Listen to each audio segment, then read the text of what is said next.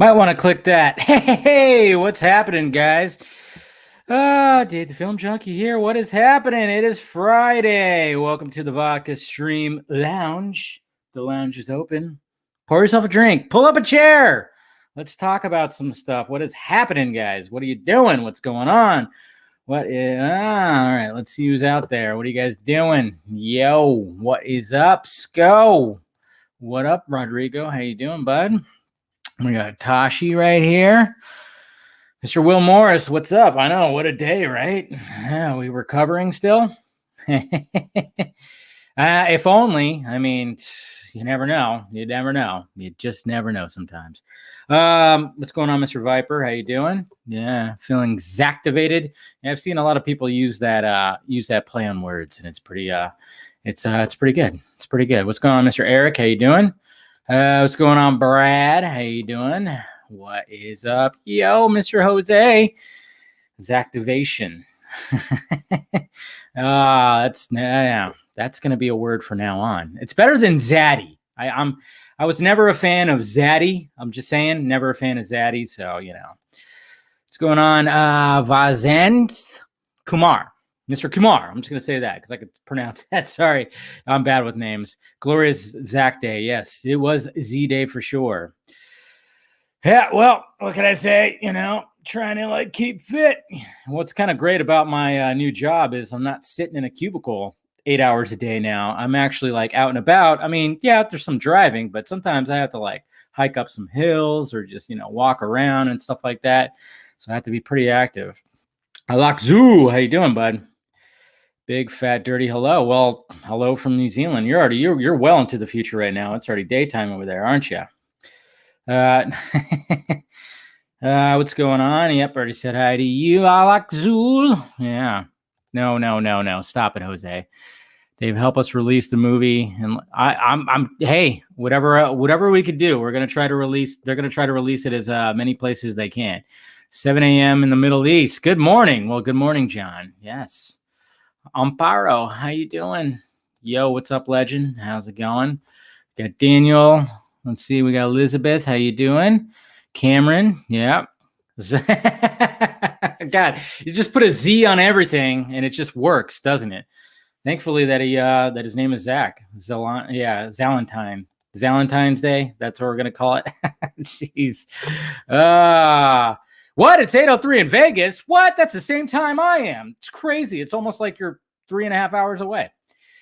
Crazy, Mr. Will. Crazy, Mr. Will. We got some Chicago right here, Luis. How you doing? And of course, Lane. What's up? Getting Zactivated. What is up? Yep, you liking the shirt? Yep, that's my new creation. Just saying, if you want to get yourself one, of course, you can go into the Film Junkie closet, which is right down below. Just click the link. For some reason, the YouTube links aren't really working too well, but I think I provided a link right there if you want to get yourself, of course, some merch, some Film Junkie merch, and get the metalhead, the Vodka Stream shirt, of course, right there. The stream shirt, and yep, there it is right there. The Take Me Back to 2015 shirt. Right there. That's what I'm wearing. Why do the pop-ups always have to happen? So right there. Take me back. I wouldn't mind going back to 2015 before BBS came out. No, that's what the whole thing is. And then, of course, guys, if you want to, become a Film Junkie member on the YouTube channel, you can hit that join button, but make sure you hit that thumbs up button first. Oh, man, we already got 2 dislikes. Man. Oh, man, we already got 2 haters out there. But if you really want to help out the pirate ship, you can, of course, join the Patreon. So you get early access to things, videos I'm working on. When you come to the top 2 tiers, of course, get the early access, the exclusivo stuff. The $1 tier is just appreciation thing. Like I say, I always say, I'm a stripper on stage. Just throw $1 at me. If you want to just donate $1, that's pretty good. But the other ones, of course, get exclusive stuff like, early access on who's going to be the guests on the Vodka stream, what I'm working on, stuff like that. So do all that stuff. Good stuff, guys. So cheers. It is Friday. Yes, it is. Indeed. And Steve-O, I see you out there using a good Lego Batman emoji right there. Cheers, guys. Vodka's nice and cold right out of the freezer right there. So So yeah, quite a day, guys. Quite a day, and I'm sure we have lots to talk about. When it comes to the panel, we'll definitely be doing a lot of stuff like that. Hey, there's Miss Colbert right there. Thank you. Cheers, cheers. We'll see you. Hopefully, have you on. Whenever you want to come on. Mama Film Junkie loves you. Got Mr. Black Suit Edition right here. Everyone feeling Zactivated, yes. Hey, Mr. Philip Barker, how you doing, bud? Yeah. So yeah, today was pretty crazy. I mean, it was just kind of funny because it seemed like a few of us caught wind of something happening today, last night. Obviously, and what's funny about it is we're never really that subtle when it comes to teasing with gifts, because as soon as I found out, I'm like, oh, he's going to be dropping some shit tomorrow. All right, well, I'm going to tease. And just because it was like, it was interesting. It's been an interesting couple of days and everything. There's been some conflict, within the fandom. So I was kind of like, well, let's just, I'm going to put the whole, the sun will come out tomorrow. That's what I put as a GIF. I put that as a GIF. I was like, the sun will come out tomorrow. And because I was like, yeah, for sure, it's going to be a good day. And then it was funny, too, because then when I caught wind of what time he was going to start dropping stuff, I was like, damn it. Because I plan on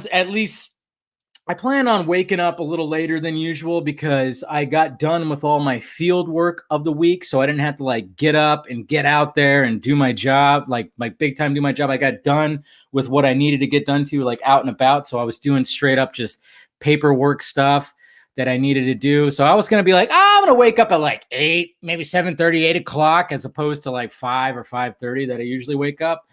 And then all of a sudden I find out, I'm like, yeah, he's going to start dropping stuff probably around 5:30. Who knows? I don't know. He's going to start dropping some stuff. And then I was like, damn, I guess I'm going to have to wake up early. So I woke up at 5 today. So, man, I mean, I did get a power nap. So I'm doing pretty good right now. But geez, I got a fever. And the only prescription is more of that Zactivation. That's right. See what you said there. Oh, Zaccinations. I thought you said Zactivation there, Jose. My bad. It's okay. Give me 3 shots of Zaxine. See, you could really just put a Z in front of everything, in front of any word, and it just works. It just works right there. It just totally works right there. So, yep, Zack Snyder's Justice League is going to be the cure for COVID, I think, right? No. But, yeah. Let's see. There you go. Can you let us know where the Batman cowl is in the poster? I think it's on the lower. Let's see here. If we bring that up real quick on the poster. No, it's not that poster. I wish I could zoom in. I think it's right around there. I wish I had a zoomed up, but I mean, you're talking about, of course, this poster right here. I think I'm pretty sure it's over in this area right here. The lower right here. Yeah, it's about right there. If you zoom in on that, you'll see the Bat cowl. Pretty crazy. I mean, the shield, Wonder Woman shield's pretty clear as day. So crazy. And then you got the trident and stuff. So man, I mean, I think this is that's probably the best poster of the 3, I would say, but they're all so good. But I mean, the film reels one is just so hey, I mean, it's so meta. It's so great. It's so awesome. I love the fact that he got that, and his last name is written in big, is written in red letters, just to let everybody know that, that's what he's got right there. Just saying. All right. Boop. All right. Let me go ahead and let's see if I can get my guest in here. After talking with you chuckleheads for a little bit. Okay.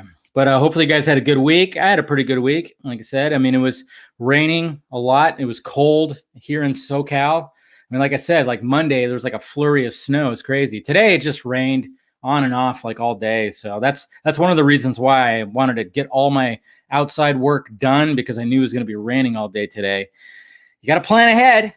got to plan ahead. You got to, when you work a little bit outside, you got to make sure you're checking those weather reports. So, boop. All right, there we go. Invitation sent. So, but yeah, other than that, it was a great week. And like I said, today was just feels like a long day, like because I've been up since 5 probably, but it was almost like Christmas. That's for damn sure. You think Zach's black and white version would be a bit like the poster, red Snyder? Like what? There would be like some reds in there, maybe some greens or something like that. That'd be interesting. I don't know. I don't know if you would do that. If you'd go like full like Sin City type or whatever. I don't know. That'd be interesting. You never know. He might. He definitely might.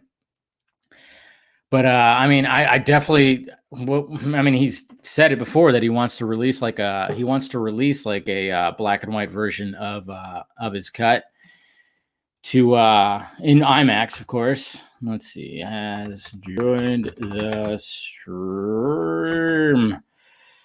All right, let me go ahead and send out some links here to do all that. All right, here we go. All right, let's bring in my guest.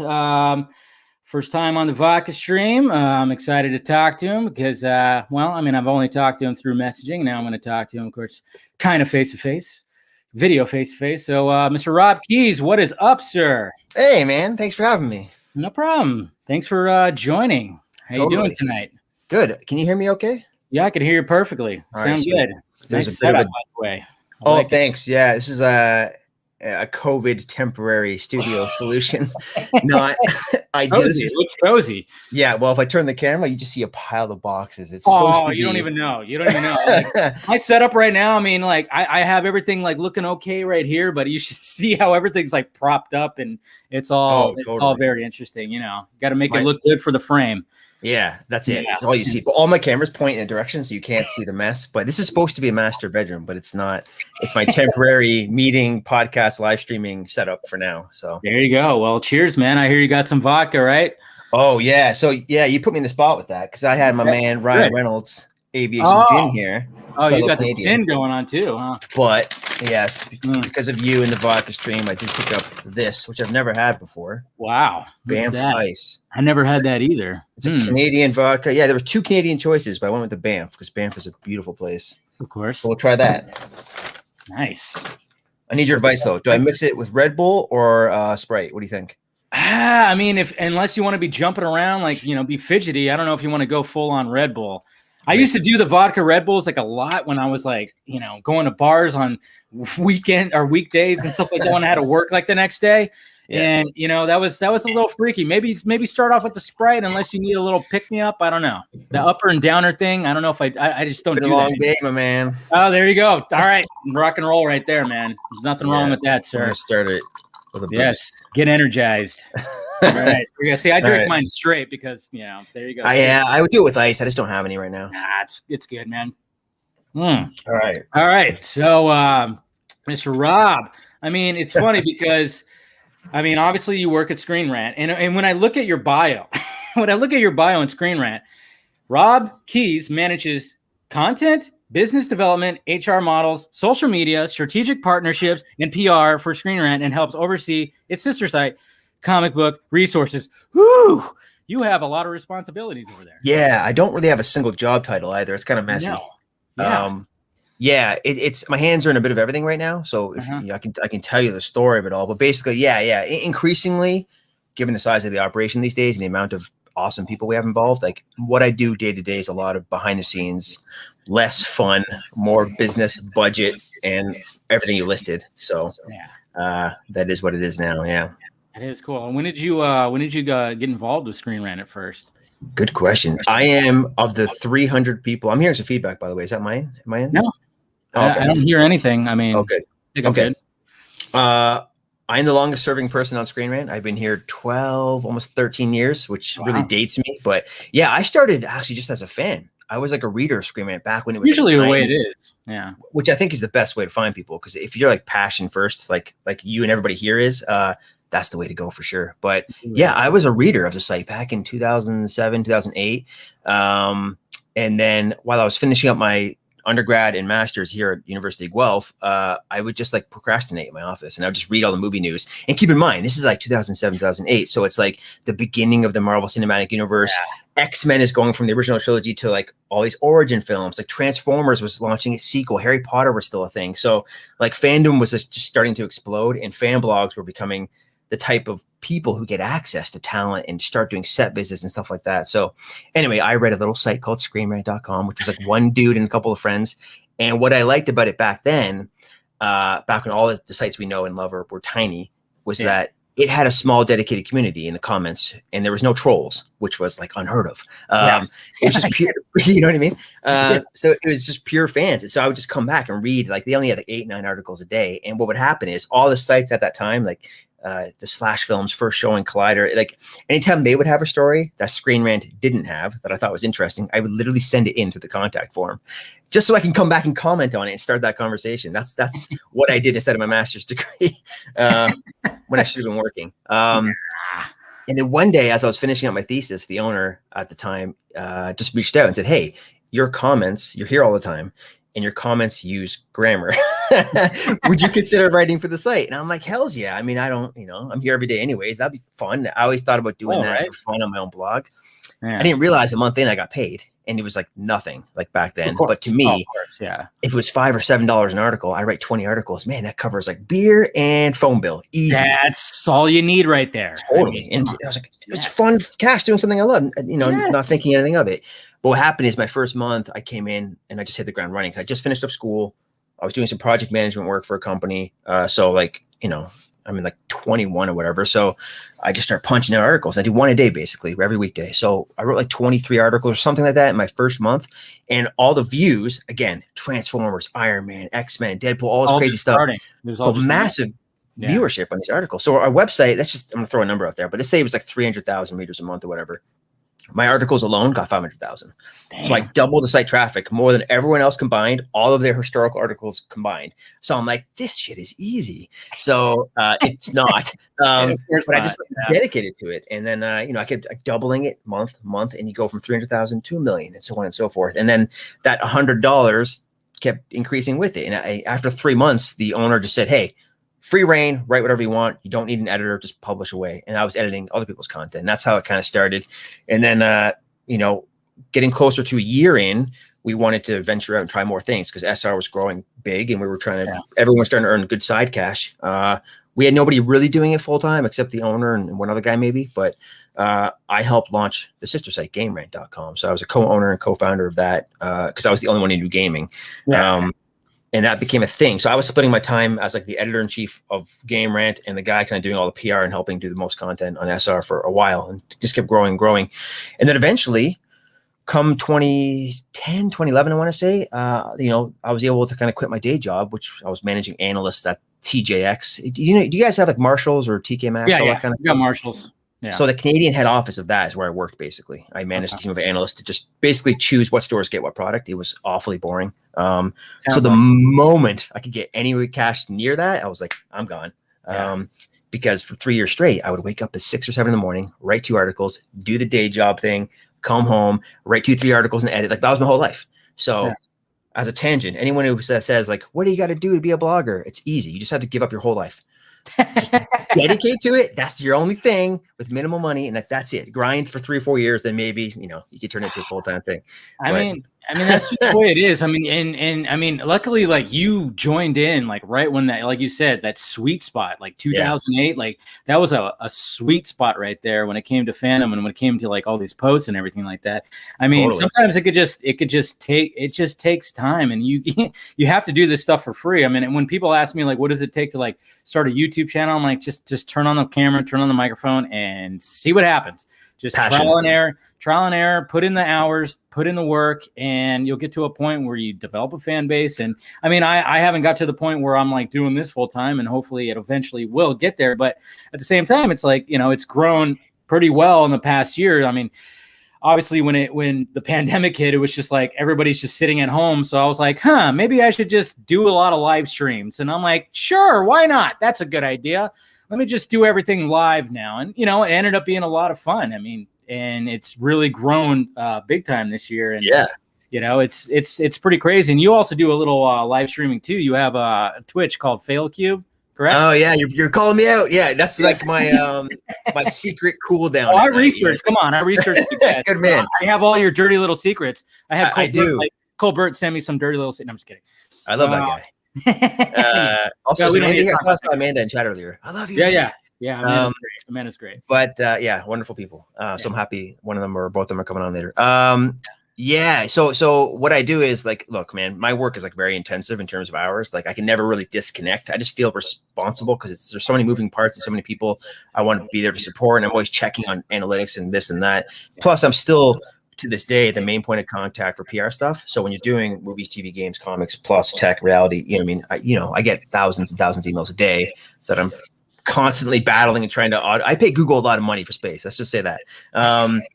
It's stupid. But yeah, so it's hard to disconnect. So like at 10 or 11 p.m. after the little one goes down to sleep, I do my last check of emails and I have to cut off. And to reset my mind for the next day, I do my little secret live stream in the corner where I just play games with a couple of friends, a couple of old podcast listeners, and just hang out. And it's like, it's super small time. I don't advertise it for a reason, so far anyway. So it's like, 10, 15 concurrents. You're like 100 plus easy all the time. So it's pretty impressive. But yeah, I think once we bring back podcasts, business has taken the forefront for a long time. But if I bring back podcasts, I will start doing like interviews and spotlights on guests, kind of like you do like this, like on that. And then I'll, advertise that in SR articles. But up to now, it's kind of nice having something that's separate and chill, so yeah, I mean, it's just something that you're just having fun with. I mean, I peeked in on some of your Twitch videos, and it just seems like it's just a chill thing. Like you're not trying to put it out there like, oh, come on, follow me, please go to my Twitch channel. No, you're just having fun playing games. It's like that's your relaxation time. Totally, because obviously you're dealing with the website and everything like that. And I meant to ask at the beginning, where you're from? Are you from Canada? Yep. I'm in the like an hour outside of Toronto, basically. Okay. How cold is it up there right now? It's pretty cold. It's pretty cold today. I love it. Okay. Yeah, there was definitely a nice blizzard 2 days ago, but it was like a nice soft, like if you're into skiing or snowboarding or tobogganing, it was perfect for that. So taking the kid outside for that was amazing.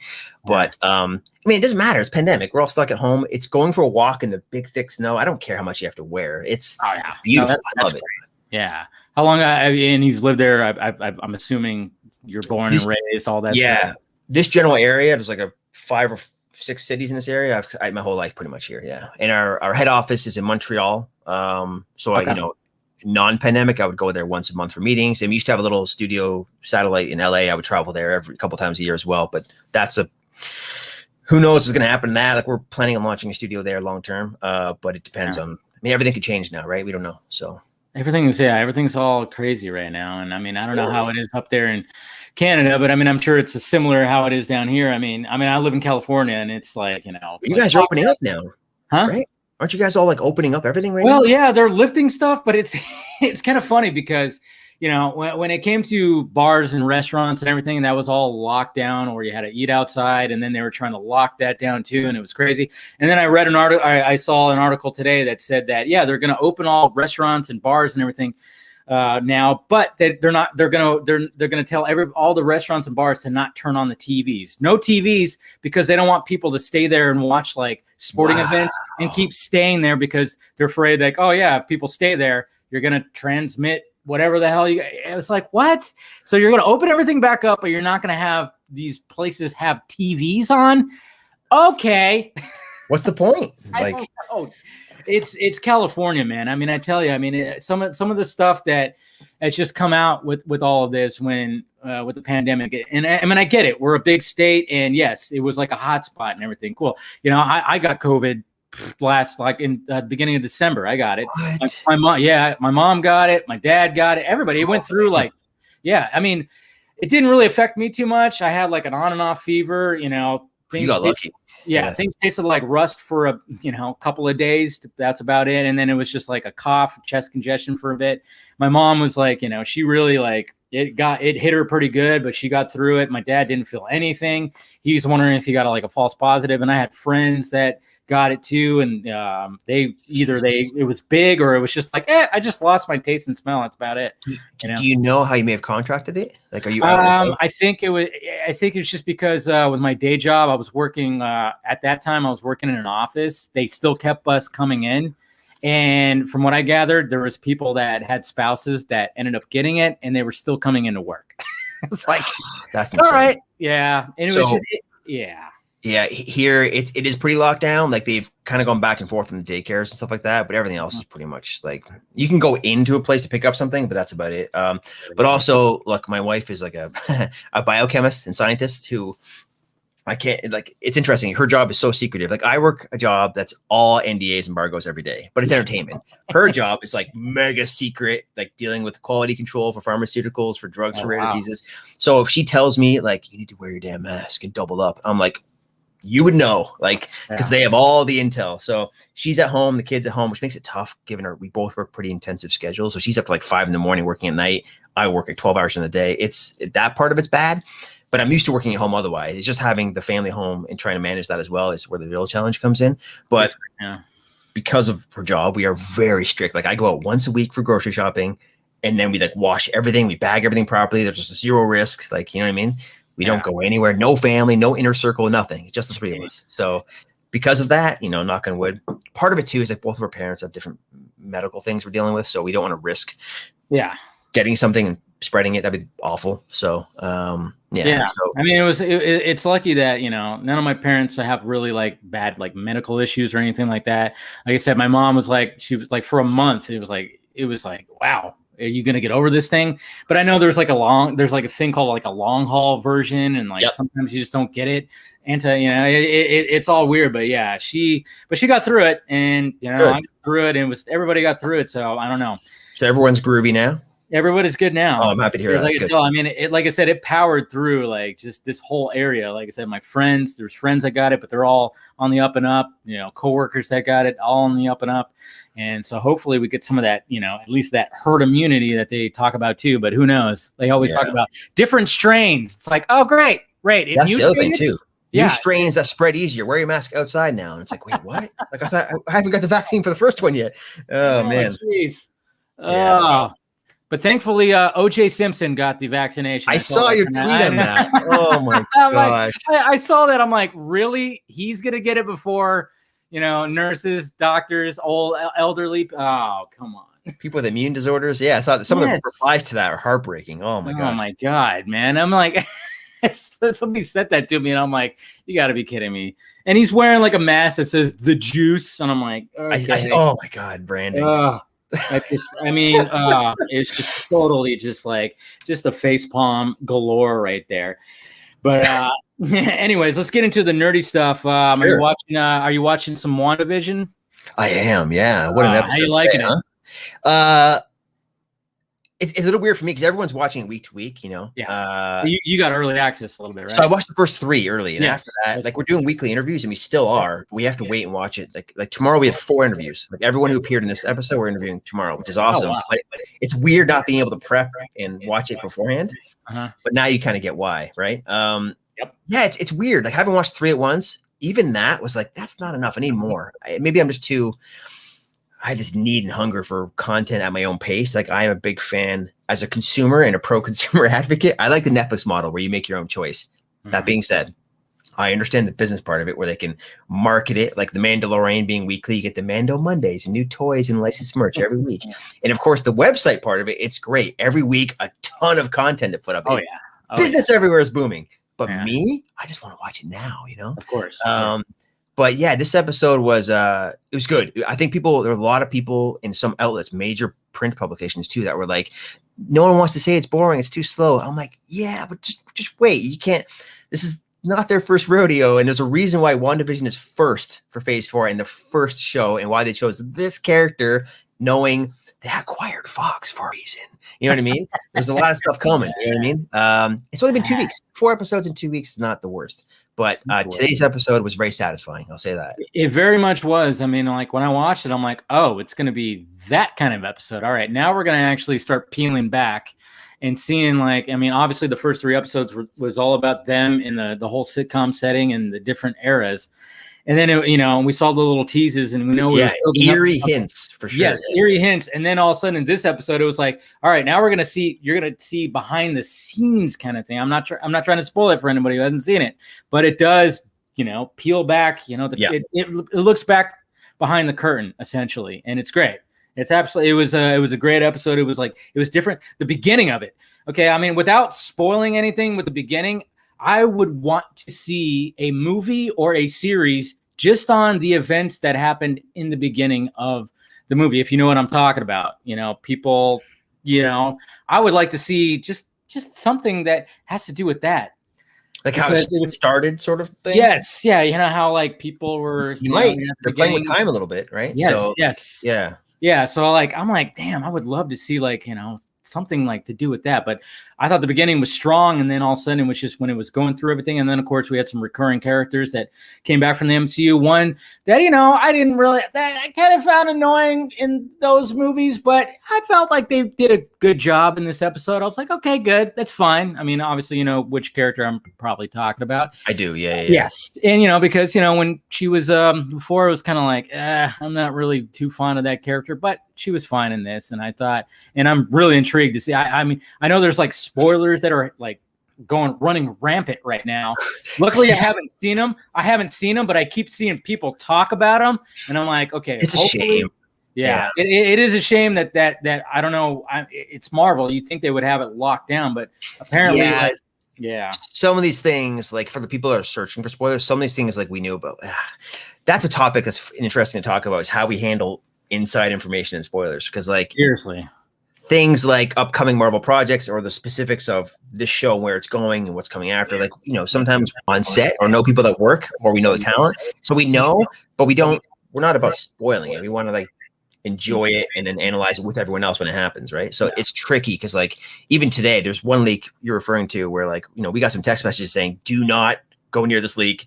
Do not go near it. You know what I mean? So I had to tell the news team, like, don't touch that. We're not going to spoil the show. So it's a shame because all people do enjoy it like we do. There's no need, just chill out. We're just getting back into the Marvel Cinematic Universe. Just relax, Well, I know. I mean, we had like a year, like almost like over a year, like break from it. And now it's like jumping back into it. And I'm liking the fact that it's starting off with something unique, because that's something was sorely needed when it came to the Marvel Cinematic Universe. It wrapped up everything with Iron Man and, well, I mean, as far as we know, Captain America, but he might be coming back. Mm-hmm. Who knows what's happening with that? But it wrapped everything up nicely. Now it's like, okay, what's the next phase?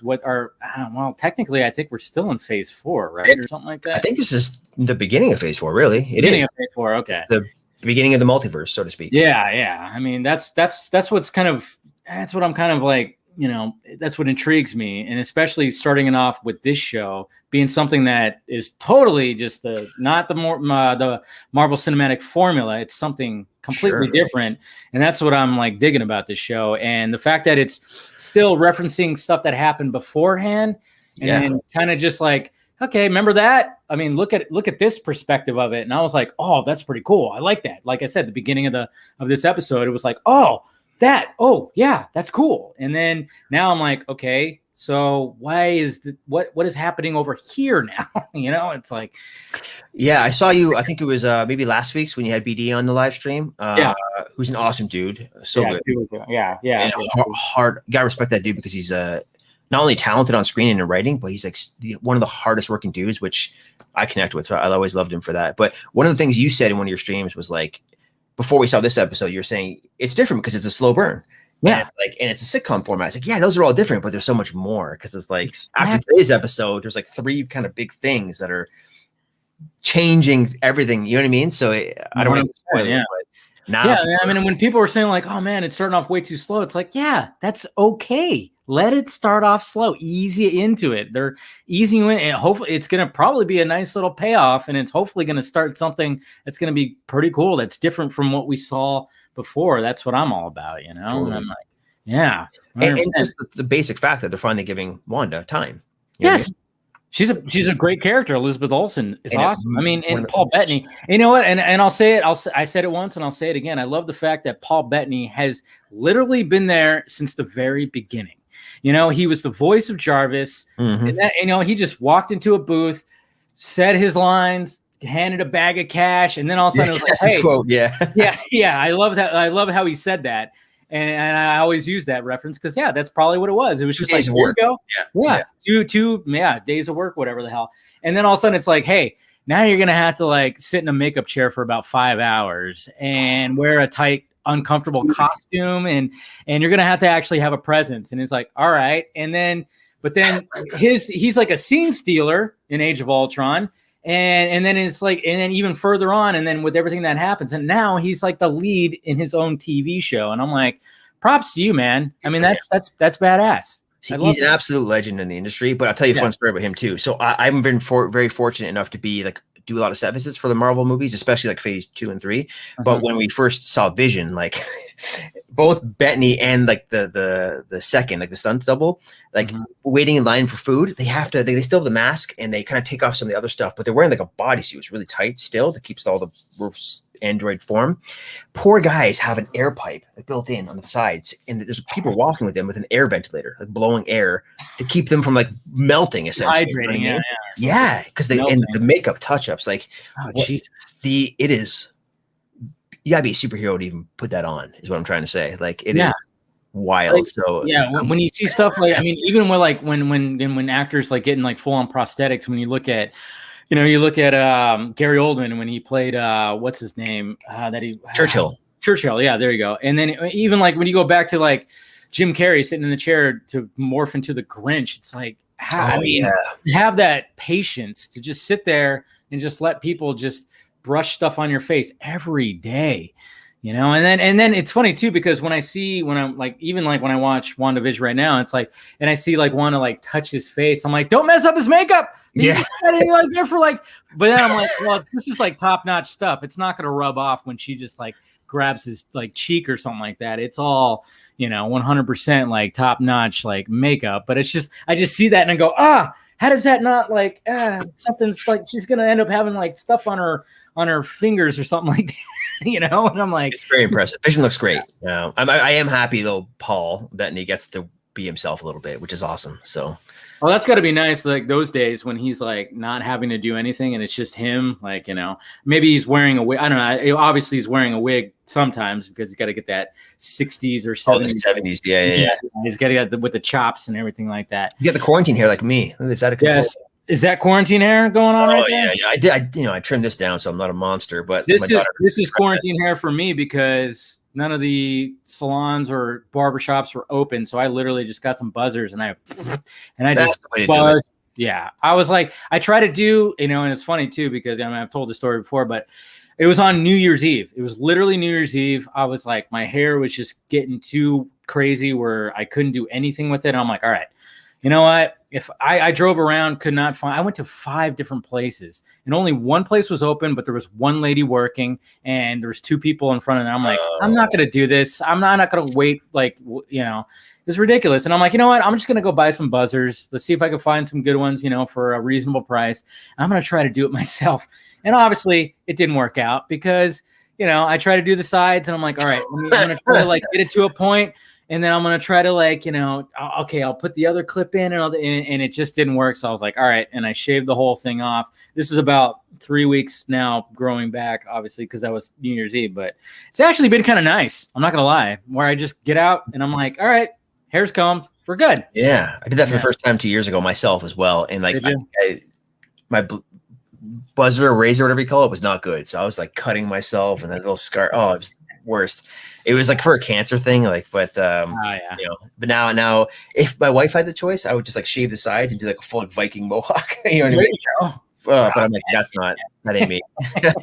Why not? No. All right, so let's. I wanted to get your opinion on stuff that's happening with Zack Snyder's Justice League. I mean, that was like, it was a surprise for everybody. That I mean, some people caught wind of it last night that something was going to happen today, but then it was just like, there it is. There's some posters. There's the release date. So, what are your thoughts about that? It's about time. I'm very excited. It's like 6 weeks away, man. Like it's crazy to think about.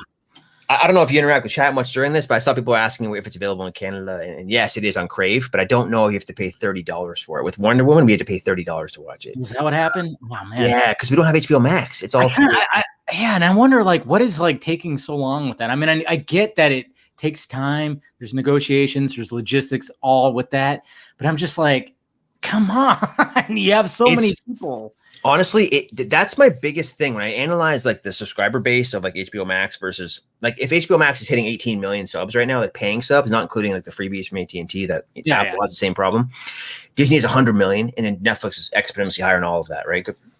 But it's like even Disney with their rushed launch at least had some international markets. With HBO Max, they pre-sold all of their licensing overseas. Like they don't even deal with it. Like we have Crave, which is through Bell, one of the big awful media conglomerates here, and it's like you have to use their service, which is a combination of Stars and this and that and HBO. But it's like stuff like this, which is what it really should be for. Again, a $30 premium. We dealt with that with Milan, and I don't want to do that ever again. So that didn't work too well. No. But yeah, that's kind of a thing. But yeah, in terms of the announcement today, I love the posters. It's very in line with the black and white marketing. I love the Dan Jurgens reference with the flag. The cover art reference. It's cool. It's all good. It's from the beginning to end. It's by the fans for the fans. You know what I mean? So that continues. It is interesting that it seems to be still a very HBO Max, Zack Snyder direct to the fans thing versus a big Warner Media massive marketing thing so far. So I am curious if like Warner's going to double down on this and really blow out the marketing the same way they marketed Wonder Woman as like a full theatrical release. That's my kind of big question, Yeah, it's pretty interesting. I mean, I've had Snyder on here, and he's been on other. I saw that. That was amazing, by the way. I know it's pretty surreal when you like, oh yeah, man. He just like, especially that one time when he was just like, hey, let me just pop in and say this, or like, okay, cool. Okay, whatever you say, sir. It's like one of those. Like, if you want to, that's totally fine. He talked about like how he wants to release it in like IMAX, because obviously it's in that format. It's in that he's totally remastering it. We got BVS that's supposed to be remastered into that back into that IMAX format. And it's just kind of like, okay, so what's going to happen with all that? I mean, obviously it's going to be exclusively on HBO Max. It's not going to be a dual release like all the other movies that are coming out this year. But at the same time, it's like, does he have something up his sleeve? Because he was even, when the last time I had him on and we were all talking about the IMAX stuff, he was like, we could just, release it here, release it in Hawaii, or release it back east or something like that. Maybe there's an IMAX right there. And I was just kind of wondering, like, maybe he has something up his sleeve that he's working with, maybe Warner Media. I don't know. Where he can just do like a limited, like just exclusive IMAX release in certain like areas. That's what I'm kind of hoping for. Once markets open up, everything will change. There's gonna be such a thirst for content. So I'm hoping, I guess it's a numbers game, because by the time theaters are really open, like whatever the next wide opening really is, there's gonna be 10,000 movies all trying to come out for theater screens. So I at some point it has to happen. I just don't know when. Well, I mean, everything's getting now. It's funny because I even made the joke when I did my top 10 anticipated films for 2021. I'm like, I think like half the list was on the list the previous year because everything got pushed, everything got pushed to this year. And I'm like, okay, cool. Finally get to see it. But now everything's getting pushed to fall. And I'm like, oh my God, am I going to have like, is my anticipated 2022 list going to be like the same movies that I've had like on the previous like 3 like videos or 2 videos? Same with video games, man. It's man. Delays. And in Morbius, right? It's back to 2020 now. It's like just keeps pushing. It's like, man, that's but you know what? When stuff, I'm not going to wood here, but like we're all healthy. Everything opens up again. We're going to have amazing content week after week after week after whenever that happens. You know what I mean? Year from now, 2 years from now, who knows? But I mean, like we're in January right now. I mean, it's even been pretty crazy with January. I mean, we had a couple of new releases. I mean, I just watched The Little Things. I don't know if you saw it.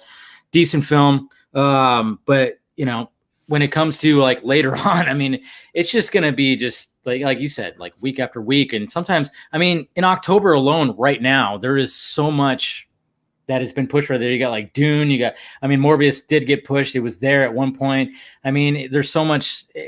I just kind of wonder, like when they determine where they should delay these movies, I'm like, what goes into that decision? That's what I kind of wonder. It's a good question. So with Dune, it's tricky because it's such a multifaceted question. Like some of these things, what people don't realize and don't think about is like some of these movies, some more than others, their business model or proposals based on licensing. So like you see one weird example of that is with the James Bond film, right? They have to reshoot scenes because all the sponsorships, the tech sponsorships are out of date.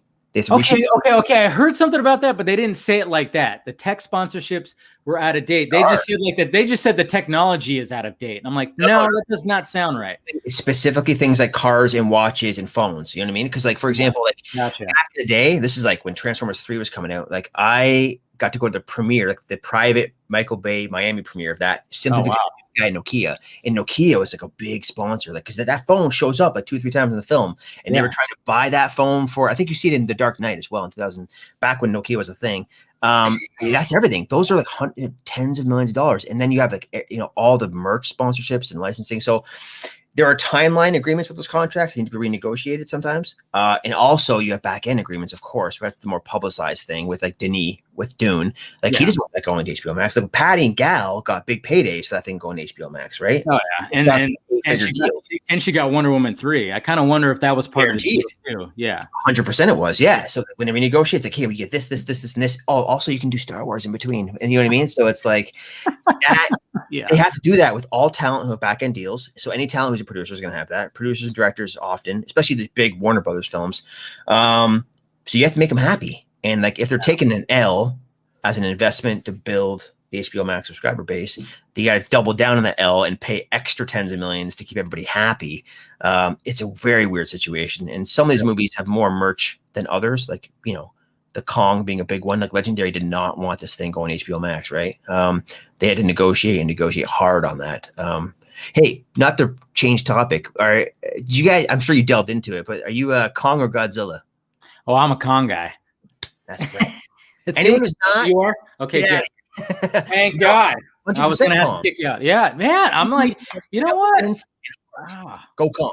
Go Kong, man. I mean, like, I was like that before the trailer too. And then when you saw the trailer, I mean, I broke it down on last Sunday's stream, and I was just laughing because I'm like, this trailer is just showing Kong kicking Godzilla's ass. It's so great. Yeah. Showing you the girl connecting with Godzilla, so you have to feel for him. And then they tell you Godzilla's out of control. He's killing all these people. So like, you have to cheer for Kong. But of course, inevitable. I'm sure they're going to team up against some greater threat, maybe mechanized. Who knows? Pretty sure it's that. Yeah. No, that trailer was insane. I mean, like, and just watching it and going like, how can you not be Team Kong after that? But I mean, I get it. It's fine. You guys out there that are silly. Yeah, I see some people saying Team Godzilla.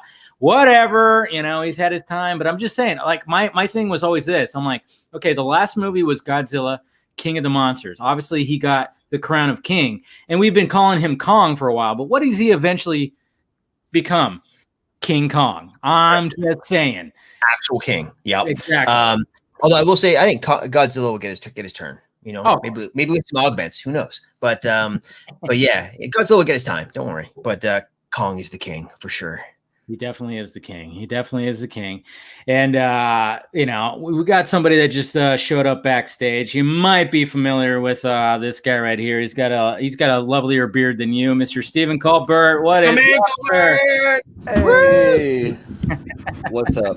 I always like hit the join button, and I'm like, my mic is like muted, and it's over on the other end of the desk. That's why I was like, oh, he looks like he's scrambling. I better get him on camera quick. My beard used to be more like Steven's, but my kid didn't recognize me anymore. So is that what happened? He was like, yeah, daddy's scary. Christmas is over. No more Santa look. Yeah. But Steven, how's it going? Steven, for everyone who doesn't know, of course, is an essential part of Screen Rant as well. A lot of friends of yours are Andrew Dice as well. So are you talking about Andrew Dice? Well, there's Andrew Dice right there. Screen Rant dads. Here we go. Screen Rant takeover. You spoke it into existence there.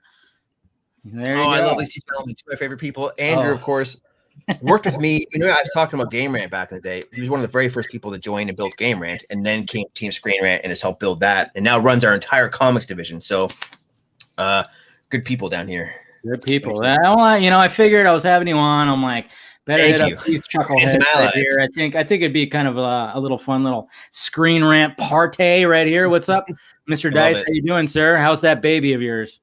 Okay, right now I'm doing very well. For a little time warp, it was 3 years ago, 3 years and 2 days ago that Rob and I were at my wedding. Oh, wow. I got the Facebook notification of me at the airport leaving, and I'm sad drinking this. Yeah. It was, so now this is like, and I think this might be, gosh, is this couldn't be the first time that, because have we seen each other in person since? Because you had a baby. I had a baby, and yeah. I don't know if you did a Comic-Con in between there. Oh no, I did last year. Last year I ran the whole show. Remember we did the media room last year? Oh yeah. Oh, now I remember. Yeah. I know it feels like 5 years ago. Or 2 days ago. I don't know. Yeah, no, I mean your timing is hilarious here because I thought like, oh wow, and I remember talking about Batman v Superman and Justice League at my wedding. And now this is like the weirdest. We're living in just that a would never different happen. What are you were talking about Batman v Superman? Oh yeah, not during my vows or anything. Yeah. Well, actually, your brother did. He mentioned going to Batman. You know what I mean? Yep. But Dave, you didn't know this. This is, what year is it? It's 2021 now. Yeah. 2016. I was on the set of Justice League. That's a whole weird story, by the way. So what a journey, from that. Talk about it, man. Okay. Where do I start? It started as look. It actually really starts with BBS, right? Because as everyone knows, Justice League was interfered with, to put it lightly. But that actually happened in BBS too. Obviously, there's a lot of reshoots that happen, like a lot of reshoots, a delay, a lot of money, and behind the scenes, a bit of a mess. So with Justice League, Team Zach was trying to like prove something, right? In a way. So the set visit began as a private little affair. It was Zach's publicist and Deborah who reached out and said, "Hey, we're doing this little tiny thing, just 5 or 6 people. We want to get people who were like lukewarm on BBS to show them what we're doing unique and different, what we're planning for the future."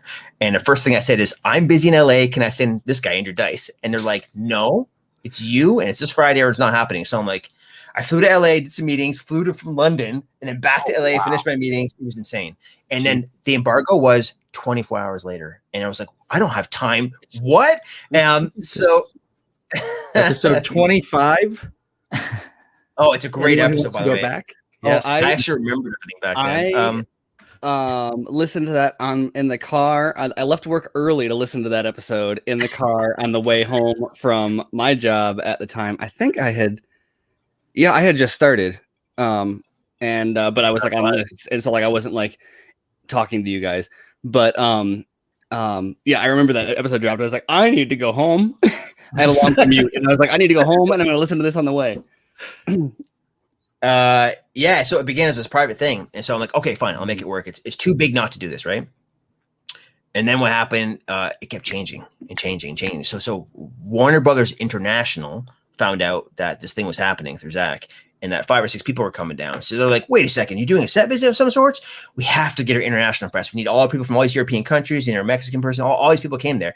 So then once that happened, Warner Brothers Domestic was like, whoa. You're doing a set visit for Warner Brothers International? We need to be there. So it's like, so that this private little thing, which was 5 or 6 people and BB, who's Zach's publicist, became this thing where there's Warner Brothers crew, which is like 2 or 3 publicists and like 12 people, and the rest of the US press, which was like another 8, 9 people, and all those publicists. So what was supposed to be like a 5-person affair became a thing where there's 23 of us, 5 or 6 publicists plus the unit publicist, and it's like, you know what I mean? Like I don't know if it's quite conspiracy theory, but there's the prevailing narrative about that. The nature of that set visit is that it was orchestrated by Warner Brothers to undermine Zach from the get-go, and so that's always something I pointed out. It's like, no, Zach initiated it.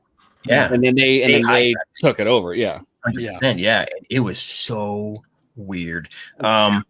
Zach was, so they just set up this room that was big enough to show all the concept art, and this is like they didn't even have a Steppenwolf design back then or voice, like they just had the cutout or whatever. Or they did, and they were in the middle of switching to a new one that wasn't done yet. It was weird.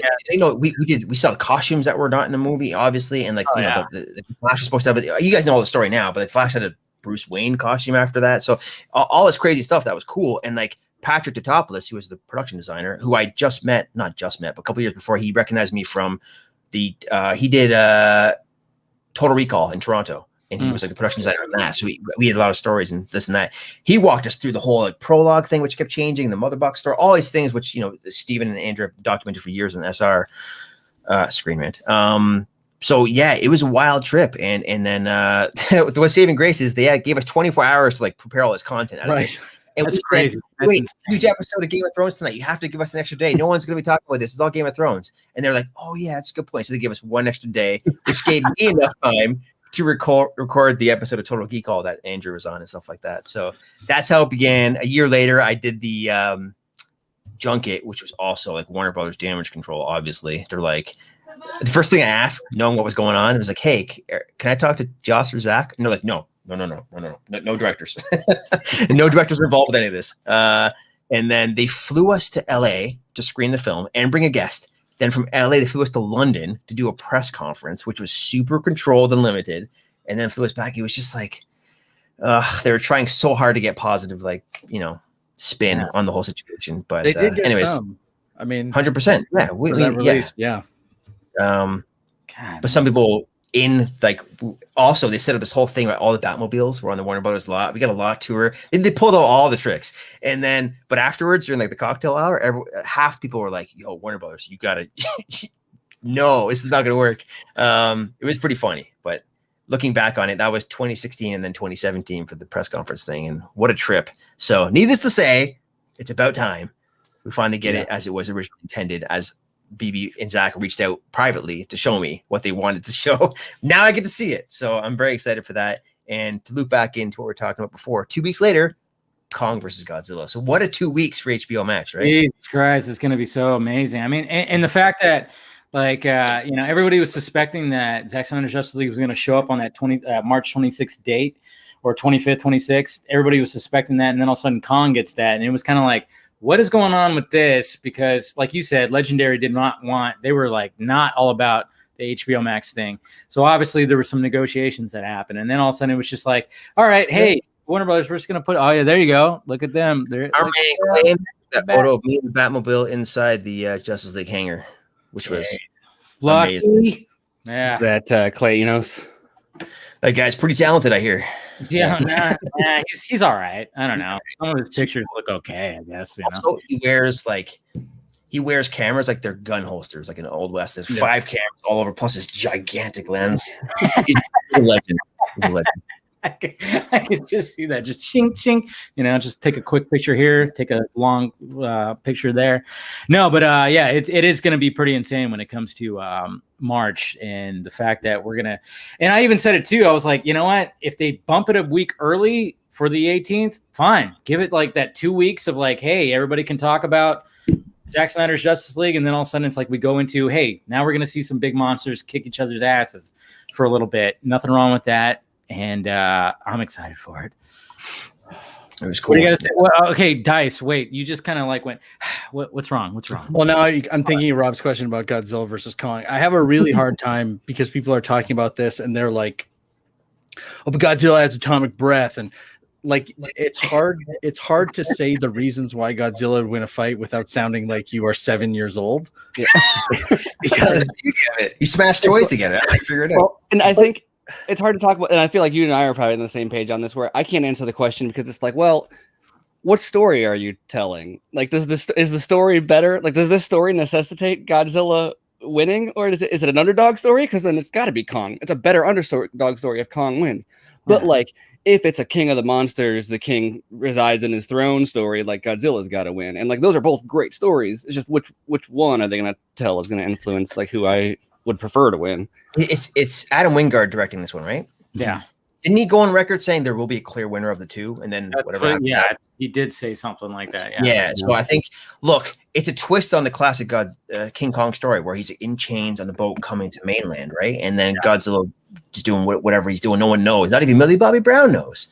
So I think he has to be a heroic figure, at least for that act. I think they're showing us a bunch of stuff in the first half of the movie, not anything obviously that happens after. So I think it's going to be like Warrior, where they'll be fighting and Godzilla will refuse to go down, and King Kong will be like, Tommy, like, just go, and then he'll like turn this ship around. Oh man, I wish I had knock him out, and Godzilla will be like, you gotta do it, like you can tell, and then he has to knock him out. So it'll be like there was a winner, but it will end with them like walking, like holding on to each other, yeah, like, exactly, walking off, like so that everyone's like, wow, there was a winner. King Kong's got to ride him in the water, right? So he's like, a piggyback. Well, I'm picturing. Well, it would have to be because Godzilla couldn't get, like, King Kong couldn't get Godzilla's arm over. So that dictates that it has to be that wouldn't work. Losing. Or no, wait, it's Joel Edgerton holding. Okay, yeah, so Kong wins. See, it's science. Okay, so you're saying, okay, so Edgerton is Kong, right? Is that what yes, but they are friends and brothers of just kind of like separate, but you only find that out in like the second act, I think. And then someone is on the news and they see Godzilla and they're like, that's the guy.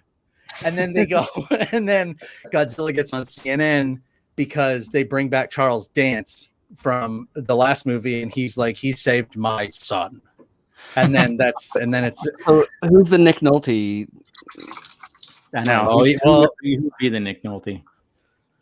Guy. Oh, Mecha. Mecha, yeah, because that would be like Nick Nolte. So that would work. Mecha Godzilla is Nick Nolte. Okay. If you guys in the chat, if you guys have not seen Warrior, watch Warrior. That's amazing. It's a fantastic film. It's like the best dad movie ever. Oh yeah, it's a be prepared to like man cry. Yeah. Oh yeah, you're gonna choke up big time. Yeah.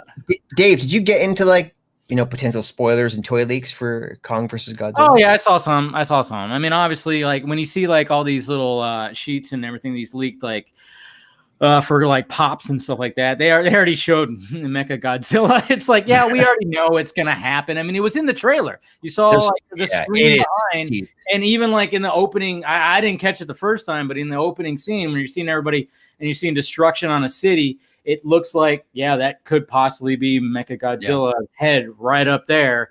And it's looking like that's the case. So, I mean, it's not really a spoiler at this moment. It's like, yeah, it's gonna be the case. It's fine. I think there's more in those toys, though, if you really want to get into it. Ooh, okay. Well, let's get into it. It's fine. So those toy leaks, which began like a year and a half ago, maybe a year ago, like definitely early last year, Mecha Godzilla was a big part of it. But there's also like Mega Godzilla or some variant of like Godzilla who for a minute there I thought you said MAGA Godzilla is going to be a Godzilla.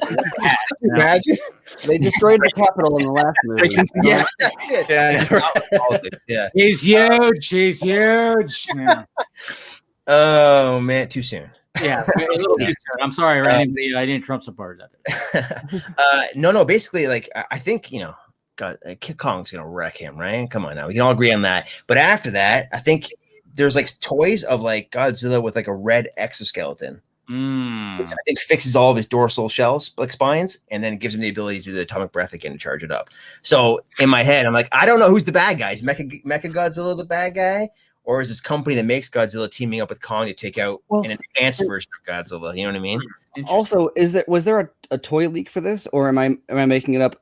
Because also King of the Monsters ended with the tease of something with Ghidorah, because like they've got his body or at least his head. So, like, is there Mecha Ghidorah or a clone, or that would be a nice twist? But I don't know. But I think it's possible we get like a Mecha Godzilla, which everyone assumes is the thing. But like, what if like the team up? If Kong destroys Godzilla, he's not out. So how does he come back? Well, this Mecha Godzilla is still out there. So maybe it's Mega Godzilla and Kong versus Mecha Godzilla. You know what I mean? Or Wow, if they do like a cyborg guy, you watch these movies and they do cool stuff in them a lot of times, but there's always, I know like we're like all Zack Snyder fanboys on the Vodka stream always, but like I feel like the only person who ever pulls out those stops where he's like, no, it's Godzilla, but he's got an exoskeleton with lasers and missiles and like nobody else like who it's funny because you like, I mean, King of the Monsters is like awesome, but it's like, how can you like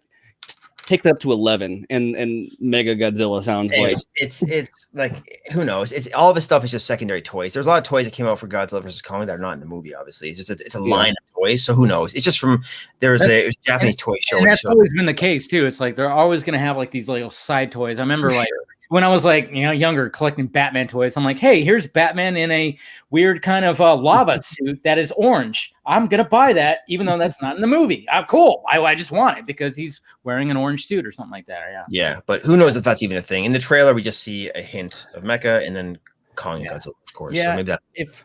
if we're looking at like ways to raise the stakes literally, like I want... Ghidorah has wings, right? It's all the heads and the wings. Yeah. So if it tries to fly away and Kong climbs it, like he can kill it in the air, like as they're falling, and then he'll be falling, and then Godzilla with like mech wings will like grab him and be like, the fight's not over yet. And then that can let King Kong go, my man. Oh my god. I was for a second there. I was going to say that sounds like it has the potential to beat the Pacific Rim sword in the upper atmosphere shot. Which, speaking of like dialogue out of what I just said, I think that could work. Like I think Godzilla, like his exoskeleton turning into wings. To, I guess that's kind of like a Hulk thing in Avengers too. Right, they do that a lot. Yeah. I mean, that's how you sell toys. We need the protocol he says for Hulk. What does he says in Age of Ultron when he calls in the when he calls in Hulkbuster? How you guys, no, it's her name, isn't it? Betty. Yeah. Betty is the code name for Hulk. Because Betty is is Betty Ross, right? But isn't there like isn't it like we need to call in like Big Boy Pants or something like that he says? Where he's like Veronica, we need Big Boy Pants here now. I don't know what it is. Like, or maybe I'm thinking the big guns from. Do you think they'll bring back Aaron Taylor Johnson's character from the first Godzilla, except it's Evan Peters now? That'd be a twist. What a twist! But here's the problem: is like. That kind of is what I want this movie to be. Like the parts of King of the Monsters that were the best didn't have any people in them for me because of course people were terrible because that couldn't be fun. No, but I feel like they kind of embraced that though with not that I necessarily loved all the characters, but like putting in Thomas Middleditch and Bradley Whitford, and they're like, these human characters suck, so we're just gonna have Bradley Whitford snarkily killed it. Like, even the main character sucks. Like the story what killed that movie. It's just all these beautiful wallpapers and a boring story. So I don't care about the CGI. I need something to pull me in. So I'm hoping this movie doubles down on that, which is they're pulling at the heartstrings with the Kong and the girl, and then Millie Bobby Brown trying to save Godzilla. You know what I mean? That's what they're gonna try to pull on us this time. So that's the make or break. I think they need to realize we only love two characters in this movie, and they are inhuman monsters. They are. That's always the problem. Even with the Transformers like franchise, it was always like, hey, we got to have like a father daughter or I mean, like when it transitioned from Shia LaBeouf to Marky Mark and and Mark Wahlberg and like his whole situation, it was like. Oh, I remember just walking out of like the what was it, the last night or whatever Age of what was the fourth one called? Age of Extinction. That was Extinction. Yeah. Oh man, I remember I was the only one in the theater that laughed at the stupidest line I've ever heard in my fucking life when it came to that movie when like the daughter like fell or something happened and he goes, "You got to go save my daughter." He's like, "I'm not going to," and the boyfriend goes, "I'm not going to save your daughter. I'm going to save my girlfriend." I started cracking up in the theater. Nobody else did. Everybody was looking at me. I'm like, that was the most ridiculous line I've ever fucking heard in a movie. Come on. And I feel like Michael Bay intended to get that from you also. Probably. Yeah. And like that's what's funny about people watching. They're like, "That's so dumb." And it's like, I'm pretty sure you were supposed to laugh at that. But I cracked up. I literally laughed out loud for that line. It was a ridiculous line. And then what, the last night, I remember when I went and watched that movie, I came home before I did like a review of that. I took a nap because it exhausted me because I was like, man, that was an exhausting movie. Some cool visuals, but man, that movie was just exhausting. I think, is that one Ben Kendrick's most disappointing movie of all time, Rob? Because they had the dino, like So the. I was gonna say the nanobots. He gave it. The nanobots were insanely dumb and out of place. Well, because like of all in a Transformers movie, what a way to like destroy your basic premise is to be like, it's like introducing like it's like bringing in the T-1000 or whatever into a Transformers movie. We're like, okay, so now why? Yeah. Now you got That this. was the fourth. I don't I remember. think he gave it 4 to 5, dude. Like, Yeah. I mean, all you know what I mean. And then when it comes to the whole Bumblebee, hey, Miss Colbert, what's up? Hey! Oh, you don't want to mix it up. Hey! Oh yeah. Fuck our sound. But I mean, going to the Transformers, I mean, the opening of Bumblebee, I'm like, I want that in a whole movie, please. Cybertron, can we do all that? Like, can we just have that in a movie and not do the Bumblebee like ET story? I just want like that. G1 designs and everything, man. That Optimus hologram was beautiful. Like, love that. Yeah, there's a lot of but I didn't like Bumblebee like everybody else did, because once that opening scene, like it just turned into ET, and it was like, okay, cool. We're doing this whole thing where an alien robot is showing up on Earth, and this cute girl, you know. Yes, Haley Steinfeld, great. I think it was. Honestly, it's a movie built for the next generation of Transformers fans. I'm hoping like they just take something with that opening scene. Shep loves it. Our 4-year-old loves it. You know what? That's fine. I mean, love it, truly loves it. I know that movie is over because I'll put it on for him and he'll be quiet for. It's the only thing he'll be quiet for like 2 hours for. Truly. And then I know it's over because he goes, "It's Optimus Prime!" Awesome. He just yells it out. Have you guys watched the War for Cybertron or an Earthfall on Netflix? Yeah, there's a Netflix thing. I know Scott's talking about that. We should get Scott in here, actually. Yeah, I know. I should probably, check that out. Obviously, dive into that. Better than Beast Wars? Oh, well, they're Beast Wars in the next season. Is Tigatron in it? Huh? Is Tigatron in it? He's my favorite. I didn't look, but the I don't want to spoil it for everyone, but I guess and I haven't even finished it yet. But what I read was that the ending of it sets up the Beast Wars for they're treating them like, because they're not independent seasons, they're listed separately on Netflix. So I don't know exactly, but whatever the next installment of the War for Cybertron trilogy, I think is what they're calling it, even though it's like a trilogy of miniseries, is going to be like Beast Wars oriented. I'm sure there's a Transformers fan in the comments that can probably correct for me. Sure, somebody will mention Beast Wars was legendary, especially how they tied it into the OG series. Dude, Beast Wars was my introduction to Transformers when I was a kid. Yep. Like, you realize that Optimus Prime was a horrific crime against nature when he was transforming from animal to robot form. yeah. That doesn't hold up. That really doesn't. The best part of the show is how they called out the transformation, like terrorize. And yes, do it. Well, and that was like the early stages of CGI, where like they, in retrospect, you're like, what were they think? Like they were like, yeah, this is sufficient technology to portray, and like instead of think like, you nailed it. Yeah, like this works. What were we watching the other day where it was a literal cutout? Just spiraling. You were watching Rear Window. Yeah, I watched You're Rear going to criticize Window. Hitchcock's VFX. I'm not going. No, I'm not dare going. you. To. I seen that Hitchcock And guy. of course- His Shut movies up. are like so. Shut up. Yeah, I it's terrible. just so I outdated. said- All right, we got Mr. Scott McClellan joining. You finally decide to let me in. I see how I it know is. he's been backstage, just Are like you flipping wearing his a drink. beach towel? Excuse me, Amanda. This is my Suicide Squad fleece blanket. I think you're wearing that. Oh, okay. Oh, So let's right show now. this off. Okay, so it's two-sided, as a matter of fact, because you Oh, get. thank you for asking about the blanket. I did not expect you to ask about the blanket draped around my shoulders. Let me show it. Yeah, exactly. That's what Amanda's for. So there's the squad right there. Yep. And then on the other side is like the skull stuff from like the album cover. Nice. You know, Nice. you know what? I know that Is that it soft? marketing was kind of Yes. a product of the reshoots and the tone changes and everything, so it's hard to be like, I don't know. I'm torn on them, but I got loved the cereal poster. I did not I care like for a the bowl cereal of, poster. of, That was not for Lucky me. Charms. I don't know. Like it was one It of those looked things like where I don't know why. marshmallows and I stuff. don't know why this is Felt like like for an album Suicide cover to Squad, me. but it looks. I don't know. I liked it, but I didn't know. It didn't make any sense. But I thought it was cool. I like the one that's got like the mushroom cloud explosion one that's like all kind of cut out. Yeah. I enjoyed that one because that's also on the Steelbook cover. Yeah. I'm Did mostly you happen fond to of have, the, as you point, Actually, yeah. well, right, yeah.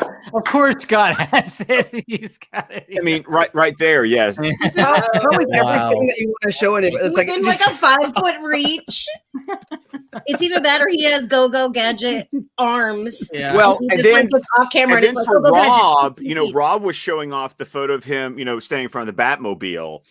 And then, I've got a Batmobile. everything is right next to your chair. Everything next to your chair. It's got it He's all like down singing there. voice props, man. I gotta get mine out.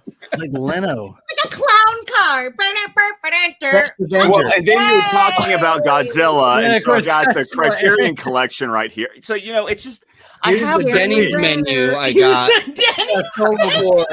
Hey, I sent Solo. you that trip. Freaking yeah, Steven over here. Fake laugh, hiding real pain. I got some new come drops on. tonight. I'm just saying. I've Listen. been doing this for you guys know that That's the pretty best much part, I can just Corey. pull anything out of my ass. It's Got it. what I do. No, but I think you literally are, because every week you're like, oh yeah, I've got that. And you lean out next to your chair and you pull up like you got a Mary Poppins You bag need to, there you full of. need to start. You need to start having a conversation about prolapse and pelvic health at this point. No. He's pulling it out of his ass. I'm No, sure Rob is no, looking at me going, "Who the hell is this guy?" Hey, Scott, look, it's nice to I meet am a you. birth worker. Yeah. I love you. So keep the prop game up. I'm a big fan. Yeah. Do you have any requests? I'll see what I can do. I'm just saying. Dude, you don't want me to get started. I got some boxes of Hasbro toys over here. No. Oh Yeah. man, I was Gen 1. Like I was 4 years old when the '86 animated movie came out. That was my first theatrical experience I can remember. Was going to go see, Rodimus Prime and Galvatron and Orson Welles as Unicron. Like this is Leonard me going to Nimoy. the, Oh, I know Leonard Nimoy as Galvatron. It was fantastic. All right, we got Mr. Chris Long Swenson joining the group. Chris, Hey. What's up, bud? Friend. I just Chris, I came love your to setup. educate you on Godzilla. No, give it. Yeah, I know. I was like, yeah, we're having a lot of Godzilla talk. Where's Mr. Swenson? He's got to come in here and give us his knowledge. Hey Chris, how are you the only person that knows how to have a neon light lit in your background without overexposing? Yeah, help me out, man. This symbol is This thing, look at It's this. adjustable. So Oh, you know what it is? Oh. Adjustable. That's yeah, what an it is. adjustable light. Yeah, it's like I have an Thanks open to my sign wife right who here. bought You it from can only Etsy. see. You I can only do see like my it in sign. the poster though, Dave. Like it's my favorite little thing. Yeah, I kind of. That's why I was like, all right, I'll keep it on because you could see the open sign within. The I do reflection. like it. Yeah, so why not? But well done What on is that in the hot dog, background? Chris. What is that in the background, Rob? Is that a computer. problematic light. Is that what you're talking about? yeah? Is it like a Problematic. shape? Is it? Or that? No, that's his. Oh, okay. Nice. Bill Cube. But it's out of control. I'm using a bunch of I have 3 Logitech webcams. I don't have an actual DSLR set up yet. I will when I'm not working in a bedroom. Everything's kind of pushed back, and my key lights are like half on, half off, and not in the right spot. So it's all temporary, but it is what it is for now. You look Oh, gorgeous. it's nice. It's I love you. Stunning. better than Garza. You look like He's you not here. sleep. Oh, You speaking look of like Garza, you're look so at much that. Look at that. damn You just Oh, wished no. him in John, Garza. gorgeous. God. How You dare Hollywood you? Square. Okay? Yeah, how fucking dare you, Chris? Okay, because here's the thing. I was literally about to come on and defend Godzilla and defend the MonsterVerse. You know what? Fuck the MonsterVerse now. I don't even want to watch it anymore. Your language is offensive. On point. That drop was specifically for you, Garza. That was specifically for you right there. Because I was like, when Garza comes in, he's gonna start throwing the F bombs, and I'm like, yep, I'm gonna get that drop from Hangover. Thing, and I can appreciate that view on the MonsterVerse and all of them hating on it. It's like they hated the DC world, and that's the reason why we got the Justice League. It was Greenland's fault. It's literally like listening to the teacher in Charlie Brown. It was mainly mainly Stephen Colbert's fault and Andrew wait, Dice. what? And they're going to decide to do a minute by minute podcast, just taking advantage of us fans. I'm not gonna. You know what? I sit there and I wait and I wait and I wait. I've been waiting like a couple of weeks for an episode just to hear how shitty it is. And I haven't gotten it. No, seriously though. The MonsterVerse, the human characters, the elements. That's actually. I'm not a huge MonsterVerse fan, so I don't know all the lore. But dude, I loved Godzilla. I loved the way it put you in there without really seeing him, and I felt like it was building up hype. You know what I mean? So like, Godzilla 2014. Yeah, Godzilla 2014. So when we get into like Godzilla versus Kong, it's gonna be like, I mean, look at the way it was shot. Look at the way it was shot. I mean, it was shot so like you see, just like the angles are always looking up. It was always like a perspective of like. Of if you were there, it's like you're always looking up. It wasn't like these like high angles looking down. It wasn't like this. Yeah, that's what I appreciated about it. I mean, King of the Monsters, it's fine. It has great action and stuff like that. But there's just something unique about that. The first Godzilla, or not the first. Even Godzilla, Kong. Dude, that shot in the helicopters, dude. Yeah, it's pretty good. Very fun. I'm telling you, Jordan Vaught Roberts, I can't wait to see his Metal Gear Solid. I would love to see his Metal take Gear Solid on something in the DC world, dude. Like, God, Yo, I'd imagine it. Garza, nice to meet you, by the way. Jordan, Nice to meet you, sir. He's like he's like one of us. You know what I mean? He's a true geek, true fan. He's our age. I got a little story about him. So I think it was last year, Dice at Comic-Con. Yep. So everything closes down, right? So panels kind of stop. Everyone goes home. They don't do Junkee interviews, and people aren't coming to the media rooms. But we still paying a fuck ton of cash for this media room and all the stuff we have in it. And I just we have no guests. So Austin St. John, the Red Power Ranger, he just came by and hung out for like an hour and did a bunch of fun stuff for us. Nice. And then on Twitter, I just saw Jordan just take a photo of like the pillar outside the hotel. He's like, yo, I was checking out Comic-Con. And I was like, what? So I messaged him. I'm like, DM me now. And he said, yo, what's up? Here's my cell number. So I called him. I'm like, hey, are you just chilling right now? You should come by our suite. And if you want to do an interview, we will. And he comes by with Salazar, who was working on Alita at the time. And he was the coolest dude. He's like, yo, I'll do an interview and chat whatever you want, but I can't talk about Metal Gear Solid at all. I'm like, that's cool, man. Just whatever you want. You don't even have to do an interview if you want. I just want to meet you and say hi, what's up? If you want to shoot the shit, we can do like whatever. And he's like, and then I had to leave because I had to go to a meeting. I come back an hour later. He's on the couch with our man, Joseph Deckelmeyer, who does a lot of our interviews. And they're like, for lack of a better term, balls deep on Metal Gear Solid. And he's all of his plans. He's showing concept art in his phone. He's like, so we have like an hour-long interview of like his whole plan for Metal Gear Solid. Like, from Jesus.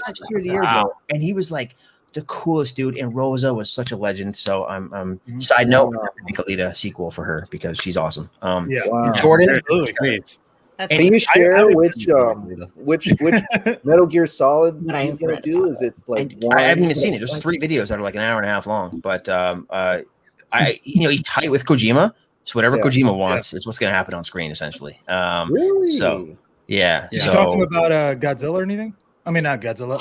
We talked about Kong. Yeah, we talked about Kong a lot, and like how it was made, all the things he wanted to do. Yeah, for sure. Like, I'm not bullshitting, and I'm not saying this just because like it's like one of my daughter's favorite films, and she's watched it like 100 times. Awesome, but, dude. His film is literally one of the only films that I can go. If Zach had to pick a director to go, hey, look, this is my idea, just run with it, like how Nolan did with Zach.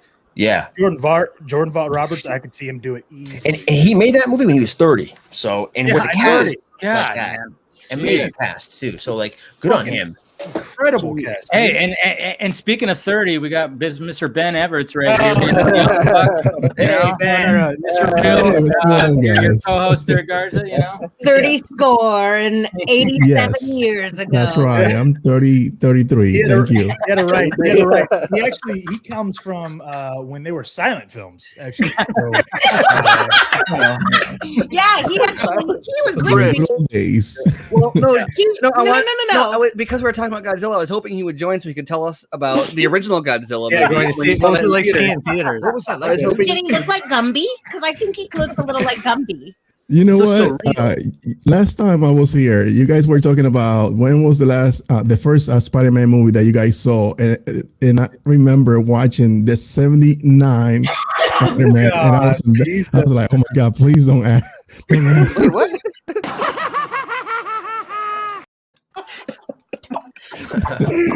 Oh man, dude, I love it. Chris, by the way, I've been waiting for you to come back on the Vodka stream because I have belated birthday presents for you. Ooh, yeah, dude, it's been like 2 months. So, year one. Look at that. Wait, where did that come from? Year two. You might want to sanitize that. And Shattered Grid. Holy crap, man! I need to get your address so I can send all these to you.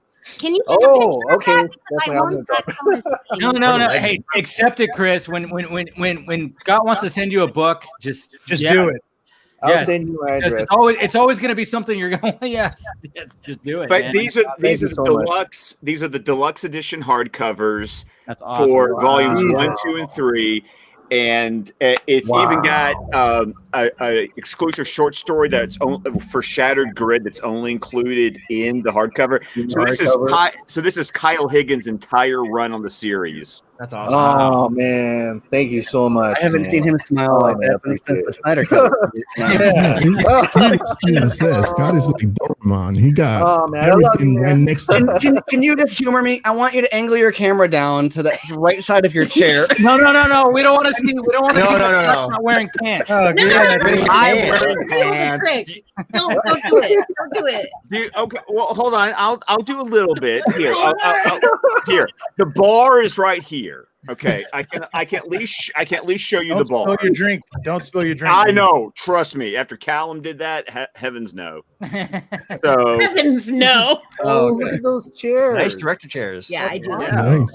And then if you want to look down here, there it is. And guys, sorry. Jay Leno, pulling things out like here. Yeah. There's the bookcase. There's the bookcase right there. Look at all that. Yeah. Jeez. God, good lord. So do you prepare stuff to the side of your chair? Yes. Like, I think I'll pull the Batmobile up tonight. Or was that? Yes. Okay, the Batmobile was a plan. I saw Rob's photo and I was like, okay, I have to pull the Batmobile. But no, there is stuff that just legit like stays here. But no, that was a plan. Like the blanket. That was hey, Rob, you're almost like you're like the over here in Alabama. Sorry. You're like the carrot top. You're like the carrot top of the stream. You're just like you have props, just like pulling stuff out of the Suicide trunk. Squad towel, right, Scott? Hey, fleece blanket, yes. Wow. Hey, Rob, do you so like if you see anything happening with the Snyder Cut stuff, right? And you know how it's been kind of like fan driven a little bit. Yeah. Like how often are you sitting there like hitting up Steven or Dice going like, what the fuck's going on? Or because I want to know from my own personal that's a good question. That's a good I question. feel like most how often is Steven going, hey Rob, we got hey listen, I need your beard. Just be prepared, okay? Dude, so before Zach Rob goes, don't do this to me. God! Man, you're on point with these. Jeez, I'm super impressed. And these are mostly new too. Like this is That's a new one. Nobody's got muscle memory, but this is an entirely new stock. So you're doing great. I didn't know about Oh that. yeah, so I'm I trying. was I'm blown trying. away. All right, go ahead, Rob. Sorry for the question. Yes. So when Zach first announced it, before Zach announced it on that anniversary Man of Steel thing, our man Steven, Dice and I talked about all the time too, just like that we talk about everything, especially the X-Men animated series, which we always talk about. Oh, but Steven was that. like, if you guys read Scream Rant, and I hope you do, but our man Steven was on the ball from the beginning, like day one when this thing started happening. And he, like I talked about earlier about spoilers and leaks, Steven and all of us, like he knew everything before it was announced, and we could only run what we were allowed to run without breaking relationships or breaking our rules, so to speak. So yeah, it was a lot of Steven coming to me and be like, "Yo, check out these storyboards." Yeah. Or like, "Oh, I heard this," and then he also checking and trying to like really pull my memory and me pulling up transcripts and audio files of my time on set or other conversations I had with people I can't name involved. But so Steven was on the ball, showing me a ton of stuff, and also digging into me for information, like he did everyone on the internet. So props to Steven and Andrew as well for being on the ball with this from day one. Well, I feel like a lot of that. Wait. I'm not crazy. Like I want to make sure everybody knows. I'm like, I don't know where the mute is, Garza. Listen. I already knew that he was a snake. Rob, you just proved it. Thank you, man. Yeah, ruthless. Get rid of him. I'm just kidding. I know. I'm just kidding, dude. I love Steven because he'll like say something, but then he'll be like, but I don't know. So let's just sometimes now he does know sometimes. I know that. So whenever I'm like, or all the time. No, anything I see of Steven, I'm just like this. That fucker knows something. So I just I'm gonna like I have to wait. You know what I mean? Like wait, talking about Chris and I were. I know you guys. Y'all guys were like last night. You were like, "What the fuck's happening?" I was like, "Yeah, I know something's happening. I don't know what." No, and the thing is, it was like you guys last night. I had already gone to bed. I wake up this morning going, "What is? What the?" Oh yeah, Scott was. I will fuck you up. I'm just going. Thanks, guys. I really appreciate it. Thanks for the heads up. Yeah, it was interesting because it was like I caught wind of like something, and I'm like, all right, and then I immediately just like, hey, Steven, hey, just to let you know something's happening, and then it just started like kind of just making its way through the whole thing, and it was like it could be, it's like posters, release date. That's what it sounded like. I don't know if it's going to be like any kind of footage or something like that, and it just kind of like everybody started teasing. The time I was like 7:30. Get the fuck out of here! I was like, dude, it's 5:30 for me. I felt sorry for. I was like, way to be a dick, dude, to make me have to wake up. Like, dude, I literally pulled into the parking lot I dropped Liam off at school. I went by Dunkin' and got myself a breakfast sandwich and a coffee. I pulled into the parking lot at work.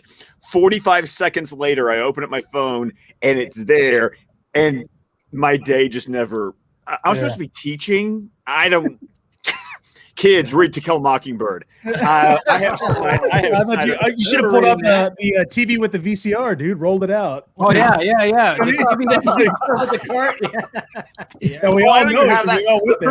I have a smart board. I can bring up my Amazon Prime account and bring up a movie, like touch screen and bring up the movie. You gotta go old school and get that TV on that VCR and just seal it in, man. The Americans are laughing way harder at the roll out the TV with the VCR than the Canadians are, and now I'm wondering. Did you guys not have it? I don't think they had that there. That's how you knew you had a substitute for the last day before a holiday. Oh, every time every time there's a substitute, you knew you were gonna watch a movie. If it was last minute, it was so great. We're gonna watch. By the way, you're like substitute. I have my substitute for March 18th. I walked in, clocked in, and put in for a sick day on March 18th. And that's the Thursday before we get out for spring break the next day. Dude, hey, listen, I think I told most of you guys, but I texted Avery. I go, hey, Avery's my daughter, for those that don't know. Texted her the photos. I go, hey, let's plan to maybe you got to call sick in for school or something on that day. She goes, you know what? I'll just take a school, or I'll do the home learning, I'll stay at home and learn and do my quote unquote class. And I was like, damn, dude. She didn't even have to work. Like, she's already thinking ahead. She was like, no, I don't got a cool stick. I'll just do online learning. I was like, She's okay. living in 2025 already. I know, dude. I was like, all right, cool, dude. Done. Or she's got the in front of the webcam, put the little stick with the picture of her. Oh no, they don't even have to do that. They just have to hit the button on the Google Meet that just turns the camera off. It's what we call skipping in 2021. They mute their mics, they turn off their cameras, but they're there because they've logged into the Google Meet. Oh, trust me, I don't know what these students look like. I swear. Does it drop in at like 12 a.m.? That's what I was thinking. I don't know. No. That's the thing. Well, but it's 12 a.m. Pacific time. Do you know when stuff normally drops though, right? Because you're normally on top of that.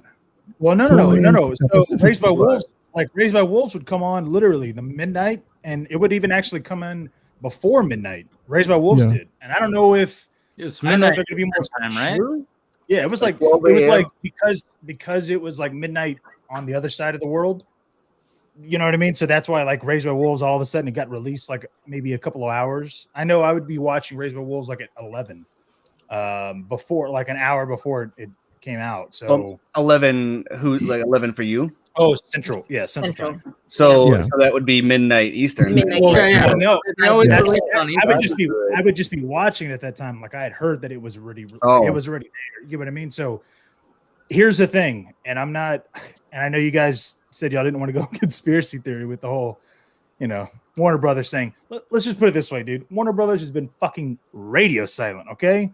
I will not be surprised if that fucking thing gets leaked on that Wednesday, the 17th. I'm just gonna say, like the trailer and Get You Fandom, yeah. Yes, dude. And you know what? I can say it because I don't write for Screen Rant. That Warner Brothers is probably going to sabotage it. Well, you still write for Real Anarchy. I know, yeah. I write for Real Anarchy, so I can actually do that. Take a drink. I forgot to tell Rob that anytime we promote our like sites or ourselves, we have to take a drink. Yeah. Oh, I mean, easy. No. You have the waterfall because of the logo in the background. Here's the thing. So I texted my daughter again. I was like, "Hey, do you want me to wait for you so we can watch it?" And she was like, "Yes, wait." And I was like, "God damn it!" Like I was like, hopefully if it was like midnight. Raising them right. You shouldn't have asked. That's a permission situation. Listen, no, not something like, dude, are you kidding me? My daughter would have been mutual respect. She would have been like, I'm gonna text you spoilers. She seriously, like my daughter, she probably would have been like, what the fuck is your problem? Well, Garza, you're doing this with your daughter. I actually immediately called my dad. Yeah. I was like, Dad, come on over, watch it at my house. Of course, then I was thinking, okay, when's it dropping? I might have to watch it before, and he'll be like my second viewing. But then that was also when I'm having this text conversation where like I showed him like the third poster, and I go, Dad, it's literally the Snyder cut, and he was like, okay, that's funny. And I posted that on Vero, and Zach was, because I'm like, ladies and gentlemen, my dad. But what I missed out was right below it. Dad was like, oh no, I got the Death of Superman one. And I was like, I'm so proud. Yeah. My dad looks at the flag flying when I was like, he knows what that is. Death of Superman / Seven Samurai. Yeah. I love the fact that they're like, this is what this is. We're doing Death of Superman and Seven Samurai is like nice. Yeah, I mean, dude, talk about, you know, the best part about that was Dan Jurgens retweeting and going flattered, and I was like, "Oh, golf." Well, it's not even that. So if you look at this photo, and I truly do mean this. Like, first off, this has not only the Nightmare reference in it, but it has like the Death of Superman. You couldn't advertise that for BVS, right? So you think about it, right, from a marketing standpoint. We know Warner Brothers didn't want to have Superman in their marketing, right? Because Zach said it. He said, "I don't know why they didn't want him. I figured you guys would." And Henry Cavill, also his face was half CGI'd, and for all the footage that they could have used. So. Correct. So you go. So like, imagine this coming. Like, I'm sure that Snyder was like, "Hey guys, I think we should really capitalize on the Death of Superman arc. from the comics. What if we did this? And marketing was like, no, dude, you don't know what you're doing. We got it. We're gonna have this you can't save the world by yourself, and we're gonna have an outline silhouette of Superman. That's what we're gonna do. And Zach was like, but we could just have the fake. No. We're gonna take a photo of all of them in their costumes, and they're gonna be around Superman. Believe me, it's gonna be worth it. It is. Oh, hold on. Sorry, Garza. Yeah. Okay. Yeah. That one right there. That one right there. Yeah. You know what? Yeah. I think Scotty just fucking with Steven now. Yes. And don't get me wrong, like that's a cool photo, right? Jeez. Like that is an amazing photo. I'm taking requests at this point. And that's a dope photo, right? But then you go, yeah, but that Superman, the Superman one, like, dude, if I had my druthers, I'm going. Oh no! If I had my druthers, like, I want all three of these posters, and there's a spot on my. I'm looking at the spot on my wall where if I could get them all like 27 by 40, I could put all three of them like side by side. Like, I'm looking at the wall space. It's like that's where they're going. Yeah. Why not just put them next to your chair? Put them right next to your chair. And have it ready to pull it out. Nowadays, it's not at the DC Comic store. Like, I thought it would be like at the DC Comic store where you can purchase it. Well, read that press release. The press release said, Water Tower Music is going to have the Junkee XL score, which better include a fucking physical release and not just a digital download. And then they said exclusive merchandise at the DC Comics store, including shirts. So they were talking about the shirts that are already there, which then hints that more merchandise is coming to the DC Comics shop. Speaking of which, Jack Snyder Justice League merch mates, please sign up. I've got like 80 more people I'm trying to set up around the world. Please, merch mate, sign up on the American side. You're saying yes, because I need Americans. Sign up on the state side. Yeah, and then there was and then we've got the restaurant thing from London, which I bought. I did. I caved. Yes. I think I'm getting. I did a trip to Hawaii. I was going to buy it. Yeah, what is up with the menu restaurant thing? I didn't really look into it because I was like scrambling with like. Oh, hold on. Let me. You have.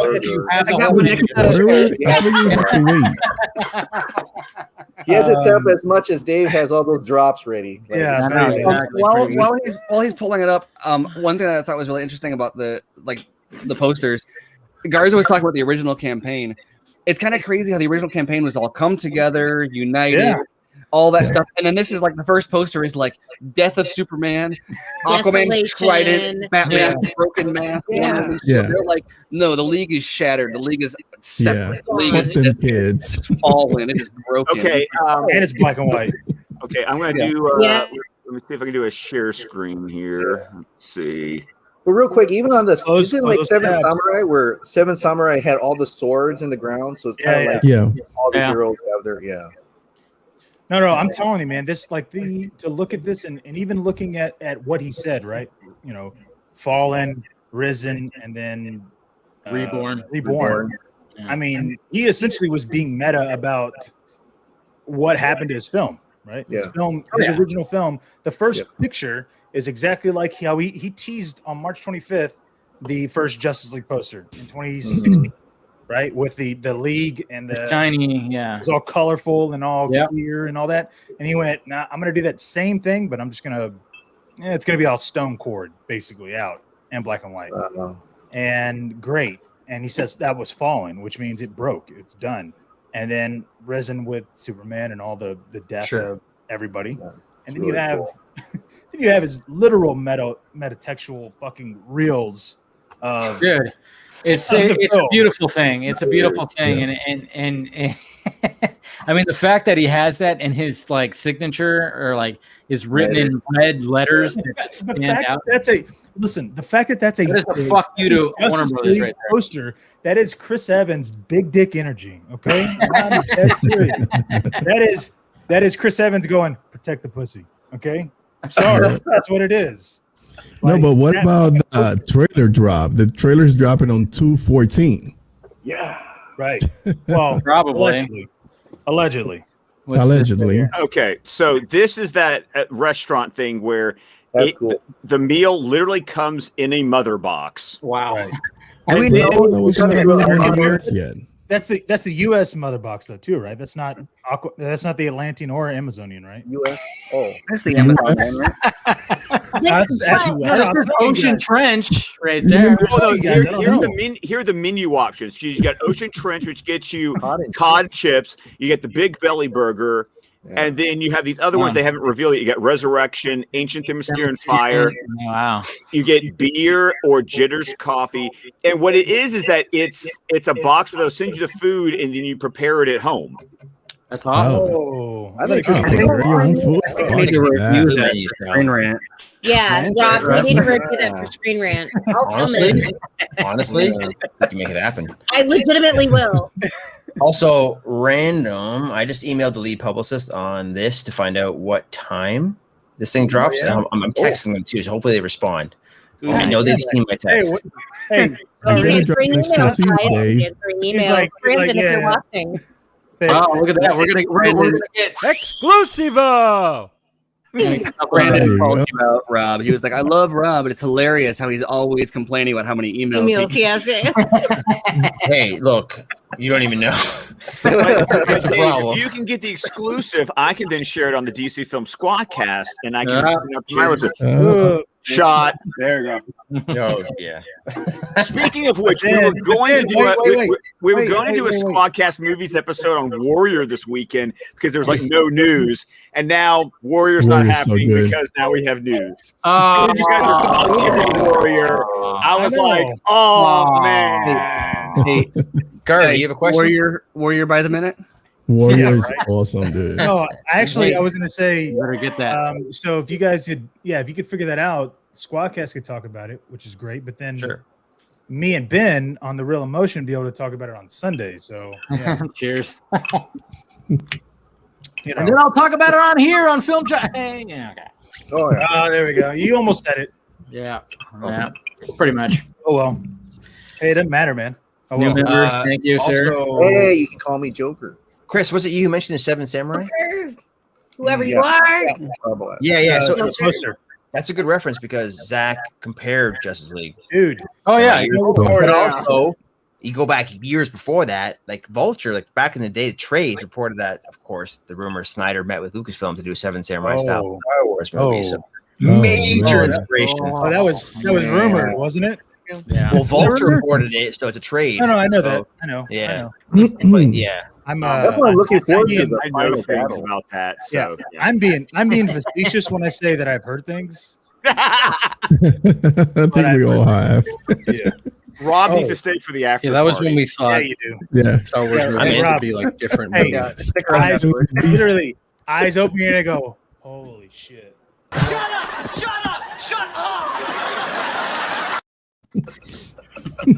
I see. Believe me. Yeah. You'll be quiet.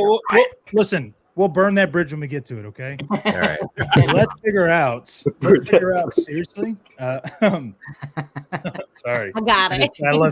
I love saying that fucking phrase because everybody's like, wait, what?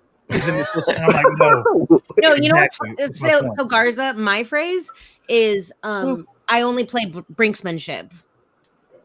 I don't Like, know what that means. if you attack me with just like a volley, I will just demolish you in my return. Thank Is you. that a volleyball? Is that a volleyball reference? No, it's Yeah, actually badminton? naval battle. Oh, Oh. Brinksmanship. Master Oh. Commander stuff. Yeah. You're talking Rob's language now. Now we're talking. We also both love the same man, so it's fine. Wait, who's your Oh. man? Wait, Excuse me, excuse me.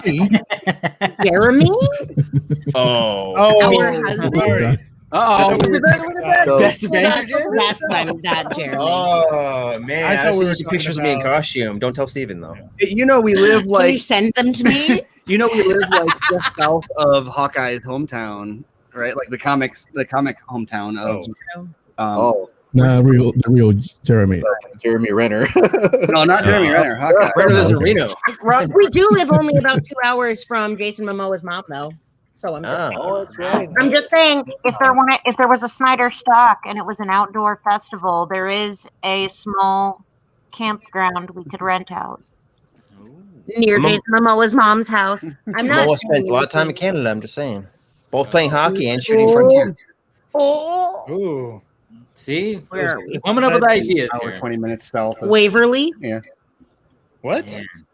Hawkeye was talking born in about American Waverly, Iowa. What are we talking about here? Because I don't. Rob, I you don't know this. Marvel, Come on, back us up. DC. I don't. I'm so Yeah. confused right All now. I know is that I came to this vodka string prepared. I kind of missed the first part of the interview because I was like, I watched WandaVision and The Little Things. I was like, Little no, Things. I am not getting screwed over tonight. What'd you think of the little things? things? I What'd you think of started the little things? watching it. You like Little that? Things was Little Things and was there's some brilliant. People in Oh. the chat haven't seen it, so I don't want to. We're not Yeah. going to spoil Yeah, anything. yeah. Don't spoil But- it. Don't spoil it.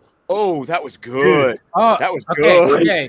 Yeah. I mean, it was a little rough, like the first No, hour. no, no. I think the No, no, editing no, it kind of wasn't. bothered me a little bit. I think the editing kind of bothered me a little bit, but I don't know But what you're overall, talking about. So I have far, no idea. don't Literally, spoil. I have no I'm idea. like halfway through. It's really good. Like I'm like, yeah, ready Dave, to see. I mean, Dave, when listen, Leto Dave, like comes in Dave. there heavy, it's fucking fantastic. Dave, Yeah. I have no idea, and I truly mean this. You don't know what the fuck you're talking about when it comes to editing, dude. 'Cause I watched it and I was like, this motherfucking movie, like, dude. I don't know. It just seemed like That's how you really feel. it seemed like it when it came to some of the scenes. It was like, okay, was there going to be like more dialogue there, or was like, No, it no, was no. so You know what short? they did? You know what they did? And I'm No, not no. bullshitting them. They did exactly No. what they do in Martin Scorsese's films. Like, if you see it, No, they David's feel like right. David's right. There's a couple of scenes Thank where you, they Ben. like, Thank for you. instance, you know when don't Denzel say is it. talking, Don't even say Hold on. what's happening. Just No, I'm not Let saying- Ben speak. I'm not I'm not- saying I'm not- spoilers, I'm not but I doing agree with anything. you. there is a scene where Denzel is talking to the main detective, and he's like against the wall, and you can tell that he was about to say something, and all of a sudden they cut the scene. I was like, "What the fuck?" Yes. It seemed like there was a couple of cuts like that where I was like, Yeah. "What? Okay, it's a little jarring." You want to know why? Because I'm pretty sure that it was just over dialogue that they didn't need to know. Because guess what? The entire time you're watching the film, you're thinking one thing, and guess what? It Then- ends up being something completely Then different. cut the whole fucking scene Listen, off because that had conversation they- didn't pay off any Listen, time. I'm just saying, had they have continued that conversation, it probably would have been just too much exposition. So it was like, let's I'll keep say it as a this, mystery. Okay, Scott, yeah, Scott. There is such suspense in that Yes. movie. Oh, there is big Yeah. time. Oh, Yes. oh yeah. And Yeah. Denzel, yes. Yeah. Yeah. Denzel, yes. Once it goes Every Leto, movie. when it goes Jared Leto heavy, I was in. Like every scene that Leto was in. I mean, Leto like completely. I mean, they try to make him as ugly as possible, obviously with the greasy hair. He had the pot belly and his skin looked all weird. And he even like down to his walk. You see like the way Yeah. he walked. Like the way he like transformed his walk to walk like a creepo. I mean, it was pretty. here's the it's thing, pretty though. magic. He had a gut. What I will I say think he had a though, gut. yeah. What I'll say though is, would I have seen that movie in the theaters? No, I would not have gone and seen it in I theaters. think I I'm would have. sorry. I like this I don't kind think of. I would have been like, no, Oh, like I'm good. I That's not- would have. That's not Yeah. my. I would have. Well, I think we I would have. understand I like this kind of we movies. understand, okay, but because you have like So- the whole past, so it's like it's why wouldn't you, right? But So you For didn't me, see I would- Seven in the movie theaters? no, I haven't. No, what? No, You I haven't didn't see The seen. Usual Suspect in movie theaters? No, I haven't seen The Usual Suspects. I haven't seen those. What the fuck you talking? Why are you here? Man. I'm Why are literally you fucking here? telling you. Oh no! I'm literally. What did I Break up. just? What an idiot. Like, what the fuck did I just say? I said, guess what? I wouldn't have seen this movie in theaters. That's like literally, those are my words, right? Remember when I just said that? Or the hearing aid not on. Turn it on. So I can Hold say that, listen, Dude, I wouldn't have took a seen this drink movie. right when you fucking said that, man. I know. Yeah, right. That was So good. listen, That was good. for though, seriously, I would not have seen this movie in theaters. I'm so fucking glad that it came out on HBO Max. I'm like, dude, this is such a good film that I'm like, dude, I got to show Avery this because she loves this whole murder mystery stuff and she loved Knives Out, even though it's not the same thing, but it's still like that kind of like, I want to see what her take is because I know what I was watching it. I was like, are they really going this route? And when it ended, I was like, no, They're not going that route. Never Yeah, mind. yeah. I was the same way. I was like sitting there kind of like trying to be like, okay, is it gonna go this route? Like, I think it's gonna be this, and it didn't. Yeah. And that's what I appreciated about it. It was like, okay, it totally did like a different. The way it ended, I was like, oh shit, I need to watch. There is no trope in the because I was like, oh, I didn't expect. Okay, never mind. I didn't. There's no trope in this film, which. I mean, I think there was sometimes it was trying to capture the essence of Seven a little bit. Like there was times where I was like, okay, this director's really like trying to push for that almost like a Fincher vibe when they're like in the crime scene and like Denzel's doing his thing. And I mean, if you think about it, I mean, look at the characters. You got the young hotshot and you got the older detective type. I mean, it is Seven-esque, and you got the crazy, this dude that's kind of fucking with him a little bit. There was a little bit of like Seven-esque, a little bit in there, but I think like sometimes I was like, man, is he gonna go full force with it, or is it just like? But like I said, when Leto is like heavy within the movie, it's all like fantastic. I mean, the interrogation scene alone, Jesus Christ. Well, and the best part about it was I was not going to be able to. I mean, the times were never going to work out for me to go see this in the theater as much as I would want to. So the fact that I was everyone got to bed tonight. I don't know what happened, but everybody got to bed. It all lined up for you. It all lined up. And so I watched WandaVision because I heard spoilers were already dropping. Yeah. And then I was like, you know what? Maybe if I skip like the first 30 minutes of the Vodka stream, I can actually finish the movie. So I just was like, sorry, Dave. I'm watching Little Things, and I was like on it. Cold-blooded, man. How dare you, sir? How dare you? Yeah, like literally, Rob is still here. You know what I mean? Like it's not like he's gone. You could have like been like, oh, well, it was on, and I was watching the movie, so it was double. Hang on. There's someone in chat told me you haven't seen Batman the animated series. Is that true? I mean, I'm watching it. Oh my God! What is? This is not right. I grew up on the X-Men animated series. Fuck off! Get out! Get fucking out!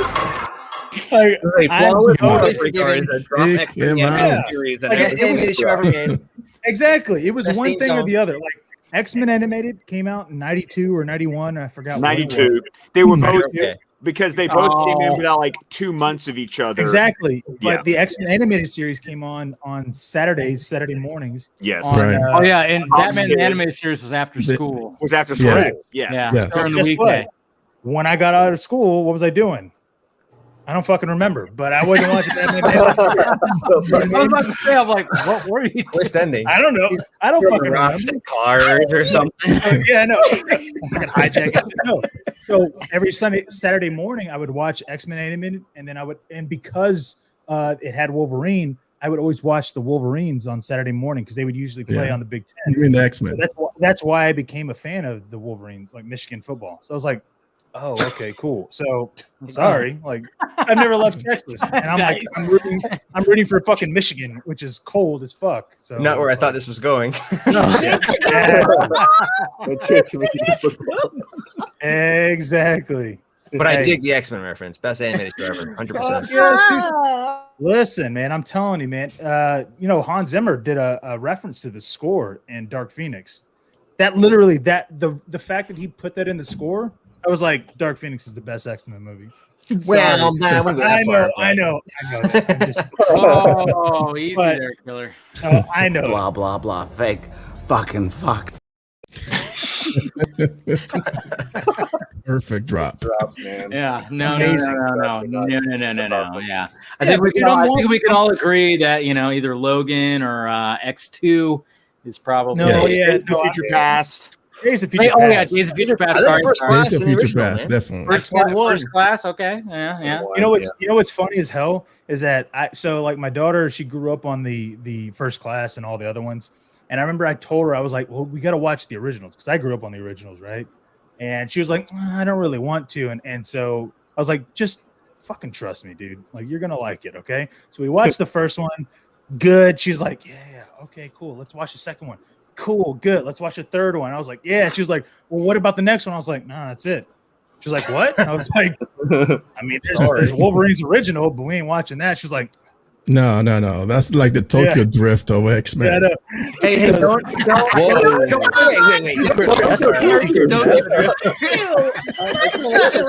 Wait, what? I know.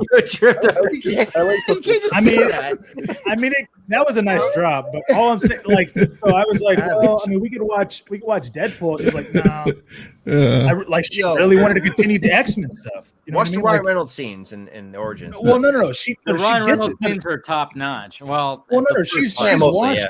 Well, she's watched Deadpool. Like, that's not the issue. It's like she's seen it already. Like, she just didn't see the X-Men originals. So by the time we got to the third one, she was like, "Oh, okay. Well, I want to keep going." And I was like, "No, that's it." X-Men Origins Wolverine. Sorry, Avery. Is like, and this doesn't get talked about often. Like, almost an amazing movie, I think. And I'm not saying like it was. Get the fuck out. I'm not saying it was close to amazing. I'm saying it was almost. Listen, man, you sound so smart every week. Don't fucking do it, dude. Don't do it. Man, his stock's way up here, dude. There were some phenomenal scenes. It's just that Ben's there were over here. Pull like up. it just needed some light reshoots and a little bit of editing, and I think that movie could be like really, really smooth. But no. But like, are you sure you're talking about the right movie? Wait. You talking about Origins?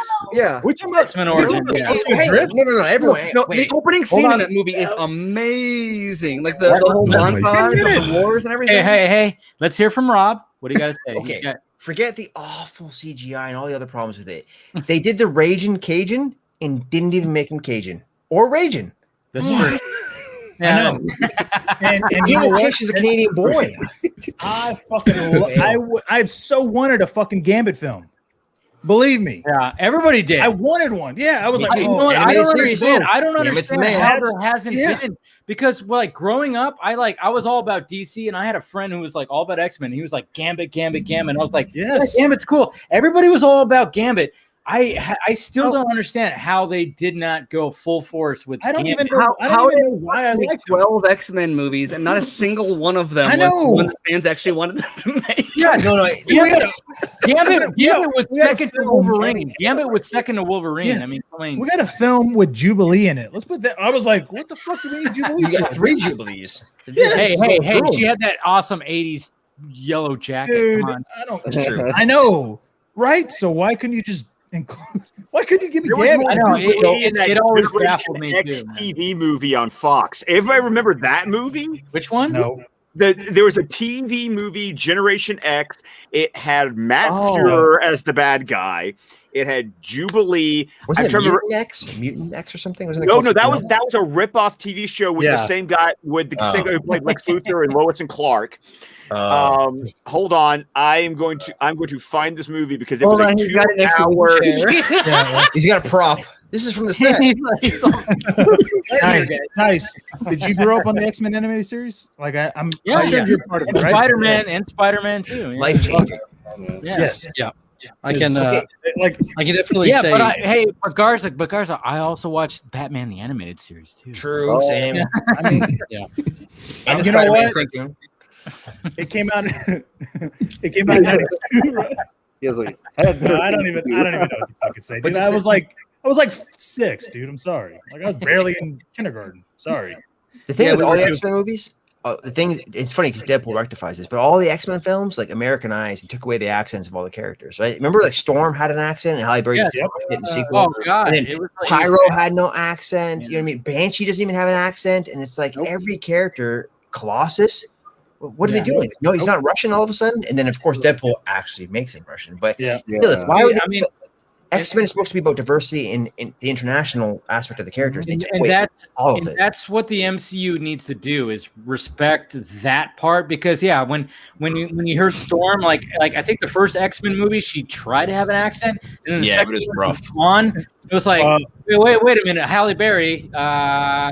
But now, dude, in the MCU, my fear is like, remember, like it started happening in Civil War, but in the Avengers 3 and 4.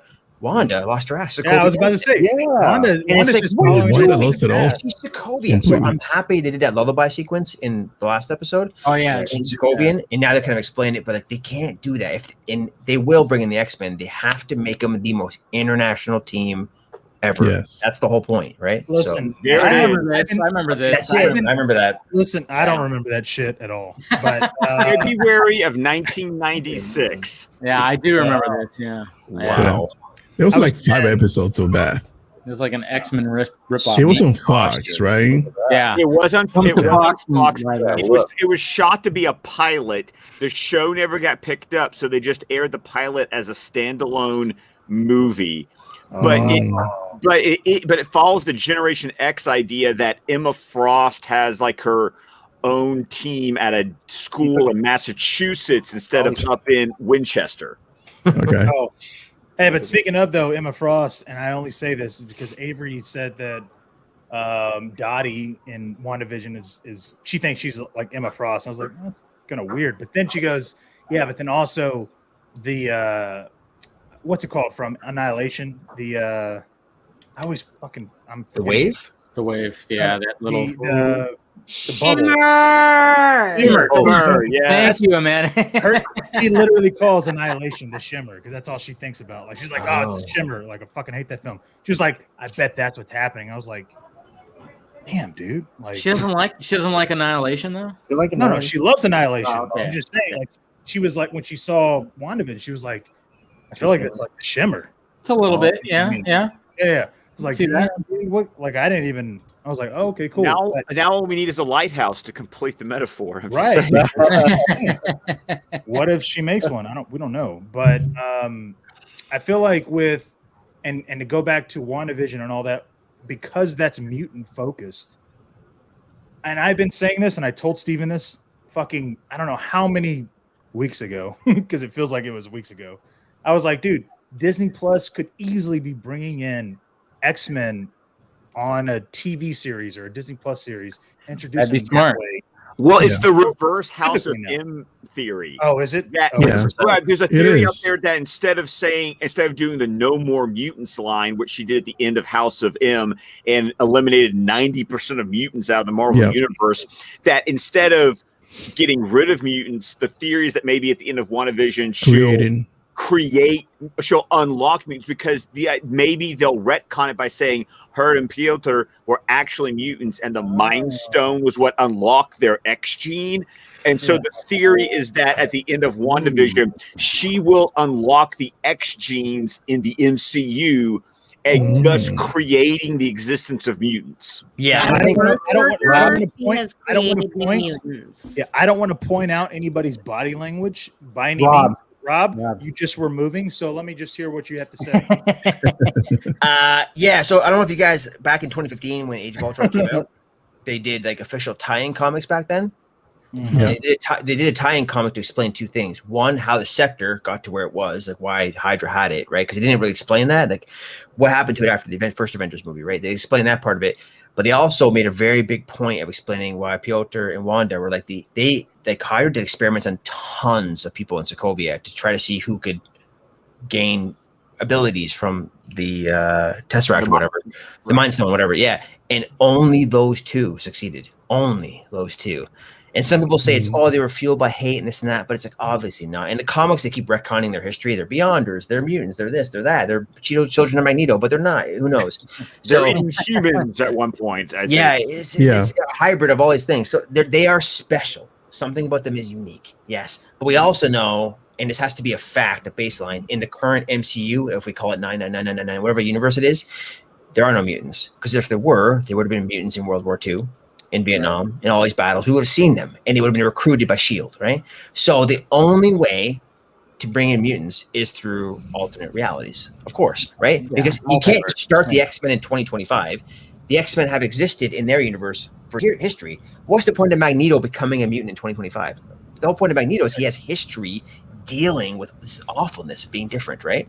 So whenever they bring in whatever mutants they're going to bring in, they have to have a history in the universe they come from. So yes, I think the only way to make sense of that is through alternate realities, which you've already introduced. And WandaVision will obviously explode, and Doctor Strange, the sequel, and the Spider-Man, the third one, will explore as well. So, yeah, 100%. I think that's, and there are rumors that bleed into what you're talking about, I think, as well. So, God damn, can you imagine that? Like just a full-on X-Men series on Disney Plus? Like how?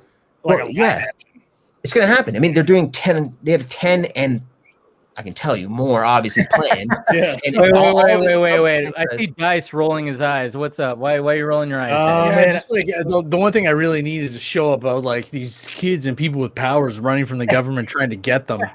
Like, I mean, That wouldn't be the forget show. this started. It was like enough of Hey, this. are you giving us a hint? What are you saying, Dice? Are you telling us some Nothing. things? Oh, No, I'm saying I'll just chime in here to say that anyone who is going without Gambit or Gambit withdrawals, listen to the Wolverine audio podcasts from I believe Stitcher. They do them with The Lost Trail with the second season, and Bill Heck plays Remy plays Gambit, he played the dad in Lock and Key. Awesome actor, perfect voice, perfect character. Richard Armitage is perfect as Wolverine. I got everything I needed from a Gambit movie with Wolverine from that one audio podcast, and that was Okay, sick. you did. That's a very small niche audience, Andrew. I also got like the Wolverine series that I didn't know I wanted from those audio dramas too. Those are awesome. Yeah, but Well- look, X-Men are coming, right? In the next couple of years. yeah. Yep. And Disney Plus will want to take advantage of that in some Okay. way. So Somebody. I mean, see, I can't really say that though because I don't want to give like two spoilers away. But somebody, I saw on my Twitter timeline that talked about like craziness that happened with like astronauts in this episode or something like that. Like there was like an overheard thing, and everybody was like, "Hey, are they talking about astronauts like the Fantastic Four? What the heck?" Yeah.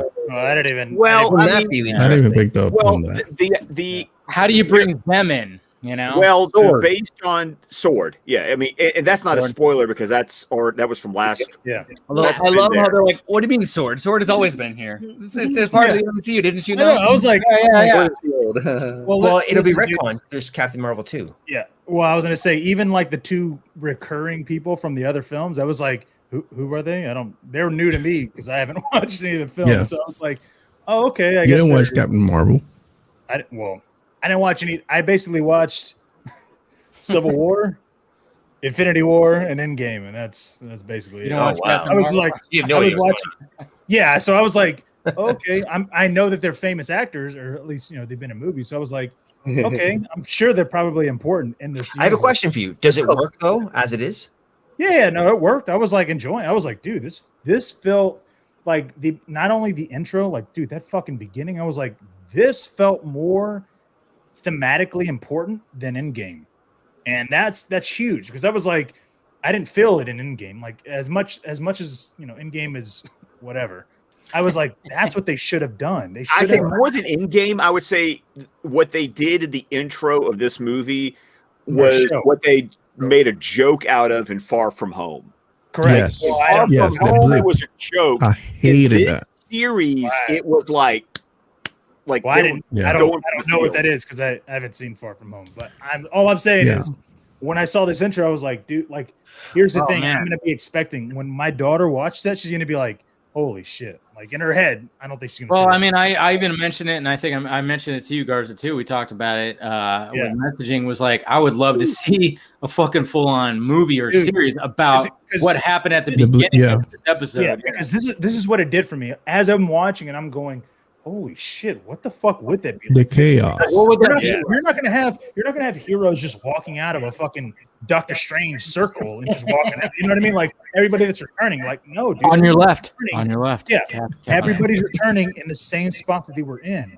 So you're going, Yeah, it's a problem with that movie. You don't see that part of it. So no. like, So I loved it. That's why I was like, dude. But This I is think- amazing. I think it's hard because like if that was all individual character stories, you would see that obviously. But in a team up of teams upon teams upon teams of Avengers, it's like you have to get to the point. So, But even then, though, they could have at least shown. And I don't mean this like in any other because I don't know, but like some of the side characters that weren't involved in that battle that were part of the 21 films leading up. You get what I mean? Like, Natalie Portman or I don't know. yeah, I think you're gonna get that though. I think you're gonna get that in I Thor haven't 4. watched this. Yeah, I know, but I haven't watched this film, so I don't know like who would be involved. But What do you think of Endgame, the very first scene where Hawkeye's like dealing with his family being oh yeah, no, that's what I'm saying. So like that scene, I was thinking that's how it was going to be, best and Avenger? then we get up to Thanos, and then whole that shit. And so I was like, holy, like in my head, I was going, this shit is fucking deep. I'm excited, and then it did not go that deep. And then we were talking. Well, they had a little bit of Scott seeing his daughter all grown up. So Yeah, exactly. Like, Yeah. oh, Well, wow, that but here's the thing that I thought of. I was like, okay, well, if the streets are all like, you know, looks like it hasn't been kept up in 5 years, how did that memorial and the grass get cut so well? You know what I mean? Because in my head, I'm going, well, obviously, if they're going to have a memorial set up, Yeah, man. I like that streets. came along You know what where I it was like, if half of everyone dies, Yes. society's going to fall apart, sports leagues will stop. Come 2020, as like, they're like, we need to get people back in and watching baseball, guys. I Exactly. don't care that it doesn't matter. I don't care that half these people can die. We have to. Yeah. Exactly. That's They- what I was that's like. what they need Well, to I mean, you know, in my head, I'm going, well, you can't show the streets just fucking littered with trash and then just show this memorial just like That's all clean and yeah, it's like grass is cut, lawn's great and mowed. And I was like, well, I mean, I get it. Don't get me wrong, but I know. If you really think about it, it's like, wait, half the people are gone. Shit, finally, we can actually clean some shit up because there's not so many people. You know, I would. Like, That's what I we'll be would. back to where we were in 30 years. I think it was. Oh, right? I saw 30 years Dolphin. will be exactly back here with the exact same population. I will say on that point, San Francisco sucks as a city. So I totally believe that if half the people died, the other half would be like, whatever. oh yeah, Well, that- I mean, it's not Get far that off. moving. oh yeah. Yeah. There's literally human shit like out there. I on do- the street. Listen, I do feel bad for Scott Lang though. Like, could you imagine disappearing for like what you think are hours, and you come back Exactly. and it's like your daughter is a completely different actress? absolutely. Yeah. And they're 3 feet taller. Completely different actor in the next movie. Yeah, man. Actor. That's cold blooded, dude. Listen, all I'm saying is We only I watched- stand the real rulers of the universe. This Right. is Yeah, I where know, we right? stand There it here. is. Listen, yeah, I I watched- watched Dark Side shirt. I I gotta watched- order mine still. I watched Infinity War and I remember leaving and I was like, fuck. Like that I felt that and I was like, damn, dude, that was good. Like I loved it. I was like, I didn't need to watch anything between that and Civil War, and I understood everything. I was like, dude, the fact that Vision died twice, that's why I was like, dude, that is fucking dark, dude. Like that, don't get me wrong. Like, as anybody wants to talk shit about Marvel, about being happy, popcorn bullshit, cool. Infinity War, no, dude. You see Infinity, dark. you see Vision. The fact that he dies and he tells Wanda that he's like, listen, you can't hurt me. And he allows her to kill him. And then Thanos is like, oh, fuck that. I got the time stone. So let's just go ahead and let me just pick that out. She watches him die again. I was like, dude. After making the heartfelt sacrifice. Exactly. Yeah. That's what I'm saying. Like, dude, Yeah. it was there. And I was like, fuck, man. Like that film to me, like that's top tier. So I was like, okay. So like, that's why I was so interested in this film or in the series. Cause I'm like, well, if this is set afterwards, like what the fuck are we going? And so what we see in this latest episode, Oh man, yeah. I was just like, Yeah. like even when we see, there's a Yes. shot where I was like, Yes, oh, yes. That one fuck, scene. dude. Yeah. I was like, Yeah, we won't mention it yet, but there's a shot where you're like, whoa, shit, whoa, Yeah, it's whoa. kinda dark. that fucked me. I was like, damn it, I have my lights off right now. Like, thanks a lot, man. You guys I think- appreciate it. You guys think this should have been episode 3 and 1 and 2 No. together? This No, should no, have been no, no. episode 2, and the first 3 episodes should have just been 1. That should have been it. Yeah, I think that if they weren't going to commit 100% to the sitcom bit, and instead they did like, here's sitcom homages, then they did 3 episodes of like, we're going to reference some sitcoms, but also hold off all the stuff that people are interested in. Yeah. Yep. And so, which I was like, hold on, I'll wait for it. And this episode comes out, I'm like, okay, so why didn't you just, if you're not going to do a full like actual sitcom episode, why didn't you just put those 3 episodes into one and then make this the second one? Or Yeah. I think each is showing a bit of a different thing because one is the intro and you're like, none of this makes any sense, it's weird, and then the second one is like they're breaking it and she's controlling stuff because of what she does to Vision at the end, and the third one you're like, oh, now everyone else is trying to figure it out, you know what I mean? So each episode is thematically a different thing. And again, like I agree, like when I was recommending it to people, I'm like, hey, it's a slow burn, I hate that we have to wait for it.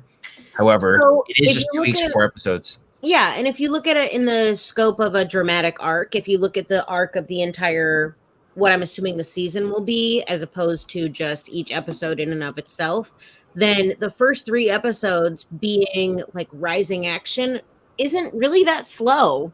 I mean, seriously, like you're gonna say that three Well, episodes is too slow for you also, when it it's allows- off?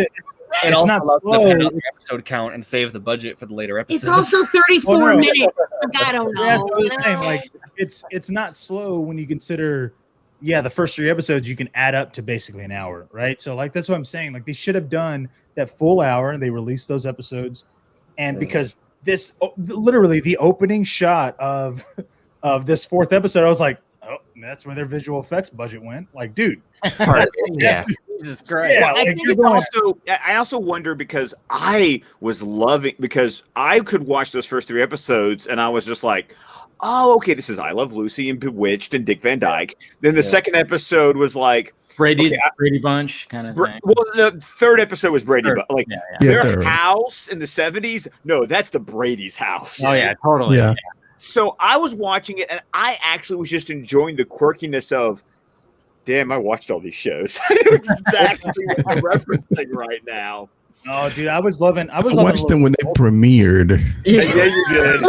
Old man, Yeah, dude. Everett's. Like, well, but here's the thing, though. Avery was also like, after the second episode, she was like, "Well, are they gonna keep doing this? Like, are they gonna stay in this form or whatever?" I was like, "Oh no." No. It's like, and now Yeah, I we know. watch Jackie Gleason while we eat.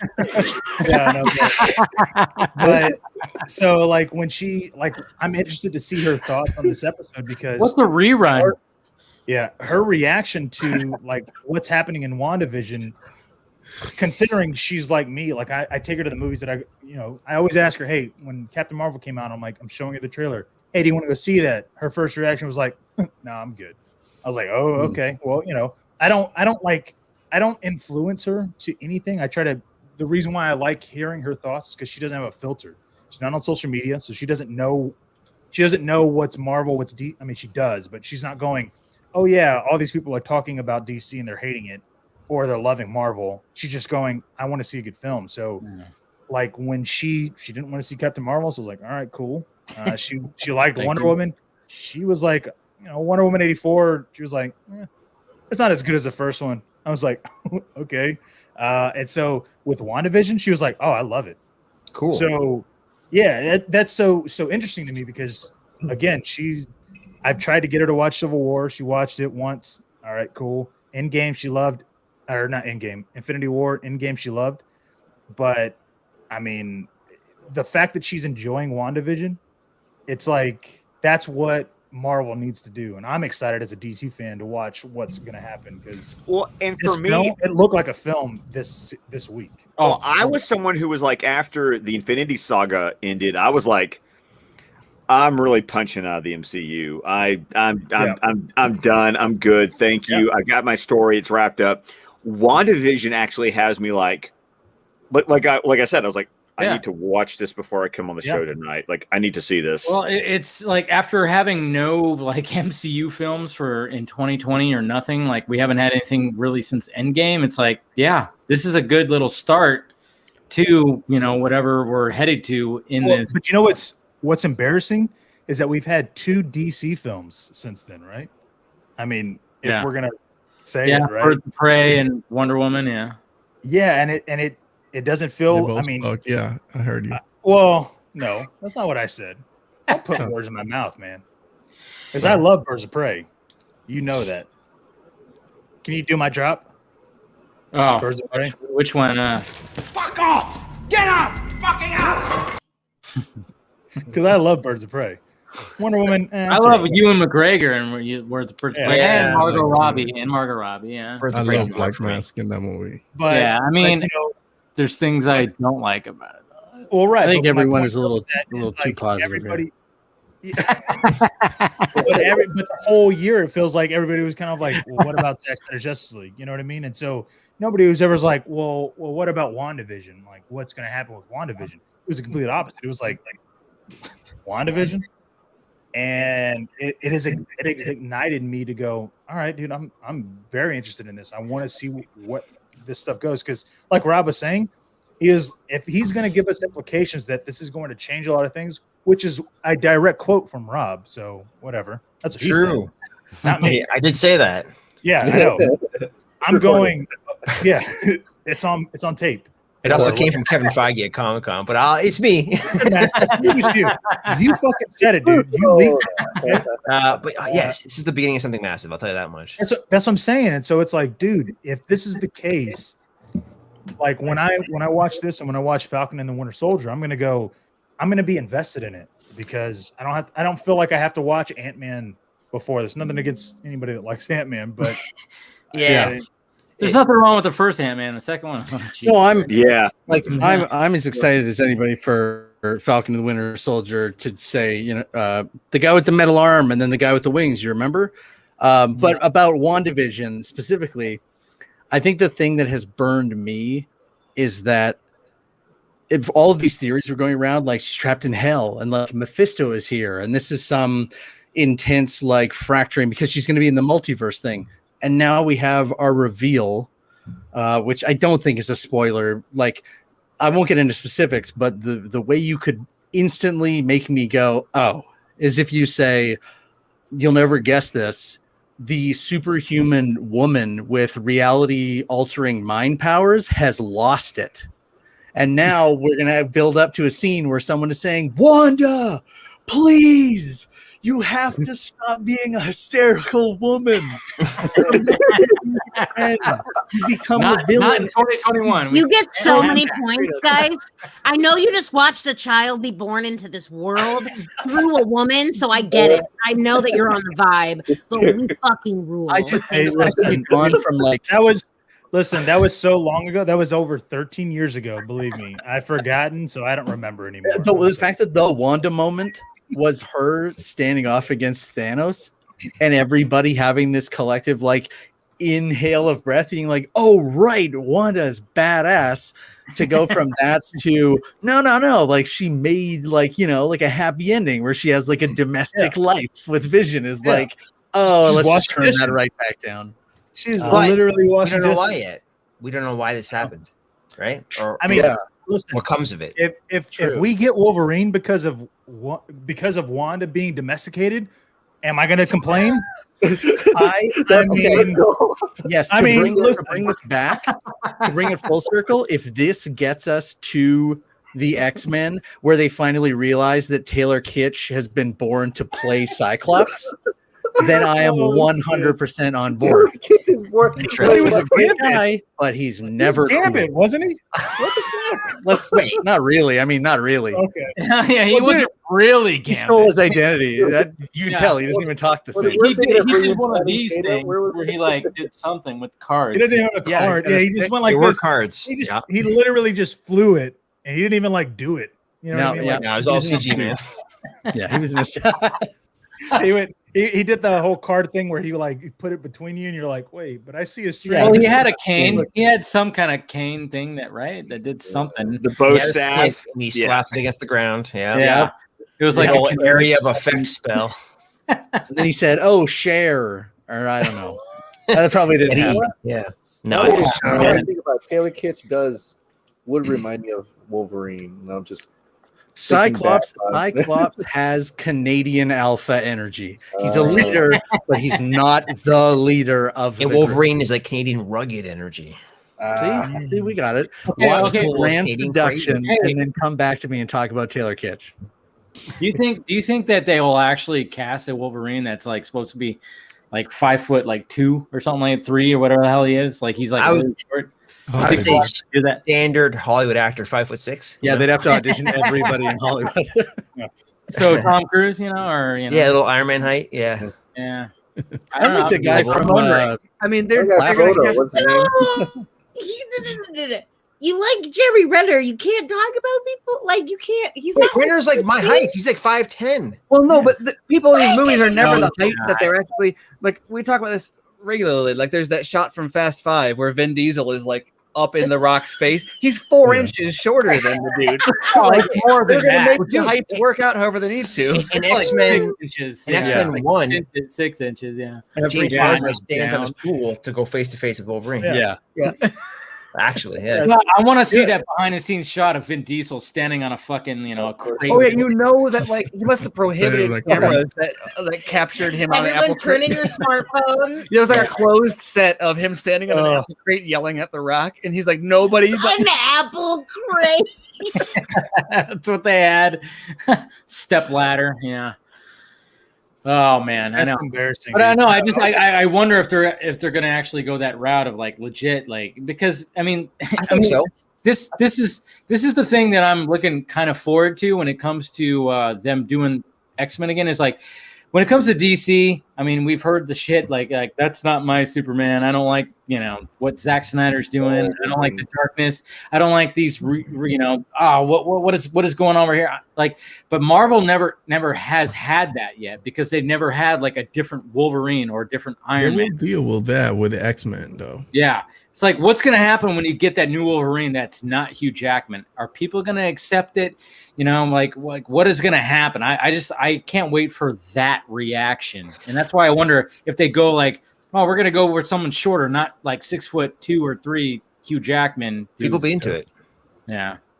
I mean, look, It's funny.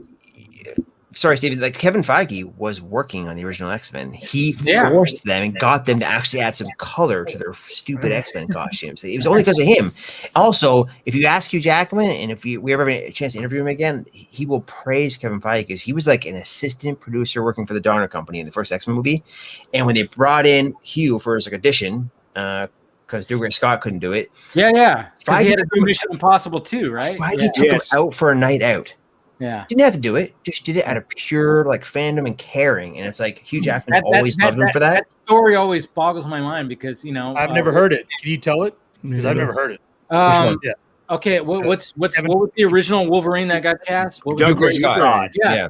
So he couldn't do it because he was Ever doing After? Mission Impossible 2 by right. but like objectively the worst Mission Impossible movie of Fact. the franchise. However, Yes. I've seen that probably more than any of the other ones. 'cause we Yes. had it on Why did you do that to yourself, Steve? They had it on VHS. when they and jump off the no one- motorcycles I don't and they collide It's midair. badass. The only No, part I of was- Mission Impossible 2 that's redeemable is it introduced the voice chip that at least explained how they can Face talk like mask someone and else's the voice. voice. But Mission Impossible 3 at least improves on it because you actually get the cool scene Oh, you know what? I may have seen of three them like more times. recording the Face.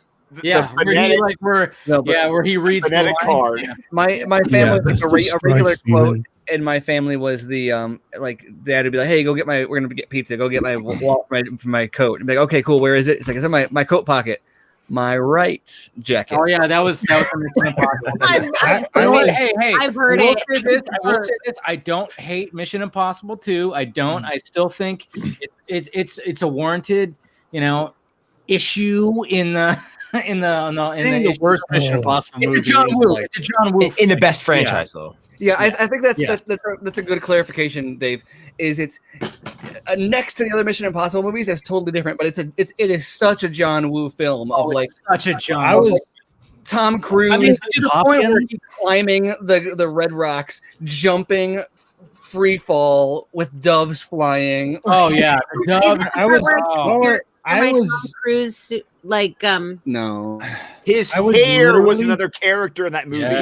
listen. His I hair was- was its oh, own his hair character. it's not Mission Wait, Difficult, wait, Mr. wait. Hunt. It's Mission Wait. Impossible. I literally have no idea how we got on to Mission Impossible. I was literally talking about Hugh Jackman and Kevin Feige going out the fucking whatever. Yeah, Hey, I was like, no, the off Garza, ramp. We took the Garza, off no, ramp. sorry, I had to Douglas hijack. Scott, who was the villain in Mission Impossible 2, was originally still in cast Mission as Impossible. Wolverine. He Yeah. got injured and or delayed on Mission Impossible 2, so they had to recast him because Wolverine needed to start production. That's how Wait. Hugh Jackman, because I remember being a nerd at the time going, who the hell is Hugh Jackman? Yeah. Who Yeah. are they casting as Wolverine? you mean casted? That's what you mean, right? They casted him. Cast it. So they flew Cast- Hugh.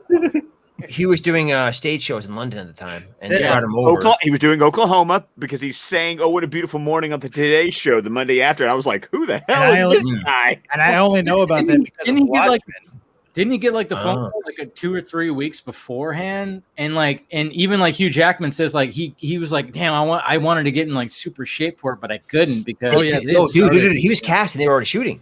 So Yeah. he was like, so Yeah. they So put him that's reverse why, order, that's had him why wear a he's not as jacked as he is in the other movies No, because Right. No, Yeah, no. because The he didn't first have scenes they time. shot, he's wearing a sweater to kind of cover it Yeah. up, and then he worked out as he obviously did it and bulked up for the sequels. But yeah, it was interesting. Yeah. But he was always super like Jack. Hugh was super in love with Kevin and the other guy who worked for the Donners who took him out. They were so kind to him before he even got the role. He couldn't believe it, and that kind of changed how he acted for the rest of his career. That's why he was just like a gentleman, a nice guy. You know what I mean? Yeah. So I do remember going to see Ever After with my mom and thinking this guy would be a kick-ass Wolverine. Ever After was a pretty cool movie. I love That was a Ever pretty cool After. movie. And Angelica Houston, and it was Danny Houston who played Stryker in X-Men Origins Wolverine. Who Danny played Houston, Leonardo he- da Vinci in that movie? I'm trying to remember. Some old guy. X2? X2? What? Origin? What are you talking about? No, I was going to say, though. We're playing 6 Degrees of Kevin Bacon. I know. Well, here's what I was going to say. Speaking of dead franchises, I'm not talking about X-Men, though. I found it odd, and again, this is another conspiracy, so I apologize. But why would HBO Max or Warner Media allow some kind of legendary property to be released on Netflix, i.e., Tomb Raider and Godzilla, their animated series? Because I was kind of confused about that because I went, Skull Island. Wouldn't HBO Max want that on their series? Why That would was something they talked about before, and it's weird because it was before Kylar came on, because Kylar is very much more siloed. He's way more Walt Disney, like literally he idolizes Walt Disney, right? Like openly, like he will say, "I model my life after Walt Disney," but he Okay. When HBO Max originally came out, they were like, "Look, we're not going to have exclusives to everything because sometimes we'll get a better deal licensing something out to another streaming service. So we're not going to take a wash on potential profits simply to have everything on board." Now, I think they're moving away from that because Kylar is like, "No, we're going to have everything, and it's going to be global." Which they should. That's a transition that they are in right now, and they're not there yet. And so my assumption is the Tomb Raider and Kong stuff is like the holdover from, like, if that had started negotiations later, probably it would be HBO Max. Do you think it would have been, because it's animated, right? I mean, I don't feel like that would have been like long negotiations. Actually, that's a really interesting point because I don't know what HBO Max has a really good animated catalog. But I don't know if they have an original animated production arm, whereas Netflix actually has an established animation division. Well, but they use like Powerhouse Studios, which is based here in Austin. That's who's going to be doing the Skull. Oh, they do that, and then they do the Montreal. Garza, find a date from believe me, I tried. The Mortal Kombat guys are doing like the Army of the Dead, Las Vegas, and all that. Correct. That's what I'm saying. So it's like, to me, I'm kind of going, was this part of the legendary? We're going to be releasing things on HBO Max. I guess, we can't do your animated, so you can go ahead and, give that to anybody else that wants to offer. Because you remember, Godzilla got offered from Netflix $250 million, right? Yeah. So, are these behind the scenes things that we're seeing coming out to, in the day of light? Rob, would you happen to know any kind of inside information? What's the question? Are there more? I mean, okay, so with HBO Max releasing Godzilla vs. Kong, right? You had mentioned Legendary was not happy about that. They did not want to do that. They're formulating a lawsuit. They made a deal. But guess what, though? They were still listening to inquiries of 250 million from Netflix. Well, they couldn't really do that because HBO Max wanted to do it. So were they kind of like, hey, listen, Netflix, we're not going to be able to do this deal, but we have a couple of deals, i.e. Skull Island and Tomb Raider. I don't know if they... For the animated series. Yeah, that's a separate thing. For reference, for context, the Skull Island is based in the continuity of the films. The Tomb Raider thing is not at all based in the films. It's based in the games. Okay. So it's a separate new continuity sort of thing. It's fine. In terms of the deal, it's a weird... I don't know all the details on that one, but usually if it's a distributor change, the distributor must be involved, right? So either way, there's a problem. If the deal was for back end on theatrical cut and that's part of the promise or the contract, and they all of a sudden are going to remove that or also splice it with a release on a streaming platform like they're doing, they have the production company who may have deals in place. I don't know what the deals are for back end on theatrical release, has every right and must to set a precedent, sue to protect their investment, right? That's why all this problem happened. Obviously, Warner's Media sweetened the pot with Warner Brothers part of it to make them happy enough to do the HBO Max theatrical split. It's entirely separate from the Netflix deal, though. But in terms of deal, I think Warner Brothers is probably shopping all these things around, just seeing what kind of money they can get to even just for Intel to measure it against their own internal investment into doing the platform for subscribers and stuff. So, do you think it's the same situation that happened with like Dune? Like, because all of a sudden we see Dune in the little trailer that they had. This I don't even know if Dune is locked in. That is a separate deal, which could even be. But they had them in the trailer this time. Like they didn't have them in the last one. But they also announced it before making a deal, which led to losses. Shit. So like that could be still in the process in the works. This happens all the time, by the way. Like they going to Marvel again. They were shooting scenes with Spider-Man on set before they legally were allowed to. You know what I mean? But the deal wasn't even happening. And they were shooting stunt doubles doing stuff in costumes.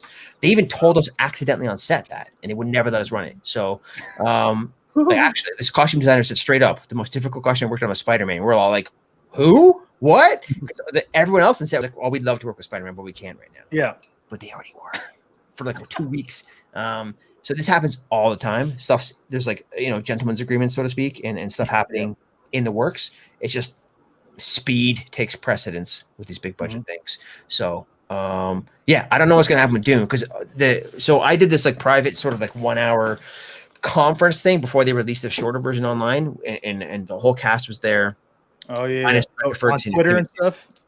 They showed it on Twitter, but we saw the original version, which was, okay. Trust me, they will never release that because there's some shit happens. Can I ask you this though? Did Oscar Isaac talk more shit about Star Wars than he did in that fucking thing? Not so much about Star Wars, but he at every opportunity he talked shit about Josh Brolin.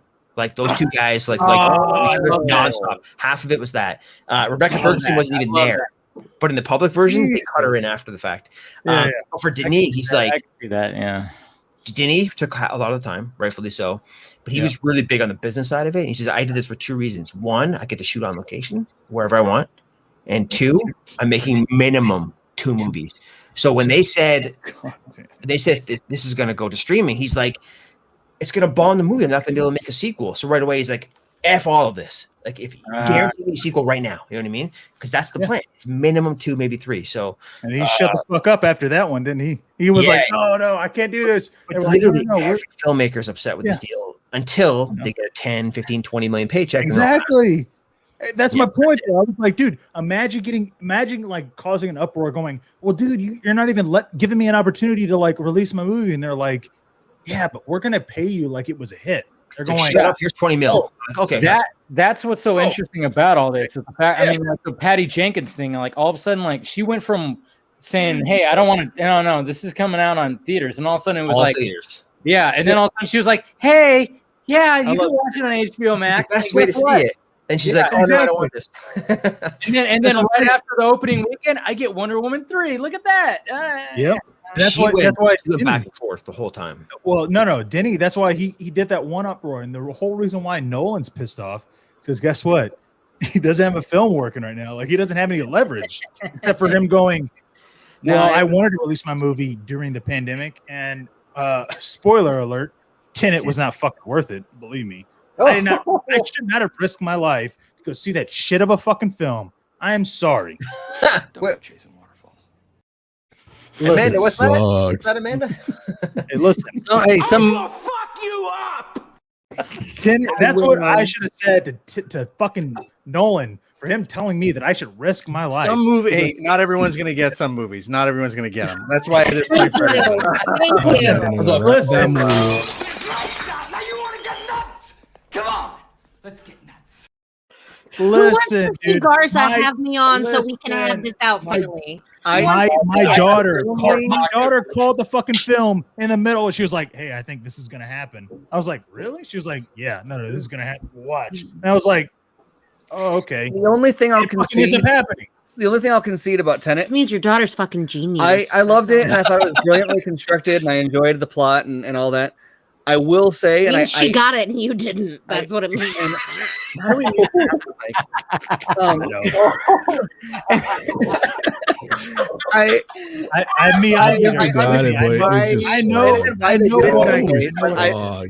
I understand why I'm not trying to defend Garza right now, but that movie it's just structurally fucking. Dave, scary. can you like eject those two? It does have a decent plot in the bottom somewhere, but it's just convoluted. Tenet has a bad first hour and bad marketing.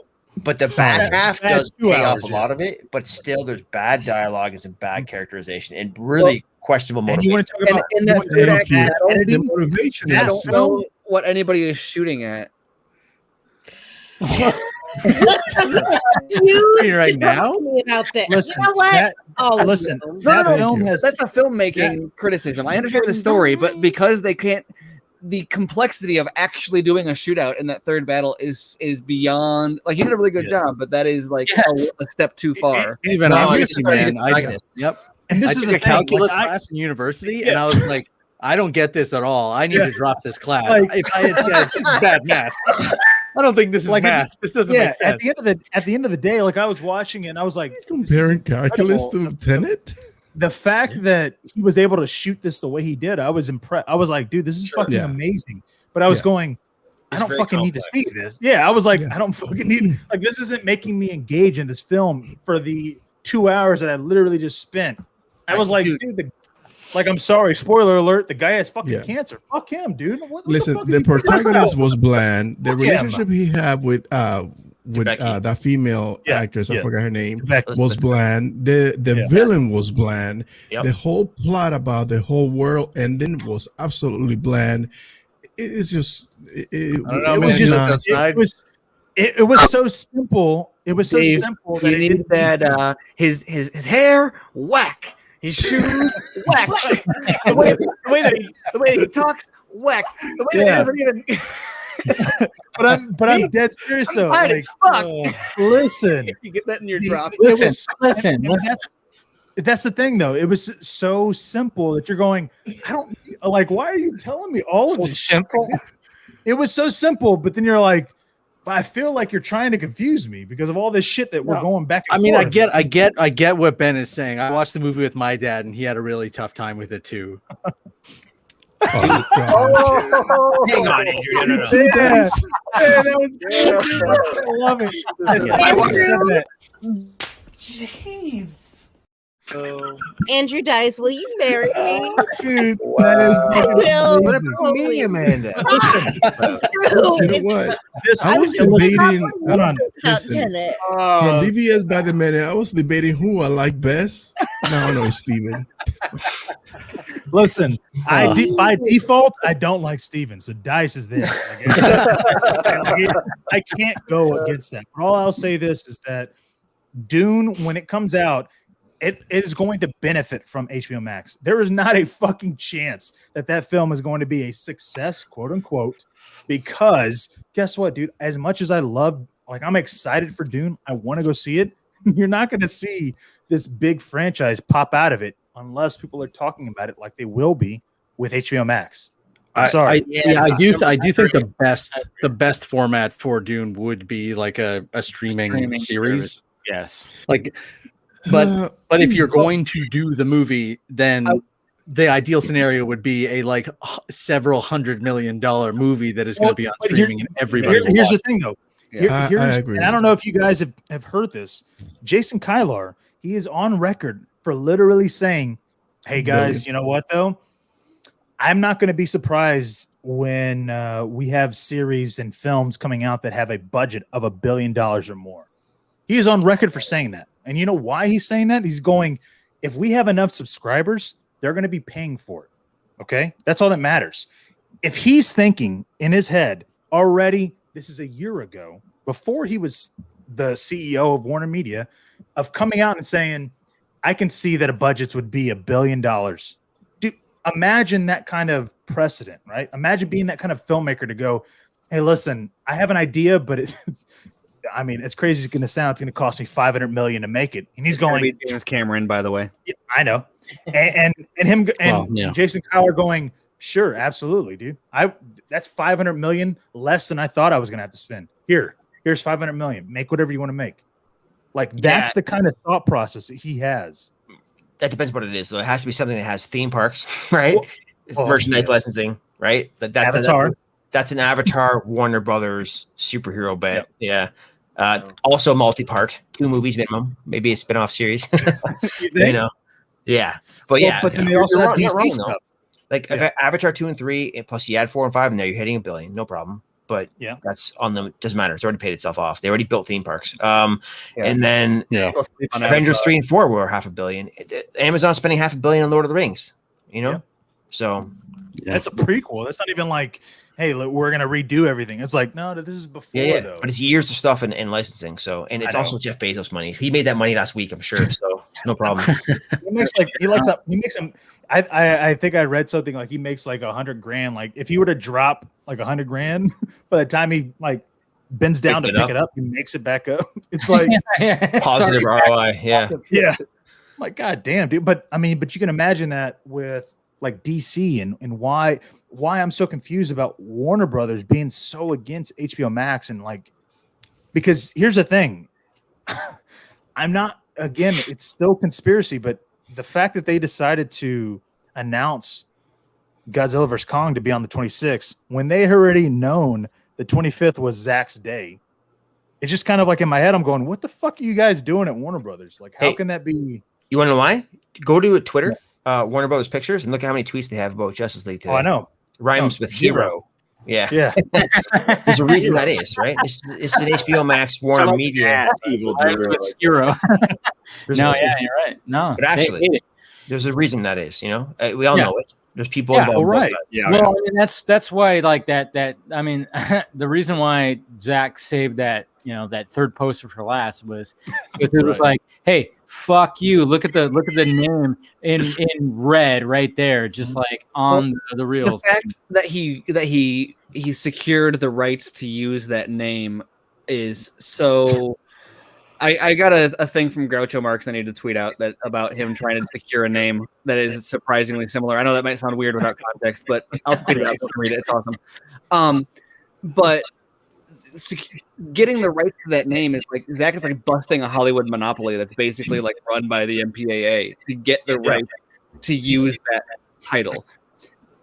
And not just having that be the title, period, is such a huge win on its own because his name is on the movie. Like that doesn't happen for directors. Like that doesn't happen for, they don't put people's names on these things. And part of the concern is that it expresses an ownership of the property, but also because there's such like a stranglehold on it. So not only is he like getting his name on it, but he's kind of busting that decade. Well, just two directors, Christopher Nolan and Quentin Tarantino. What film have they directed where it's like Quentin Tarantino's film or whatever it is? Christopher Nolan's film. And that's with literally their film. I know. That's what I'm saying. Not Quentin Tarantino's Kill Bill. But like, what's stopping him from doing that? It's his. He made it from scratch. This is the Justice League. Right? It's one of the biggest there is. But the thing is that those directors didn't have to deal with another director trying to direct their movie at one point. Well, I get that. I get that. Differentiate himself from that piece of shit that we saw in 2017. But here's another thing. I was sharing with you guys all day today, looking at all the articles that the trades were writing today.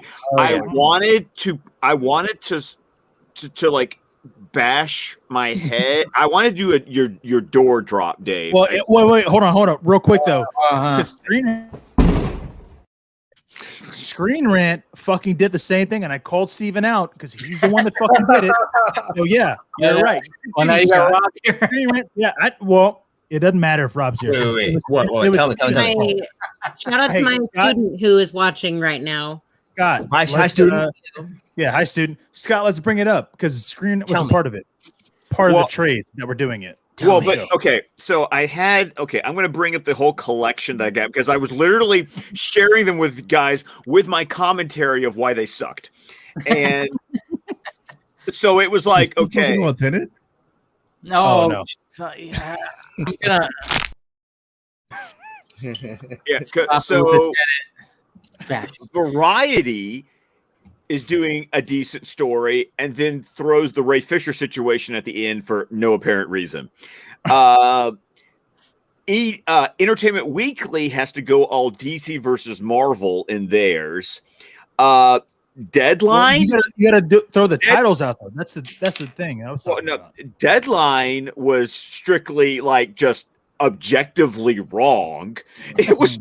I mean, there was just factually incorrect information. But I mean, that's kind of powerful. Wait. Deadline. Yeah. I need context.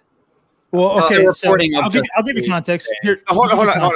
Here, no, Garza, you've been talking enough. Okay. Oh, you haven't Sit down. Say it.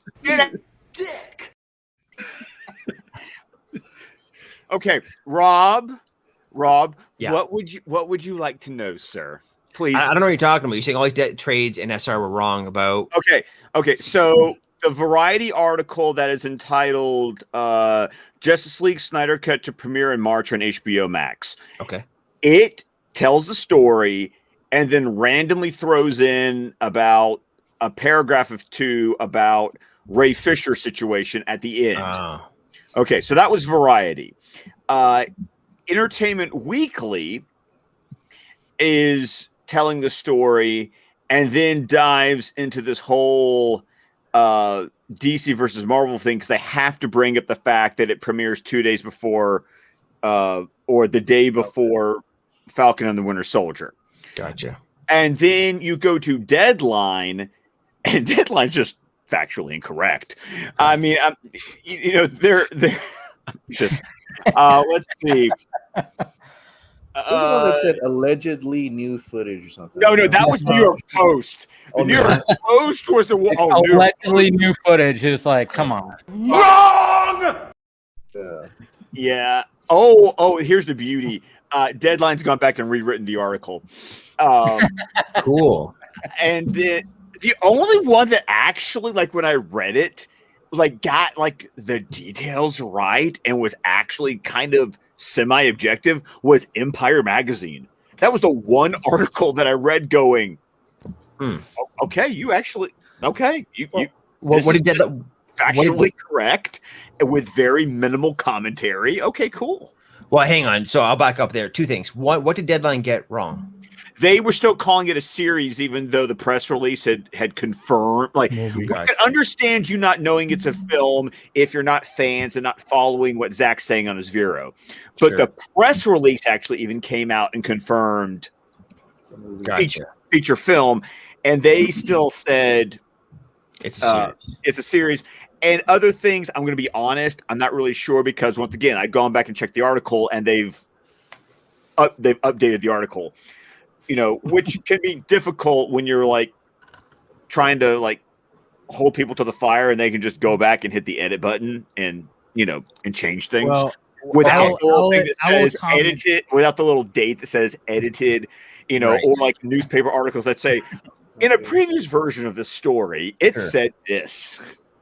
Okay, I'll just say what I was talking shit about, and I'm giving. Let Rob talk. Well, no, because he's wanting to know what it is. I died to it after. Because I was giving Steven shit because y'all screen rant Steven, quote unquote, because that's how I see it. Okay, sorry, Steven is screen rant. He wrote out an article that said the Snyder cut, the director's cut of Justice League, and that was the title, and that pissed me off. I was like, Steven, you're an asshole. You should fucking know that it's called Zack Snyder's Justice League. I'm sorry, and you know what? That's Steven's fault. So Rob, you're off the hook. It's not you. And Dice, it's not even you, dude, because guess what? You run one of the best podcasts I've ever heard in my life. I continuously, as a fan, I wait for it. But you know what, Steven of all people, I mean, it's a fucking shame. I don't even know how. Including even your rebuttal. DC Squadcast. Please include him there because So because he's been on that show before, so. But you know what, Rob? That's what I was talking about. I don't know this Stephen Colbert. Your issue is with this Stephen Colbert's, not Colbert's title. Okay, correct. Stephen, do you want to defend yourself here? I didn't write it, and I'm not a news editor. I don't. Bullshit. I didn't even read it, so I don't know what you're talking about. Lies. Garza, drop a link in chat. Wrong. I was looking, wrong.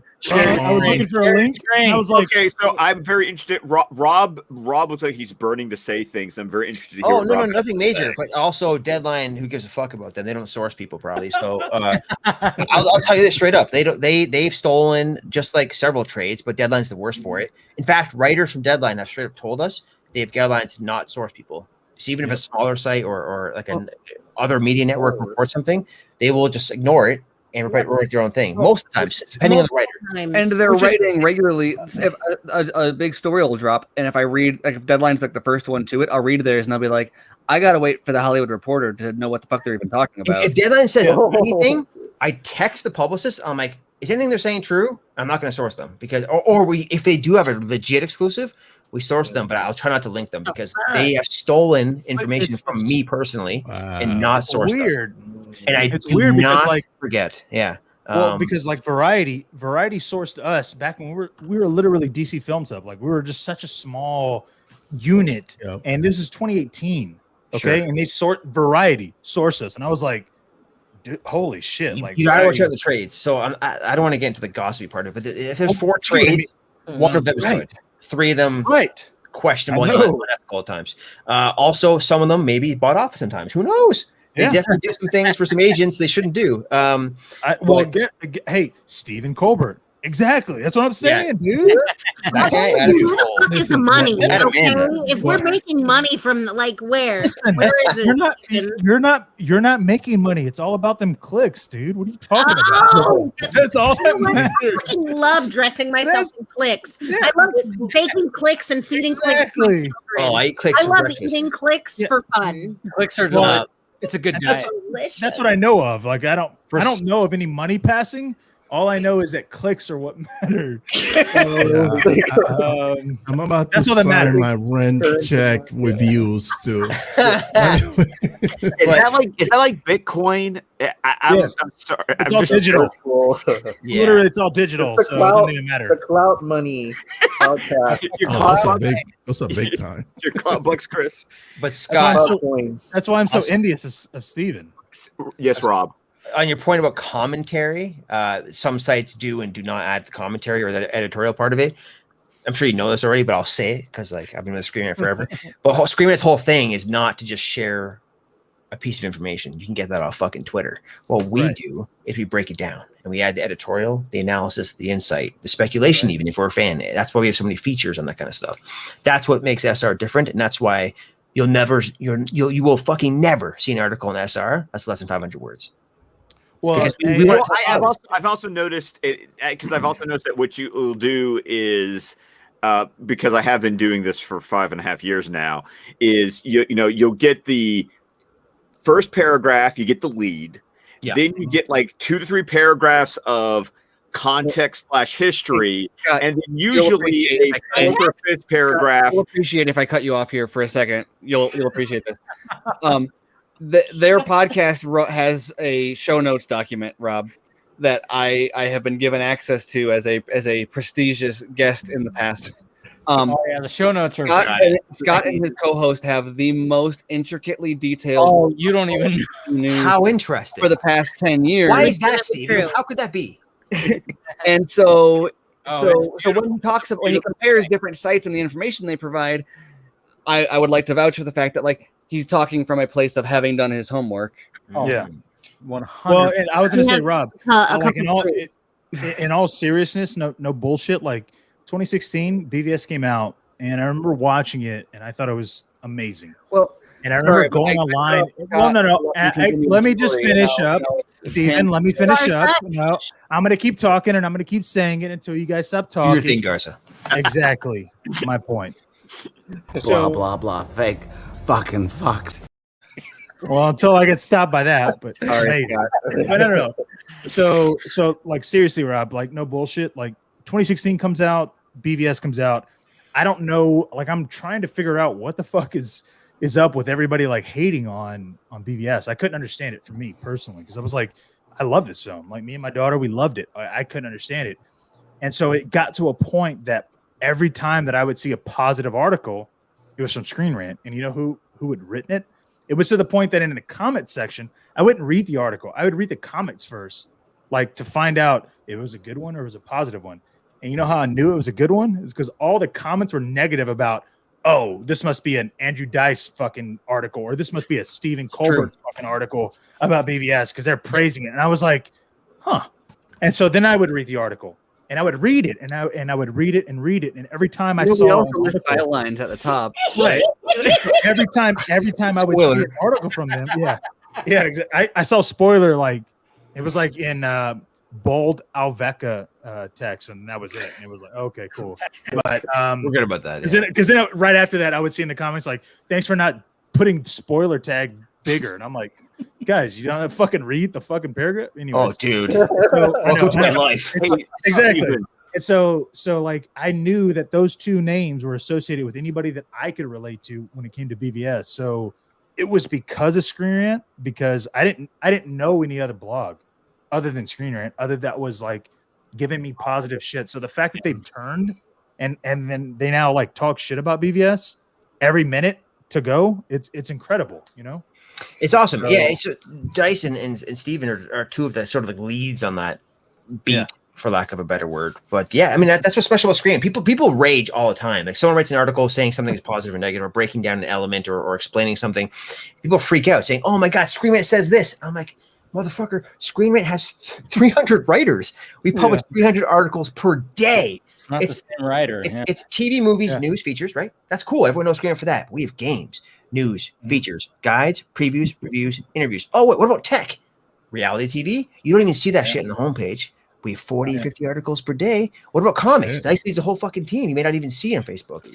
But people don't even know. There are so many diverse perspectives and deep dives into this stuff with people who have read more comics, have seen more of this content, have talked to more of these creators than anyone you'll ever meet. You know what I mean? So that's what's so special. And Dice and Steven are at the forefront of that. So it always happens. And that's worthy of like a because like I'm take that audio. A buddy of ours, is always like ScreenRant.com. A buddy of ours is always like, oh yeah, Screen Rant's gonna write like 10 to 15 fucking articles based on Screen Rant. I'm like, name them. Right. No. It's not even that. It's like, well, yeah, and then Steven will come back and he'll be like, yeah, motherfucker, because guess what? Y'all aren't going to read the whole fucking article. You're going to read a piece of it, and that's it. So we got to break it down. So it's y'all's fucking fault.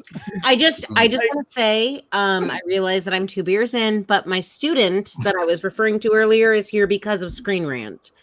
I have multiple students who are between the ages of 18 and 22 who read Screen Rant, and they find out that Steve, my husband, because I'm their coach, so I'm the big deal in their world. And then they find out my husband writes for Screen Rant, and they're like, he's Stephen Colbert?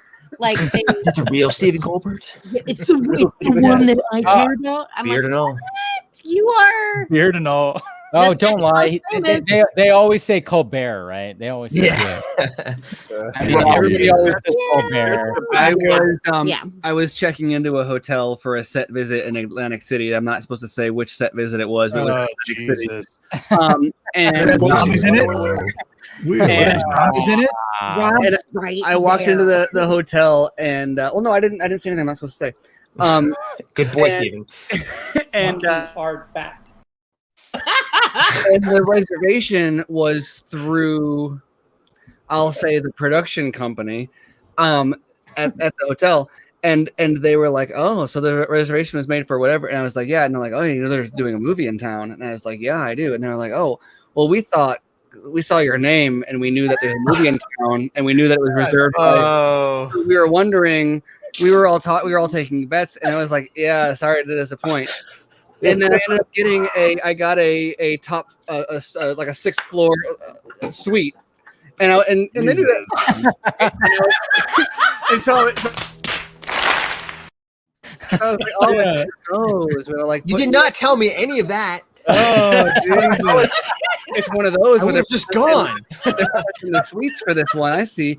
So we went to dinner after the set visit the next day, and then we get on the elevator, and we didn't see each other. None of us that were there saw each other beforehand, and so afterwards we're all back at the hotel. Now we're all together in the elevator for the first time.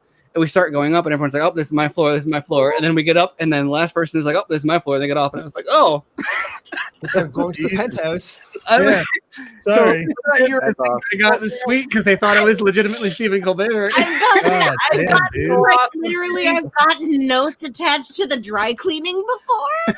I have gotten the pizza boy, like the pizza delivery guy, so local. It's so bad. Wow. I bet they were like, we sent you entertainment. Did you not get it? And they're like, no. The comedy club. And That's Rob, the comedy club.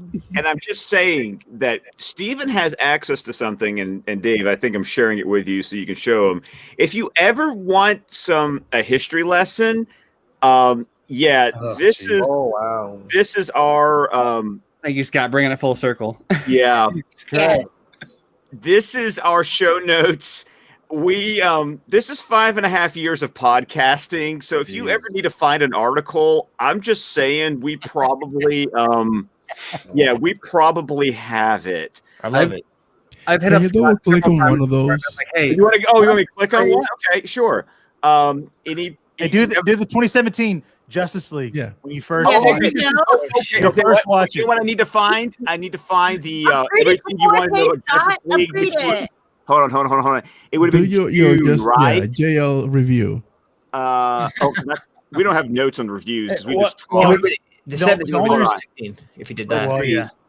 The only reason why I remember that is because I remember listening to the Squadcast for the first time, and I remember hearing Scott talking about I couldn't sleep that night. And he was like explaining, and I was like, dude, I know exactly what the fuck you were talking. I could not sleep that night when I watched Justice League. I was like, I relate to this so much, and I was like, okay, yeah, this is my podcast. For now. nightmares of Henry Cavill's Indigestion. mouth. No, I Rob, mean, did you get a reply That in your intro scene, email? man. Hold on, let me see. I'm trying to find. Hey, trying to find this Rob, one. did you get a reply on your email? or text. Oh, you never Or at the no, time. nothing. But yeah, I don't know. It's You I can text him. understand. You can call him. okay. I'll just call him right now. You know what? If you have the number, I hate that guy. It's Yeah, Friday let's do it. night. It's a don't little matter. late. It's a little late. I'm just kidding. But I'm the friendly Canadian. I don't do that. If they needed to get a hold of you, would they call you on a Friday night though? Right? Oh, it depends. Yeah, I mean, So- some studios, 100%. Yeah. I mean, if it was important, right? Actually, I got a Exactly. text an hour ago saying, well, I'm not going to say it here, but to not do well- something from a certain Hey, studio. you know what? We'll leave that for after the show because we're gonna tell you something, so you're gonna have to tell us that now. Sure. You know, there's Yeah. the equal. You know, we'll equal Junkie it out. after hours. yeah, a little. Yeah. Hey, sorry, complete tangent. Dave, have you had Junkee XL on the show? I have not. Just Wish. his music. You want me to text him for you and say, come on? I'm just kidding. But Yes, honestly, please. we've talked to him 4 times in the last couple of years. Steven, He just straight up Dude. gave us the cell number. He's like, yo, just call me anytime. What? I'm like, You've Steven, been talking to the wrong screen Steven. rank guy. no, it hasn't been Steven. It's First been off, me and Zach. I know, but guess what, Have you Steven? seen, Rob? Have you seen the Junkee XL like drop that I have? Like about No. the Zack Snyder drop. Dave, this is worth you pulling up your video, and then we got to go back to Yes. Scott's show notes. Yes. But hold on, though. Steven, hold on. Oh, wait. Steven, you're a fucking asshole. Okay. I That's all I'm smashed gonna say. twice for you, Garza. I published. Thanks, and I appreciate. it. You I know felt how it. much I You know don't what, like to Steven? agree with Hold on. Garza, but I agree with Exactly, it. Steven. I cannot fucking believe you, dude. Rob, thank you for telling us the truth. Oh, fucking Steven? believable. My God, I can, dude. Believe me. Just if I ever fucking see you in person, We're like a caterpillar couple. He's an Yeah, asshole. Dice is and definitely I'm my an favorite. asshole. So we're like a caterpillar couple. All right, I Get gotta it? use the mute.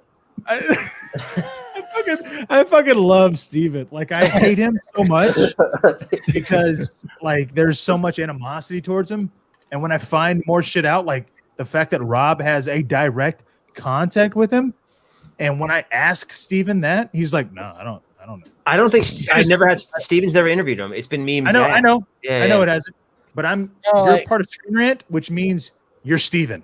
Okay, that's what I say. Garza Rob is boiled Steven. everything at SR down. I'm your boss, Rob. Just to let you know, according to Oh, Garza. okay, Steven. Well, Can I actually, see him the money. Saturday? Hey, No, I don't. actually, he's I know what Rob. wait. Hey, Steven is Frosty's boss now. Oh, is that what's going So, on? so if we're Damn. we're gonna get Let's there, not. Let's not Is it mention Collider that insider name. info Let's here? not mention that name. Yeah. By No, the way, no. What I was saying. Oh, sorry. Go ahead, Scott. I found it. Here's the set visit, by the way. So this is our episode 47. By the way, we're about to record episode 293. But yeah, this is what our show notes look like. Here's our everything you want to know about Justice League, but was afraid to ask. Oh, wow. Yeah, this is what our show notes look like. Jesus. I know it's very detailed. That looks like a college report. And there's And Vulture. you're sourcing Cinema Blend and Collide. I don't see Screen Rant. Fuck those guys, dude. Total Geeko, nowhere to be found. Vulture. Let's see what else is going on Highlights. here. Batman's development. I'll be honest. This one was the one where like you were all saying the same thing.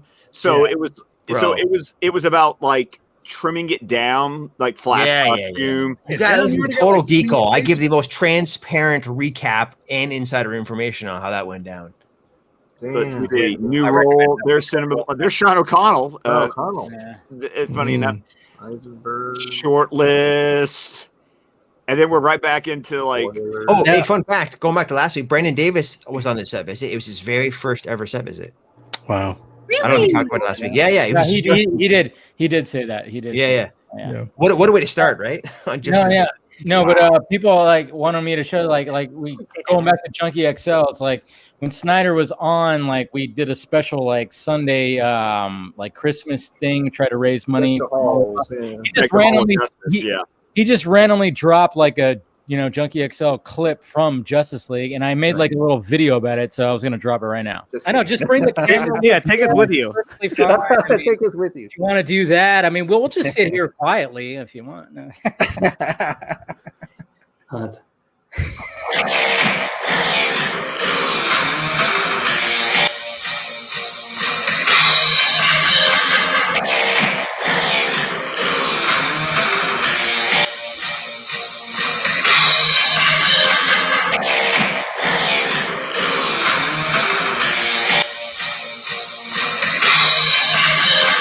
Oh my God! Yeah, that was a little XL right there. Wow! Hey, did you hear that, guys? Exclusivo! Yeah, good editing. Well done. Yeah, he just. I mean, that's what that guy does. He just on movies, not contagious. Like that smile he's got in that video is like, dude. Well, it's just funny. Like when you see him looking down at his phone, you start getting nervous because it's like, okay, what is he doing? Going to be dick pics? He's either. What's he gonna show? Yeah. No. He's either like I gotta go or I got something I'm gonna fucking show you right now. And I kept seeing him like because he kept getting like, remember Chris? He kept getting like text messages. Notifications. It kept hearing ding, ding. Yeah. And I'm like, fuck, because I wanted to bring in Scott and Tim, and I'm like, oh damn, not this time, because like the last time I couldn't bring you guys in. And I was like nervous, like he was going to be too busy. But then all of a sudden he's just looking at his phone, and then he just pulls that fucking like a clip out of Junkee XL, and it's awesome. So yeah. It was our interview with him. So we did Mortal Engines, he did Terminator, all these movies we interviewed him for because his publicist always emails us. But we dropped the thing where it says Justice League, Snyder's scores confirmed by him. So that was us from our interview. Messaged me one day and he's like, "Hey, do you want to write?" Steven, write this. I was like, "Let me know what it is." You told me what it is. And I was like, "Yes, I want to write that up." Yeah, I know. Yeah, that's good. But let's get to the some fan questions here. We got a new person here that hasn't submitted a video question. His name is Jaspreet, who has a question for the panel here. Here we go. This is a question for you and the panel. It's more of a theory, really. It has to do with Batman v Superman, the nightmare scene, anti-life equation, and how that carries over into Justice League. So obviously in the nightmare scene, we know that Superman has to come to the anti-life equation. What if our league in Zack Snyder's Justice League finds out that Clark wasn't the first Kryptonian to succumb to the anti-life equation? Interesting theory. Maybe it's Kara. Maybe it's the Kryptonian that wasn't found in the pod that Clark found in Man of Steel. Your thoughts? Thanks, guys. So, not the first Kryptonian to give into the anti-life equation. What do you think, Chris? Anything? Actually, I couldn't hear the whole question. Yeah, what's he basing that? It was choppy.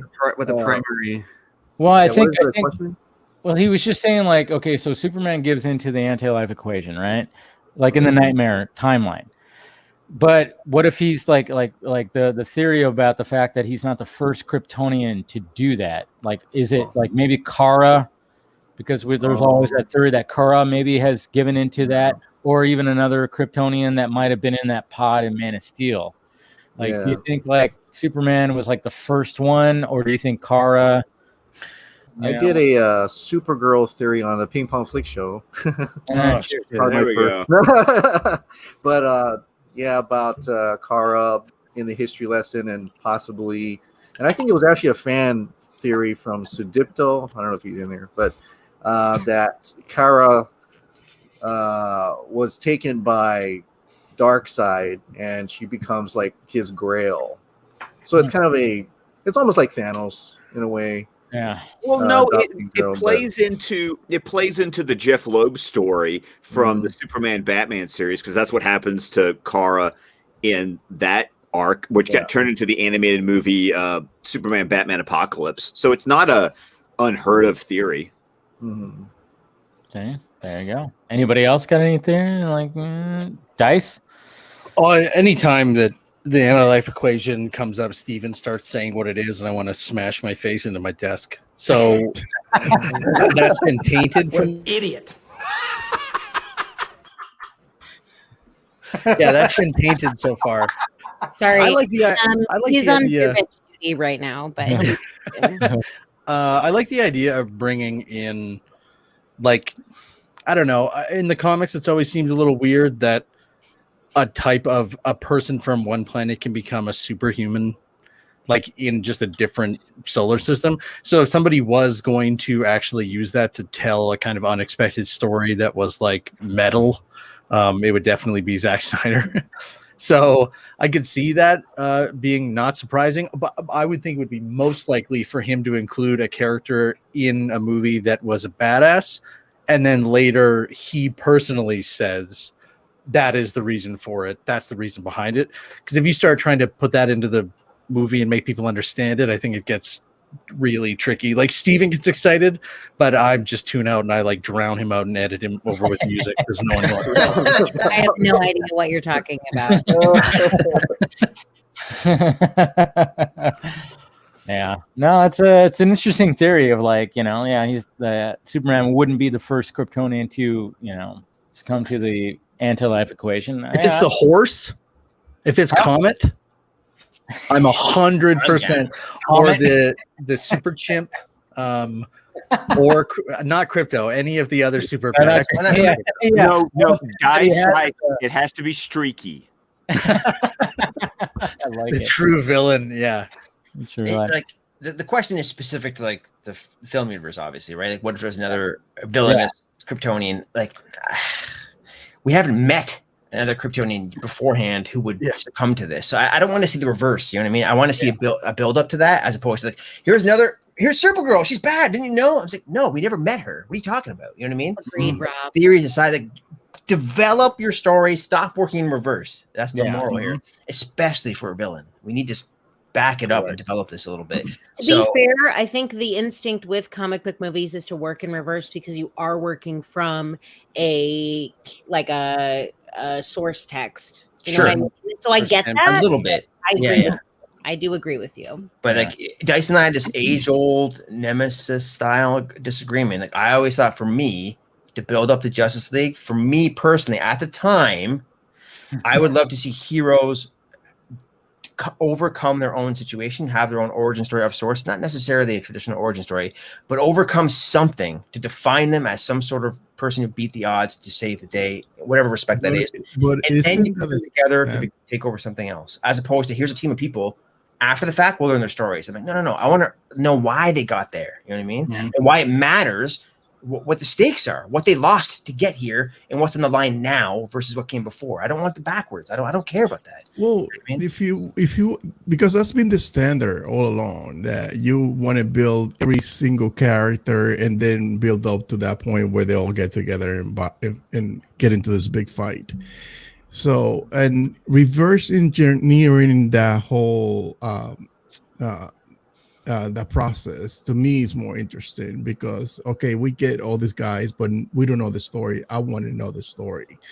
that to me feels more interesting. And so I'm glad that you say, to me, it makes more sense, or it's more interesting to get everybody's story first, and then get the whole team up. So It doesn't have to be everybody, but There's also a fundamental kind of difference in approach between like Marvel and not between Marvel and DC, but between Marvel and Zack Snyder, where Snyder's not interested in, like, Marvel needs to tell you who Iron Man is, right? Marvel needs to tell you who Hawkeye is. They need to tell you who.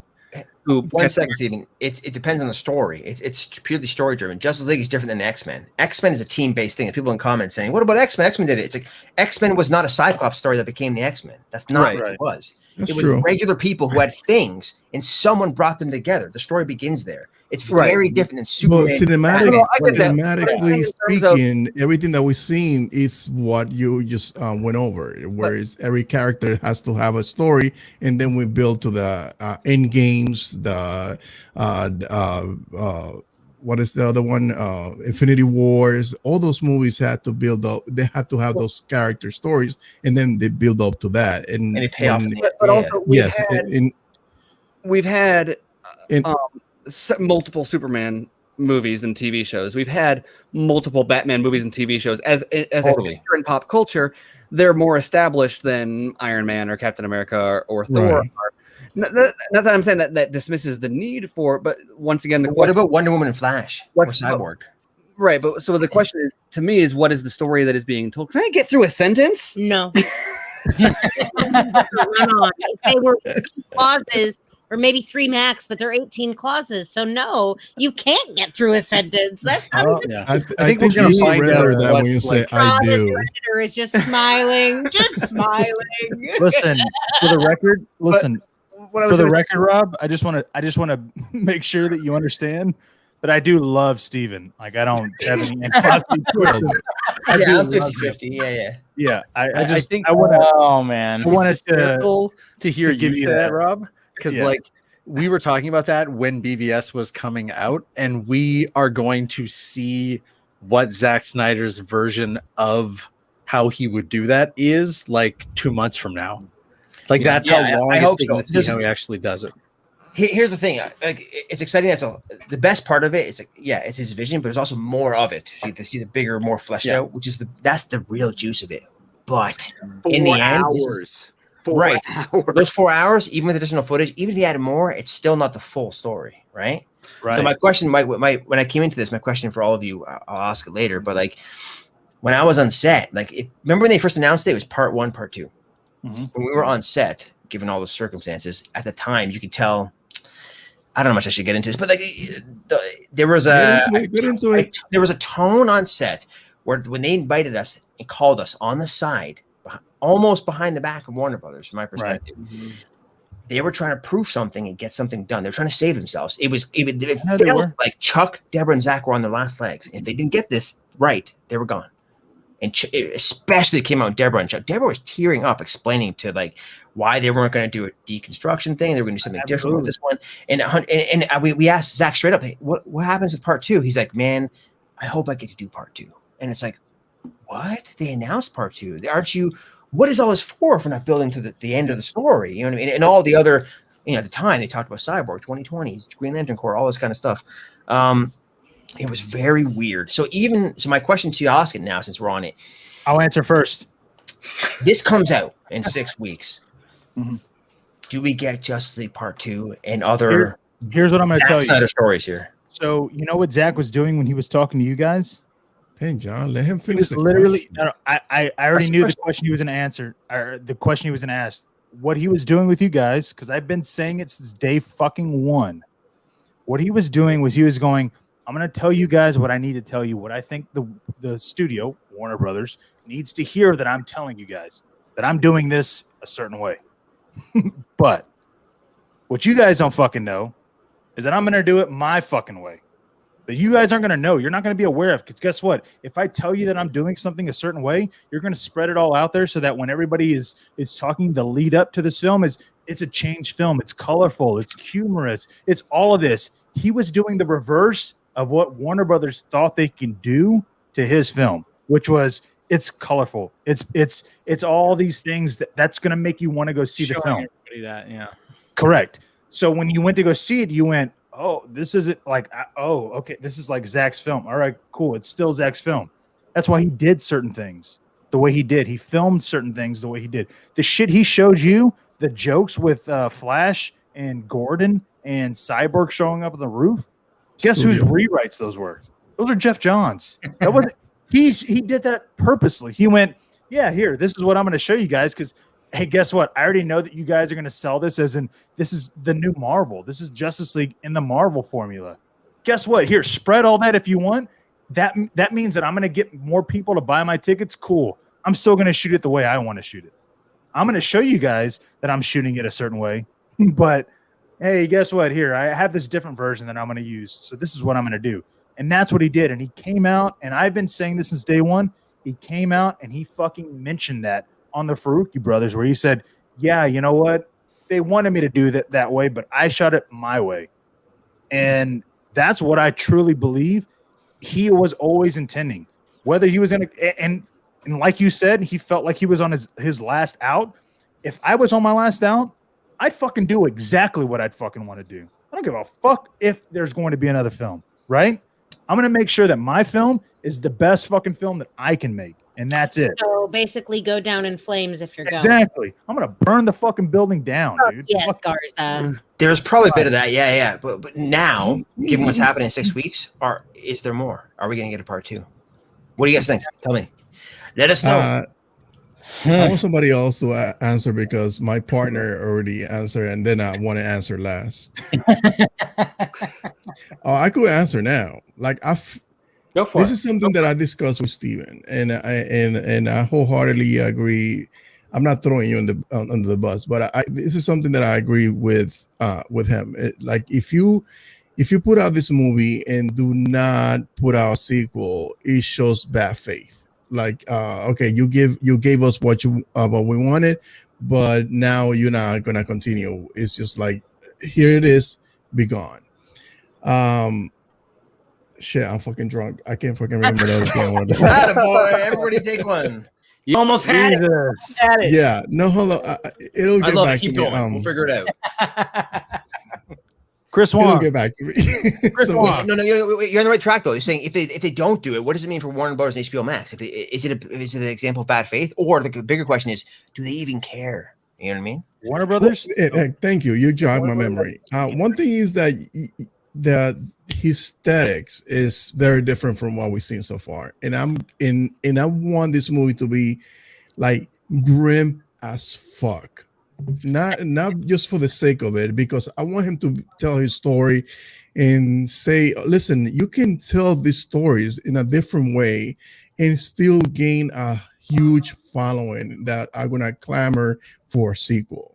Because look what happened with Joker. Joker was grim as it can be, and he made $1 billion.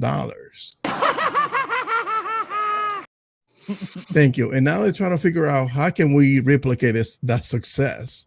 So I want him to go just like ape to the walls, crazy, dark, gritty as fuck with his movie, and become a massive success. So he can make the argument, listen, we don't have to be like Marvel, which is not a bad thing, but we don't have to be like them. We can let directors do what the fuck they want to do. Let them create their own fucking vision in this universe. I want to do just 2 more and let them expand into all these other characters and go crazy with it. Yeah, let them fucking do it, and you will be better for it. That's all. I look at Logan like that. Like Logan, yes. They took a character who was in a bunch of PG-13 movies, and it was like cool. But then it was like, all right, this is his last fucking movie. We're gonna go balls to the fucking wall, and we're gonna make it gritty. We're gonna make it R-rated, and it was a huge success. I was really hoping that there was like, okay, let's have a little paradigm shift where, I can enjoy the Marvel, the MCU. I can enjoy the popcorn. I do too. Yes, I can go to the theater and cheer with everybody and cool. But I also want something different as well with some of these characters. And I was really hoping, like with Logan, it was like, okay, there's going to be a shift here where people want to have this like adult oriented, Yes. these characters that they grew up with, like, because let's face it, I mean, these characters have been around for 80 years. Some of them, 50, to 60, 70, 80 years. And it's like, hey, now we're all adults. We kind of want to see something a little bit differently. Take some liberties. Yeah. And it's going to get to the point. We're going to get to the point where we're going to get like a Logan style fucking Captain America one of these days. I mean, like, it might be 15 years from now, but we're going to get it will happen. It's going to happen. Yeah, and that's the thing is that about us as consumers is that we don't know what the fuck we want until you give it to us. So we don't. The majority of people don't know if they're gonna love this shit until you give it to them. At least give it to them so they know. Okay, we don't like this shit. Okay, let's move on to something else. But at least give it to them. Like Ben, just Superman Returns, right? That was their whole. Oh, Yeah. well, we think people want to have the nostalgia, right? They gave them Superman Returns. Guess and what? then it was trash. Heavy. It was trash. Trying to all, replicate this thing about this Superman is supposed to have the fucking undies over the. Stop it. Stop it. Yeah. Let the fucking directors take liberties with these characters. That's the whole fucking point. Put your Not everybody's gonna do this cookie cutter fucking movie one after the other. You can't. Yeah. That's a Hey, Dice, what do you think? Okay. I think you hit it there, Ben, when you said like the people see this, even if they hate it or love it, if people feel compelled that they need to see it, then that's like the bread and butter of streaming and making content. Is it doesn't matter if you love it, it doesn't matter if you hate it.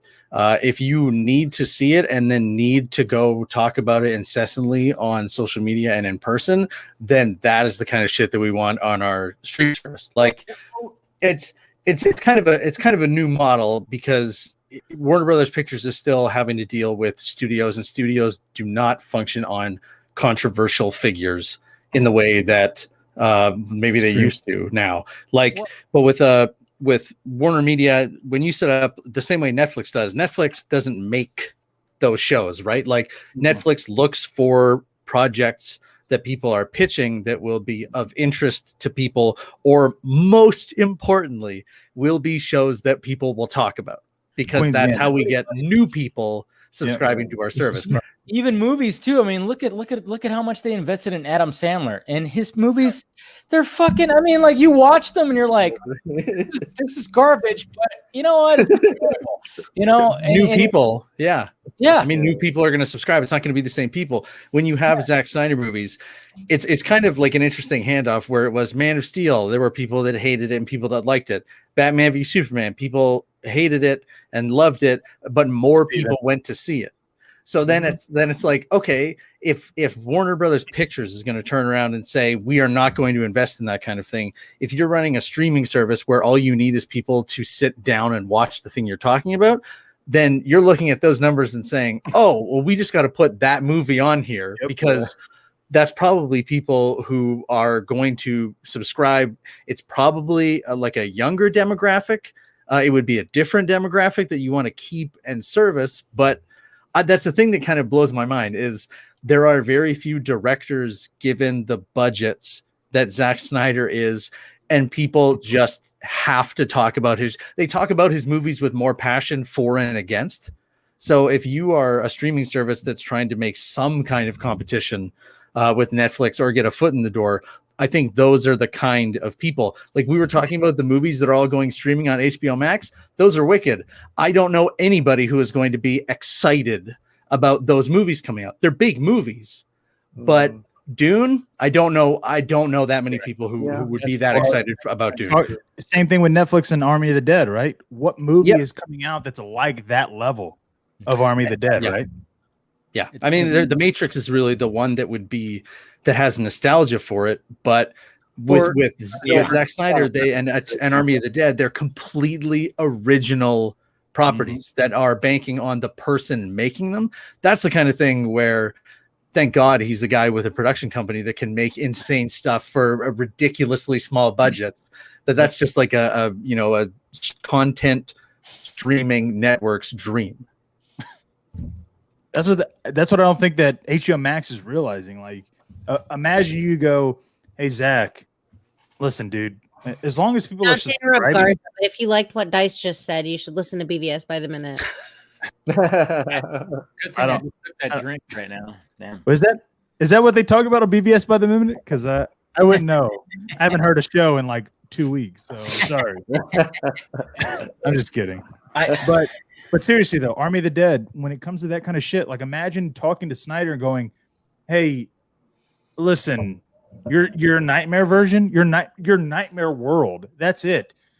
What other DC characters would be involved? Like, you don't even have to have big fucking Superman and Batman and all. You can literally go to the fucking the second and third tier heroes of the nightmare world and go, what would you do with those characters? And that's a series. You know what I mean? So it's interesting. It could be. It's a. I say a direct sequel. I'm not expecting. I don't think so either. I think like if there's only so much budget, right? Like, right. And 3 of a thing is not going to get you more than 2 of that same thing is already going to get, right? And here's the thing. Yeah. And this is such a weird, it's such a unique situation for so many reasons. Forget the Zack Snyder element in this being like a rebirth of this brand that should have happened a while ago properly. How Warner Brothers handles the DC IP is so strange because it's, if you think of it as a singular movie franchise, forget the TV shit. What other IP has multiple production companies vying for IP like that? You mean they have $7 Productions doing the Shazam Black Adam universe? You have Bad Robot doing Green Lantern stuff. You have Berlanti Productions and they're doing whatever the fuck. And you got Snyder's, I guess, Stone Quarry redoing this. It's like, that's 4. And I'm sure there's more as well. It's like, what? And they're all isolated in a way. You can say this is why they're creating this multiverse where that's sure. And Every this comic is the has way to create their ecosystem where the Berlanti universe exists in this area. The Snyderverse exists in this area, and whatever is in the cinemas is going to exist in this area. So those, I believe that's the reason more than the whole, okay, we're going to separate this universe. It's because all these production houses are holding on to this group of characters. I think they're pitching for them, and so are independent directors and producers, which is very strange. But the thing with the multiverse, that's like a blanket you throw over it all to say, hey, it's all going to make sense because, we have a plan. And it's like, that's not, that's like the retcon of all retcons to say everything works kind of. We just say it's a different thing, Elseworlds, you know? And it's like, it's overlooked with a lot of this is like all roads lead back to Snyder, because that's where that like split or schism happened, right? Everything they've been doing the past 5 years has been their reaction to the Snyder era in one way or another. For sure, it's all his foundation, 100%. And well, but not just his foundation, but it's either undoing it or returning to it. Yeah. And that's been like every DC movie has been in reaction to that in some way. It's a domino effect. And go back to 2010 or whenever it was, and you have Rob just fucking leave. Going back to 2010. He just heard Steven talking and he's heard enough. Boring. That was fucked up. I don't even know the reference, but I could take it from there. Jesus. I'm just gonna tell him that you said that, Dice. I'm gonna tell him that you said that, dude. When he gets back, just wait. Confidently continue talking. But you go back to 2011 or 12, whenever it was that I guess Snyder 2010 took over. So Nolan had like just finished or was in the process of finishing the Dark Knight trilogy. And he was like, this is my contained approach to my interpretation of the Batman mythos. And he says, I've got a Superman idea. Zack Snyder, do you want to do what I did with The Dark Knight, but with Superman? And Zack is like, oh, yeah, I'll totally do what you did with The Dark Knight with Superman. And so he comes in and starts developing the story. And then Warner Brothers, meanwhile, is like, we want Avengers. We want Avengers. And he's like, okay, cool. Well, I'll parlay this into an Avengers franchise. I have this 5-part arc that we can do. And then they're like, okay, cool, let's do that. And so he makes Man of Steel, and then he makes the 5-part arc develops during Man of Steel. So then he goes and he makes BVS, and BVS doesn't get the reaction they want. And so then they're like, well, forget all of that. And he's like, well, no, let's just Let's stay the course. Like I mean, look at any other franchise. I mean, look at Marvel. Like imagine if Marvel quit after Iron Man 2. Oh, Imagine God. if Marvel quit after the Lord. second movie in every single one of their franchises was worse than the first one. Yeah, or Pirates of the Caribbean, or look at Transformers. Look at any of these franchises that have made like money hand over fist. If they were like, oh, that wasn't as good as we wanted, let's blow the entire thing up. Yeah. And so anyway, the point is that he had this like contained story that he inherited from like the spirit of Nolan. I'm going to do that same thing, and then DC is like, well, no, now we've got to have this and we've got to have that, and and he's like, okay, cool, I'll allow you to. I'll give you the opportunity to tack these spin-offs on. We can do Wonder Woman, we can do Batman, we can do Suicide Squad.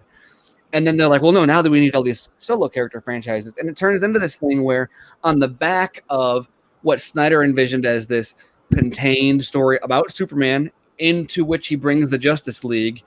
And the Justice League ultimately is a commentary on Superman. And in his description, during Man of Steel, when they asked him about Justice League, he said, you have to get the Superman house in order to bring the Justice League. And ultimately, the Justice League exists to glorify Superman because he is the OG, right? And so his plan is to develop it in that way. You establish Superman, you kill him, you bring him back. They will stumble, they will run behind you, they will fall, they will join you in the sun. Like that is his arc. He explains it in Batman v Superman. And then they keep on being like, okay, well, let's do this. We need to build on these additional franchises. And they're trying to chase that 20-film Marvel arc on the back of a franchise that was designed to be a self-contained 5-film arc. And it just doesn't work. It falls apart. And then they blame it on him. He's the scapegoat. They throw him under the bus. Like he was the problem. Now we're free to do all our own. Meanwhile, it's 2021. We don't know what the fuck Warner Brothers is trying to do. Like this was all the chase the 20-film plan for this 20-film arc that Marvel did. They're nowhere near even building the beginning of the building blocks of something so comprehensive. Meanwhile, if they had just stayed the course, Justice League 3, the 5th film in Zack Snyder's 5-film arc, would be done. And you just start scratch in 2023 or whatever. Yeah, they could have. And yeah. Now, Rob, I just want to say something. Did you leave Screen Rant in 2010? Did I leave Screen Rant in 2010? Yeah, or did something happen in 2010 with Screen Rant? No. In 2009, I launched Game Rant, but I was still with Screen Rant the whole time. No, I never left. I feel like Dice threw you under the bus. In 2010. That's what 2010 is when Dice probably started with Game Rant. Yeah, the Dice made a joke when he was talking shit about 2010. You pieced so out. You know what? No, I Dice said is the enemy, and you should replace him with me. Is all I'm saying. No, I mean, yeah, you want a job? I'm hiring you. I am. By the way, anyone out there wondering, I am aggressively hiring experienced editors and writers on almost every team. Well, listen, a nightmare to find people. I've told Steven for literally since Dice had his baby that I should need to replace him. I can't keep going, Dice. I love you, dude. I'm sorry. Garza, how old is your daughter? My daughter? Yeah. Oh, she's 13. Okay, awesome. Good age for movies, then. Yeah. Oh, dude, she's a Tarantino fan. She watched Kill Bill when she was 8. Okay, I like her already. That's good. Yeah, like I Miyagi'd her into film, and nice. She's like, oh yeah, she like gets all the shit, the references and all that. But mine's 3.5. She's seen one movie, Curious George, the animated one. 500. Well, she loves it. And I told this. I don't know if it was last week or 2 weeks ago, but. Like my daughter, she was into Disney and 4 years old, 4.5 years old is when she was like really into Disney, and we were watching all those movies. And then right around 7 or 8, she was like, "Dad, what are you watching?" And I was like, "Well, I can't really, you wouldn't be interested." She's like, "No, I want to watch what you're watching." I was like, "Okay." And we watched Kill Bill, and she was like, "Yeah, it's cool." And then we got into Game of Thrones, and then fucking BVS and all this shit. Man. I was like, "Okay." That's cool. How I don't mean to derail this, but how's she handling? She's doing school from home and stuff. Well, yeah, she does school. Well, that's what I was saying. So she goes to school, and then when I told her about the Snyder Cut, she was like, "Yeah, well, on that day, I'll just do school from home, quote unquote." Yeah, like, awesome. Okay, cool, dude. Like, she's good, man. But that's what I was saying. So she loves WandaVision and all that, but like no bullshit. Like I've told Andrew Dice, like I'll replace Steven, and I've also told Steven that I'll replace Andrew Dice. So I'm whoring myself out either way. It doesn't matter. So yeah, I don't replace. I add. Oh, I don't know. I don't know how I feel about that. Yeah. It's all about growth, man. Yeah, he wants to replace. That's what it is. All right, let's go to another question. I mean, this good old irregular Neil. We know Neil. He's always he keeps upping his production value. So here we go. I mean, it's like Let's see what he got this week. This is great. Vodka stream. Dave. I mean, me? Well, you know, Earth 38U has returned. And what happened to your devil's broom? It seems to be gone. Grow it back. So, I come back to your Earth tonight to talk about Zack Snyder's Justice League.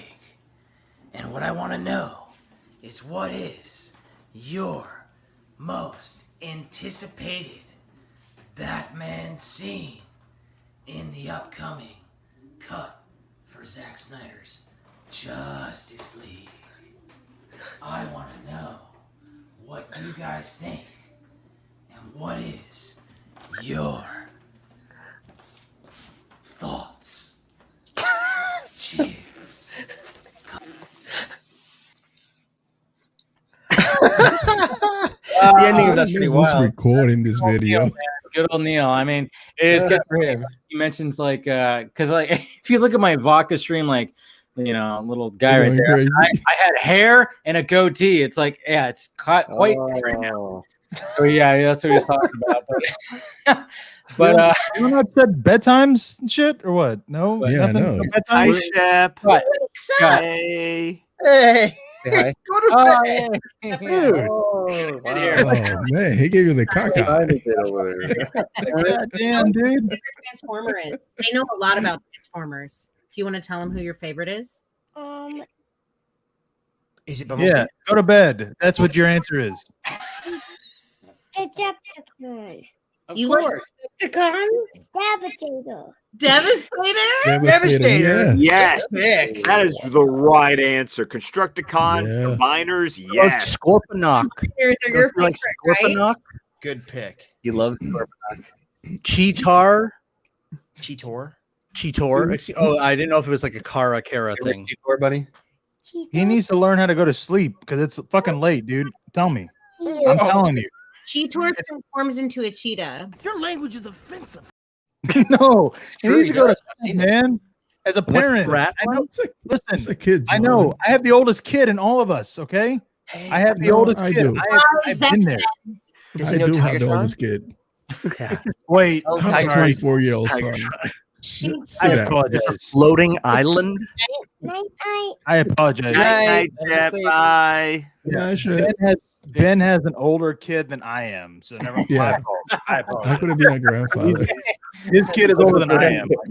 Ben, hang on. Ben, what is it? You look like you're 29. What is everyone talking about? Are you like I'm 60? What's 47. happening? No, Ben is 63. No, He's I'm retiring 47. I'm 47. You look like you're 29. Yeah, no, Thank no. you. Hey, see, there you go. See, Ben, Thank Ben, you. yeah, Ben looks good for his age. Come on. Yeah, I do. Yeah, of course. Yes, I do. Thank you. It's the lighting. Yeah, I mean, right now he's sitting on a donut because of back. You know, whatever. That's fine. You know. He's working his core. Yeah. Oh, I had to change my depends twice in the street. Yeah. Listen, like every time I see kids up past like midnight, I'm like, what the fuck are those parents doing? Like, get the fuck, like you're in charge. Every night at like his bedtime is like between 7 and 8, and I'll go to put him to bed. He's like, I don't want to go to bed. I'm like, no, it's time to go to bed. And he's like, well, I'm not tired. I'm like, you will fall asleep if you lay in bed and just close your eyes for a second. Believe me, I know how this works. And he'll be like, okay, but I'm gonna wake up in the middle of the night and come get in bed with you and mom. And I'm like, That's you. what? And he's like, yeah, I'm gonna wake up and you guys are gonna be asleep and you're not gonna be able to stop me from getting in bed with you. Like, You know what I do? I'd be like this. Dangerous. Oh yeah. Have you ever heard of a lock? Try it, bro. See what happens. no, they bang on the door and start crying. Then that's worse. You know what I'd be like this? I'd be like, I either wake up with a toddler in the bed, or I I know. wake up and have to go unlock the door in order to make them stop screaming. dude.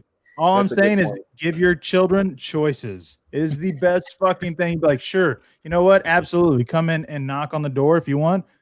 Guess what we're gonna do the next morning? This is what we're gonna do. And just name something horrible, right? So here's your options. You want to come knock on my door and wake me up? Guys, don't listen to this any of this. thing? That's it. And what do they say? At the end of the day, they'll go, "Well, no, I don't want to do that horrible thing." You're like, exactly. I want to have you babysit Shep for a day and have someone Dude, capture it on video. It'll be great. Listen, Fear is one option. I fucking promise you, like I do with my nieces, because they're so fucking spoiled. I don't get it. I'm like, why don't you guys just give them options? Like that's the best thing you could do to children. See, you're talking to You don't understand. He's an engineer. You're talking to my kid here. He Hey. learned to negotiate. He's an Oh, engineer. no. Dude, wait. Hey, You kidding me? Whoa, wait. Bullshit. You're talking to me, whose fucking literal whole career is negotiating. I taught my daughter how to fucking negotiate, okay? When she would say, "Hey, I want this," I'd be like, "No." She would literally think of another way to ask it because that was what I was instilling in her. I'd be like, don't just take no for an answer. Figure out a way to get it what you want, but tell me why you want it. Like, don't just if I say no, don't just accept no. Yep. But then hey, why do you want it? What's the purpose? You know what she did one time, and I'll tell you this real quick. Barnes and Noble. We were in there. I was buying a book. She sees this fucking. Talk for like this- 10 minutes. I'll tell you. Literally. Five. Listen, I'm supposed to be answering a fan question.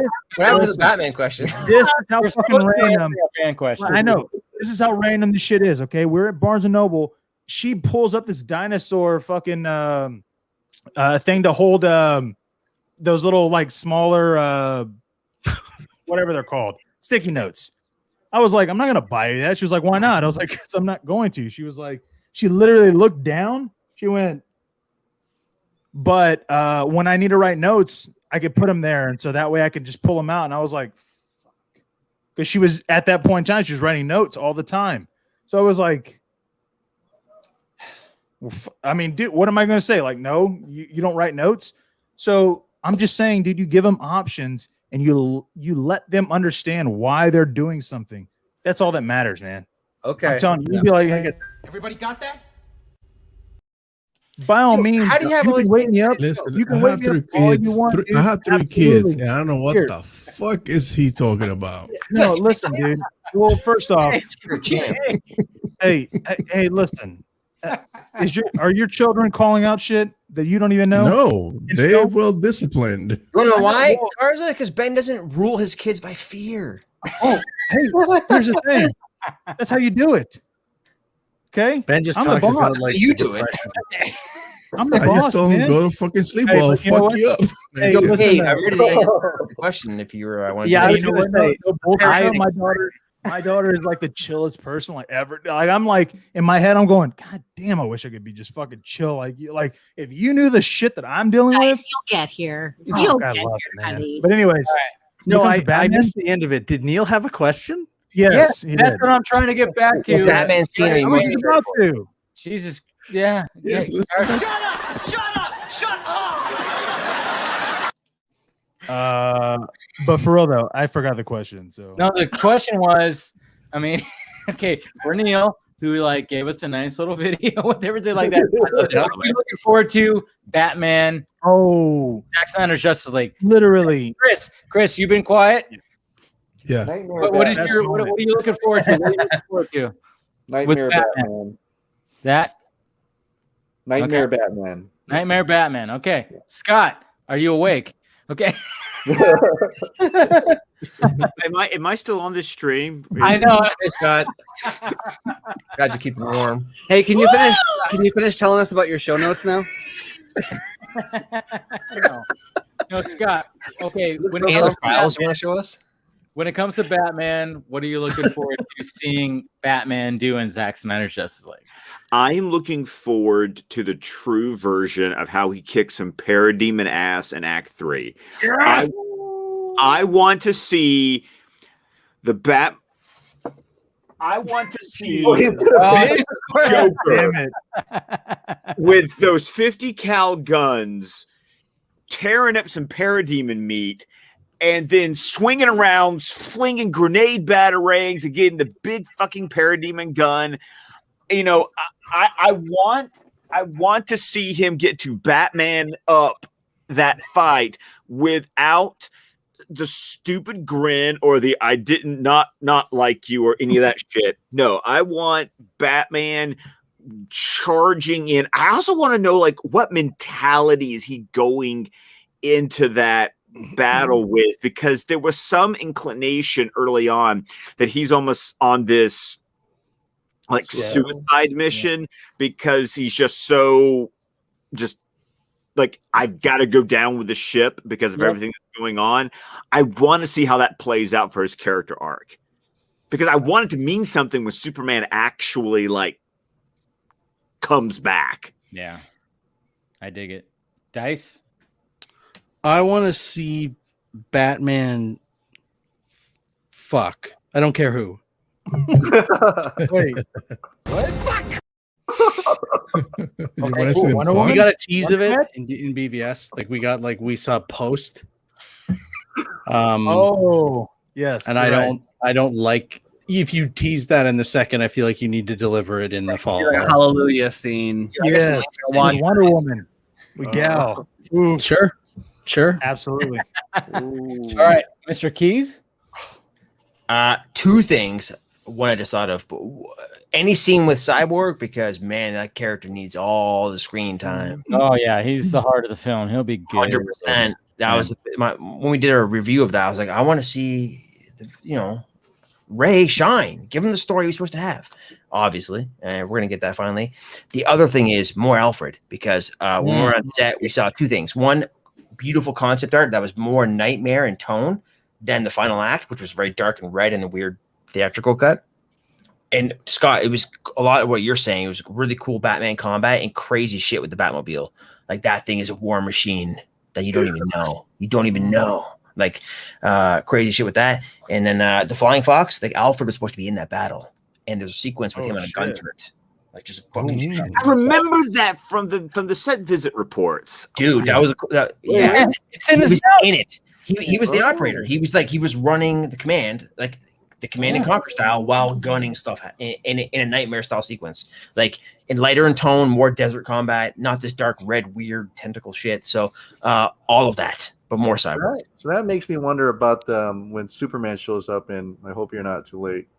That shows up before the final battle. Superman was the big secret on set, so hard to say. Steven? Wow. I want to see the real Okay, Ben. Superman. Yeah, sure. Nobody was taking it. Steven was shutting the fuck up. So yeah, go for it, Ben. No, go for it, Ben. Yeah. Yeah. Now you make me look. God damn it, dude. Dude, I'm deep in it. Oh no, it's fine, dude. You're not gonna talk. I'm gonna talk. Yeah, I want to see the real resurrection of Superman and his motivation to join the league. We're talking about Batman scenes. Fuck the Batman scenes. Did you just say that? Get the fuck out! That's the question. That's the main Your ratings.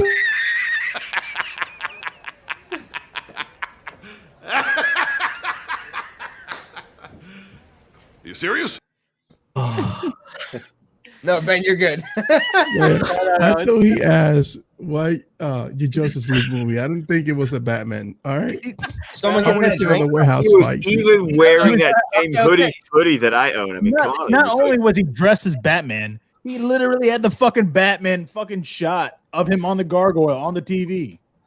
Listen, I started drinking at 9. I drank a whole bottle of wine. No, it's fine. And then Ben, I drank 2 of this full of Henny and Coke.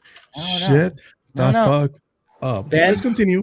Ben, no. I appreciate that. No, I love the fact that you. No, I'm looking forward to that too. I look forward to that too. But I'm just. Yo, no, dude, my favorite Batman scenes are also Dave. Superman scenes. Yes. I'm trying to be a good host. Catering. Listen, I know we have Chris here. I'm catering to the Superman fans. All right, Steven. I forgive you. I don't know. I mean, I'd probably say Nightmare, but for the sake of like saying something different than somebody else, I'm really excited to see that opening scene of him, based on the way the trailer is edited and like what we see of him like in the Arctic. I feel like we know it opens with the Superman Doomsday Batman battle, and there's and Zach teased an alternate view of that where like it replicates the opening, the Black Zero where he sees Superman as evil, and then it flips that where he sees Superman sacrificing himself, but it's the same like perspective shot. But then following that, I kind of feel like based on the way that some of the shots are in the trailer, that maybe that is presented as like a dream or a memory that he has that's haunting him as he wakes up and he's in this quest to find Aquaman. And I think I get the impression that there's a lot more time spent with him like on the horse in the ice, trekking and seeking like answers and people, and bearing the burden of knowing that like it's basically his fault that Superman is dead. Yeah. And port to port, small getting to know the locals, finding and, comfort where he can. Yeah. Yeah, sure.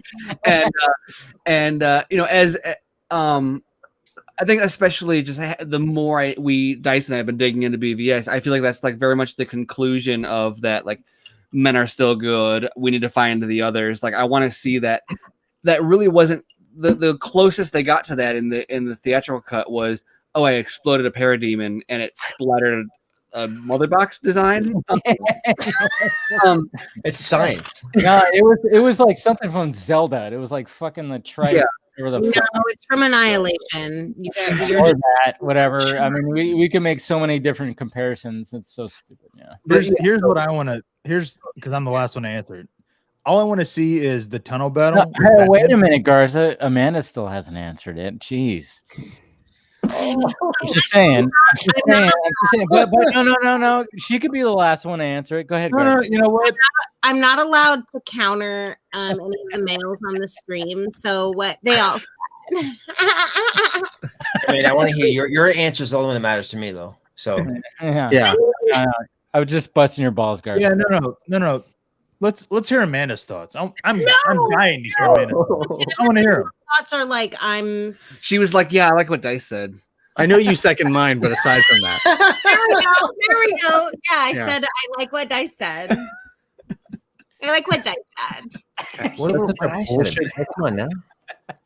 I'm only here. I'm not allowed listen, to have real opinions. If you see me talking shit to you and I can't even say the full fucking sentence and I'm laughing, just know that I can't even keep it up. Okay, so I apologize. But here's the thing I want to see is I want to see Batman in the tunnel fight where he is like engaged in these, you know, because in that fight scene he's wearing his normal like quote unquote BBS suit. So I want to see what the fuck happens where he's like, oh, this suit isn't going to work. Yeah. I need to figure out. I need to get my tactical suit on because totally I got fucked up. That was a you know what I mean? Thing on set. Yeah, the evolution of their costumes. Yeah, because in the movie, okay, we see him in the tunnel battle, but you know he handles technically his own in the tunnel battle. And then it's his turn, right? And it's like, yeah, exactly. And it's like, okay, well, why were you like, oh, you know what though? I need a suit. I need a new suit though, right? That it's his turn. Yeah. Which that's Jeff Johns. I'm telling you guys right now. That's Jeff Johns writing. But he didn't have a sword. Yeah. And then he doubled down and he was like, hey, you know what though? Instead of it's my turn, how about we just throw a joke in there with Wonder Woman? I didn't bring a sword. Oh man. Kill the fucking audience. Let's do that. Yeah. I didn't bring a sword. Let's just Ben. But you know, people did laugh at that though, right? Ben. Like, Ben. Oh yeah, people did laugh at that. I just want to say that sword. They have to print it at an 8th grade level because that's what they can guarantee that 51% of the population can understand. And Epstein didn't kill himself. Oh, I just went. All right, Amanda, what's your favorite Batman, or what you're looking forward to most from? Do you know who Batman is, Amanda? Amanda, do you know who Batman is? Wait, sorry, is this specific to Batman or yes. we just talking? Yes. No, the question was about Batman's new scenes. Was what Batman scene are you most, or what do you want from Batman in the Snyder Cut? I want Batman to. I want to Be a see bat? his internal reckoning. To me, the character arc is what's most interesting to me because I think of this is just me. This isn't anyone else. I'm not speaking for anyone else. For Zack Snyder's trilogy is a Superman trilogy that also happens to include members of the Justice League, Batman, etc. Right. So, I look at it in the context of like a power dynamic in their relationship. And that power dynamic has shifted in a way that we've never seen before. So it's really cool because both Superman and Batman are going to be able to do things in terms of their character growth that are different than we've ever seen because the conflict that like the catalyst there is different. So I'm really excited to see Batman have a moment of like swallowing his pride, I guess, a little bit, and also like coming back in touch with humanity because in a weird way, even though he's the human and Superman is the alien, Batman has been more divorced from his humanity than Superman has for a long time. Yeah. So we talk about that on. I feel like that was a Screen Rant article. Well, Who wrote that Screen Rant article? I get it all for osmosis, people. It's just the pillowcase. Could someone put a WandaVision laugh track in, please? When she I know. I'm telling you, right? she falls asleep at night, I'm just like, Batman in BVS is a fallen hero who has lost his way. What? He has. So I have no independent thought, and those are just what I got recycled. She's actually reading a script right now that Steven wrote out. Prompter right here. But I mean, I will say that's a good point. At the conference that I was allowed to do, that was what Ben spoke to. My question was about how does this version of Bruce Wayne reconcile the fact that he hates this god, but now he has to team up with gods to fight a greater villain. And his point was about what exactly you're saying. So it's very much the case. And so I think we'll get more of that. Hey, Rob, I'm actually interested. Have you, I don't know if you're aware of it, but, Sean O'Connell from Cinema Blend, he wrote a book. Have you had a chance to read it? Or Sean O'Connell wrote a book? Tell me more. He did. I know. Zack Snyder's Justice League? Yes. You know what it's called? What's funny about this question is I'm a big fan of Sean. They just went like, "Oh fuck." Yeah. Oh no, well, I didn't get the answer. That's all. Man. Oh, sorry, Dave. It's fine. Garza, what's your question about Sean's book? I was just gonna ask you what you thought of it. I haven't read it yet, but I did get a copy from our man Steven over here. Yes. Who's read it? I knew he's same with me. I'm gonna be reading it. Steven. I haven't read it yet. Sean's good people though. I've known him for over a decade. He's if I had a round, like no pandemic, we're all lotto winners. We get to do whatever we want, and I have my round table. Sean's at the fucking table. That guy is good people. And his wife's good people. Genuine, good human being. I haven't read his book, but the guy cares and puts his heart in everything. So I'm sure it's cool. I mean, I think Steven's pulled some quotes from it from some articles already. Right? Am I right, Steven? Already? Is that exclusive? That's exclusive. Well, we've covered what. Sean published quotes from it that we're allowed to cover. So, Steven shit. But there are things that are in it that I need to talk to him to find out if the blog Inside Baseball stuff. I need to figure out what we got to publish from that. But yeah, I mean, there's a lot of stuff in it worth talking about. Sean was on set with me. I can say that. And then Sean's, his next book is about Spider-Man. And he was on set for Homecoming with me. And I had to get him the photo where Tom Holland took with all of us and stuff like that. So I'm sure his next book will be similar to this one. But I've not read it yet, Garza, so I can't really speak to it. So bless you, Scott. I can tell you that it's amazing, and it's for somebody that has not been in the trenches like us, like all of us, other than Dice and you and Steven. No, I'm just kidding. I'm just fucking. I wanted to name everybody that was a Screen Rant. But for real though, like if you were to read it, like not knowing about anything that has happened in the last 3 years, this book is like on point. Oh, this is what happened. Cool. This is how it happened. That's good, and it's spectacular. Awesome. That's good to hear, man. Yeah, I'm gonna read it this weekend and do a review on live on Monday. Yeah, so do it. Yeah, I'll come and watch. It's a very breezy read. I read it in an afternoon. Yeah. I know I can read it in probably a day or like half a day or partial a day. So I plan on doing that tomorrow. So, He'll love this feedback. That's good. Yeah. But I think this is a good way to end it. You know, with me answering the Batman questions, given that I'm a Batman fan. You know, what do I want to see? What do I want to see most from Batman and Zack Snyder's Justice League? I mean, we all know that Zack Snyder said that, hey, he's going to be dropping a certain bomb.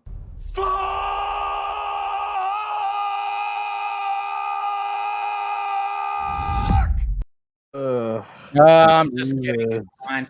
Well, I mean, I am looking forward to hearing Batman drop an F-bomb, and you know, it's going to be awesome. But going back to like some of the things that some of you guys are saying, is like one of the things, even what Snyder has said is obviously in BVS, he was losing his way. I mean, it's right when Alfred drops that newspaper and says new rules. I mean, that just those two rules, or those two words. Sorry, the vodka is really kicking in.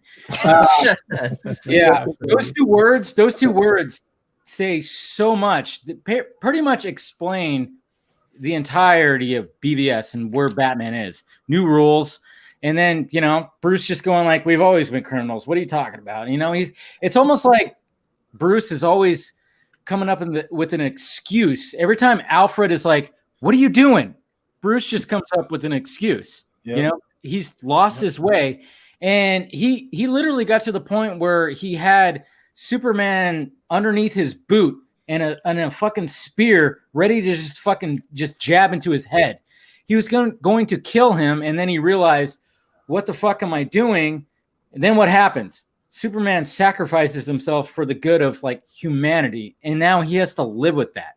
I'm looking forward to seeing how Bruce is dealing with that in Zack Snyder's Justice League. Like the fact that, you know, he's trying to put this team together that have abilities that he does not have. I mean, everything that Batman has is up here, and it's, you know, it's here too, muscles, whatever the hell. And it's brain and brawn. That's all he has.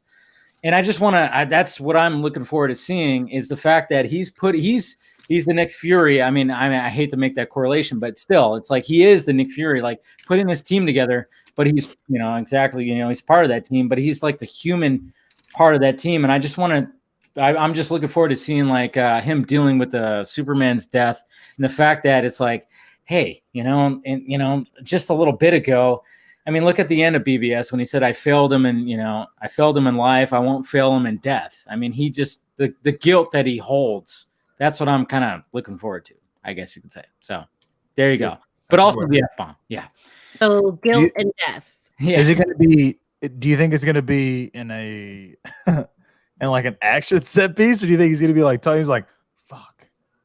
Like, no. He's gonna be like, you know what? I have a pretty good idea. I mean, I tweeted it out where I think he's going to drop that F-bomb, and it just feels like it's right. You know, where he's going to drop that F-bomb. It's going to be in that nightmare scene. Come on. We should have a wager on when he's going to drop the F-bomb. Come on. I mean, he's going to be like working with the Joker in the nightmare scene. You don't think he's going to drop an F-bomb at the Joker? I mean, I feel like he would drop the F-bomb like seeing Steppenwolf for the first time. He'd be like, fuck. No, I wouldn't know. He's not going to be like, oh, fuck. You know, it's not going to be a wasted F-bomb. I think it's when he get his ass handed by Steppenwolf the very first time. Yeah. But I mean, definitely fucking bleeding. No. No, not that. Like, like BVS, he says, oh shit. Yeah, exactly. Yeah. So he goes, oh fuck. And then Superman Alita had the best F-bomb. Like when she said, fuck your mercy, I went, yes, queen. Yeah. I fucking felt that, dude. I was like, so imagine that being like with Batman, like, oh fuck you, dude. Steppenwolf, like fuck off. Nah, it's I'm gonna hold like my tweet that I had when I was like, I bet he says it to Joker. I bet he says it to Joker. What if it's the dark side? We're coming from you. I'm coming for you. We'll go fuck yourself. We'll be here. And it's just like, we'll be fucking ready. Dark side. Nah. I'm gonna hold my stance on the whole that he says it to Joker. That's what I'm saying. Are you holding that for other reasons other than inside, or what are you trying to tell us, Dave? No. I tweeted that out. Cool. I wanted to make sure. I wanted to broach that subject. I just wanted to make sure that people knew you weren't talking out of your ass. You were just guessing. That's all. I was guessing. Like when I tweeted that out, I was like, I tweeted out like some fan made like image of like Batfleck and Leto Joker face to face, and I was like, and I just said like yeah, I think I said something about like I'll help. We're gonna kill him, but after this, I'm going to fucking kill you or something like that. Like I just think he would say that to Joker because of how Joker has just been just this fucking thorn in his side. I think like that comment last battle, like where he's swinging around and kicking guys, he's going to be fighting, and then they'll win, and then Aquaman will be like, "I didn't know you fly," and he'll be like, "That's not all I do." Fuck. I hope so, Dice. I think I've ever seen. We're gonna get one in this whole movie.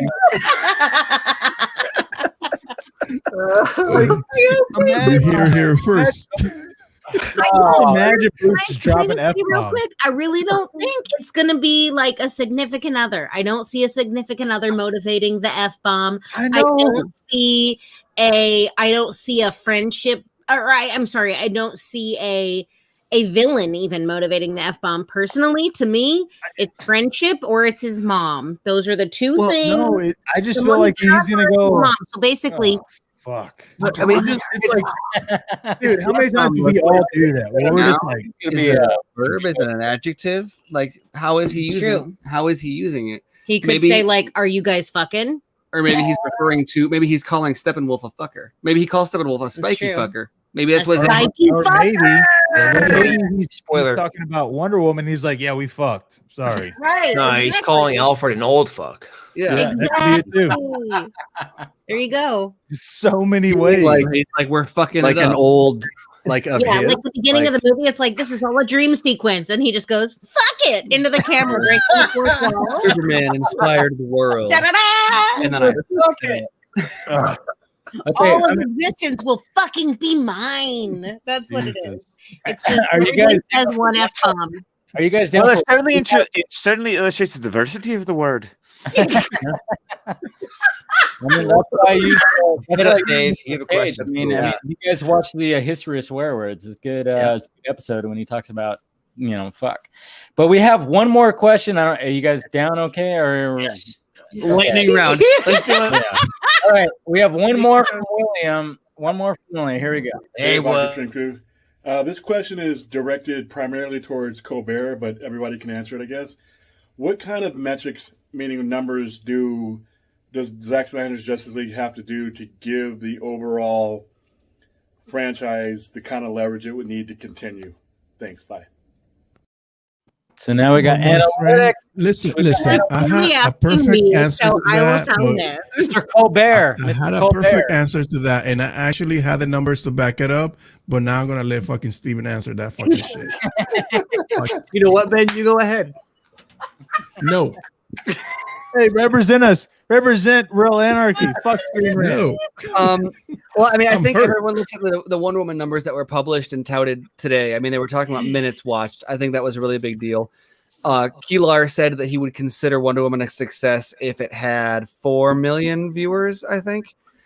I think that the numbers that they're really going to look at, like on the back end, which they're never going to be honest with the public about, the two biggest factors are going to just be obviously number of watches is always a big deal. Just how many minutes of this movie are watched, period. Mm-hmm. But the thing that they ultimately care about more is how many people subscribed to watch this movie and stayed subscribed for more than like 6 months.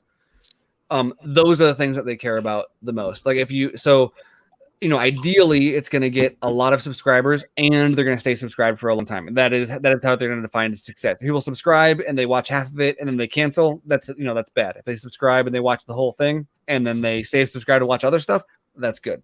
Mm-hmm. Hey, real quick, can I just ask Rob, is it 321 over there where you're at? It's 3 a.m. here, 3:20. Oh, 222.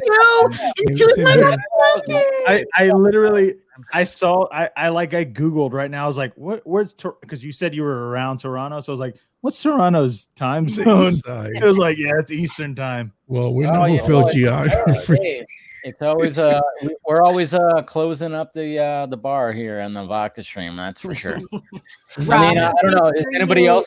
I mean, obviously, you prep the coffee because your wife's going to be awake in an hour and a half. Well, yeah, she's already I fell asleep earlier. But no, my sleep schedule is effed. Anyone who knows me knows how much like how little I sleep. Needs of life in the business, I guess, you know. That's pretty much what it is, man. I mean, anybody else got a response? I know that was a question really directed to Colbert. You know, you mean screen rant? Yeah. No, but I mean, they said they actually released. Wasn't there like a Nielsen demographic or like something? Yeah, they included them. Yeah, that showed like the minutes watched or whatever the hell, or like the hours watched or whatever the hell it was. And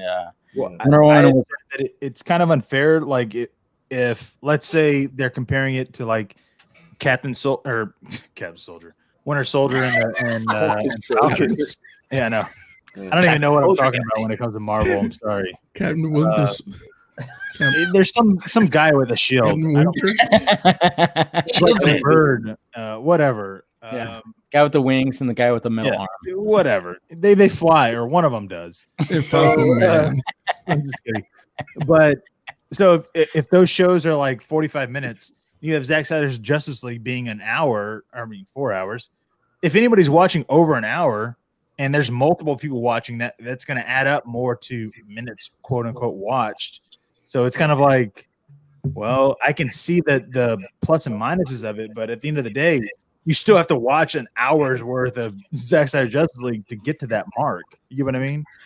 Yeah, but there's parity, though, I think is the point, that you're comparing a consistent metric across platforms. The fact of the matter is that they're spending that number of minutes on HBO Max instead of on Disney Plus. Right. It is actually a zero-sum game in this case. Yes. You can't be watching both of them at the same time. So I think, well, you could. It's a weird metric. I mean, yeah, unless you're me, I'll find a way. But it's consistent. You just watch on your phone, but whatever. So there you go. One thing I'll add, there has to be a success rate because percentage completion. I imagine you have X amount of viewers, right? I imagine most of them start a project like this. This is a little weird because it's a 4-hour thing. Most people start a movie will finish it, right? Otherwise, why would you start it? You kind of know what you're getting into with this, especially more than any other project on HBO Max.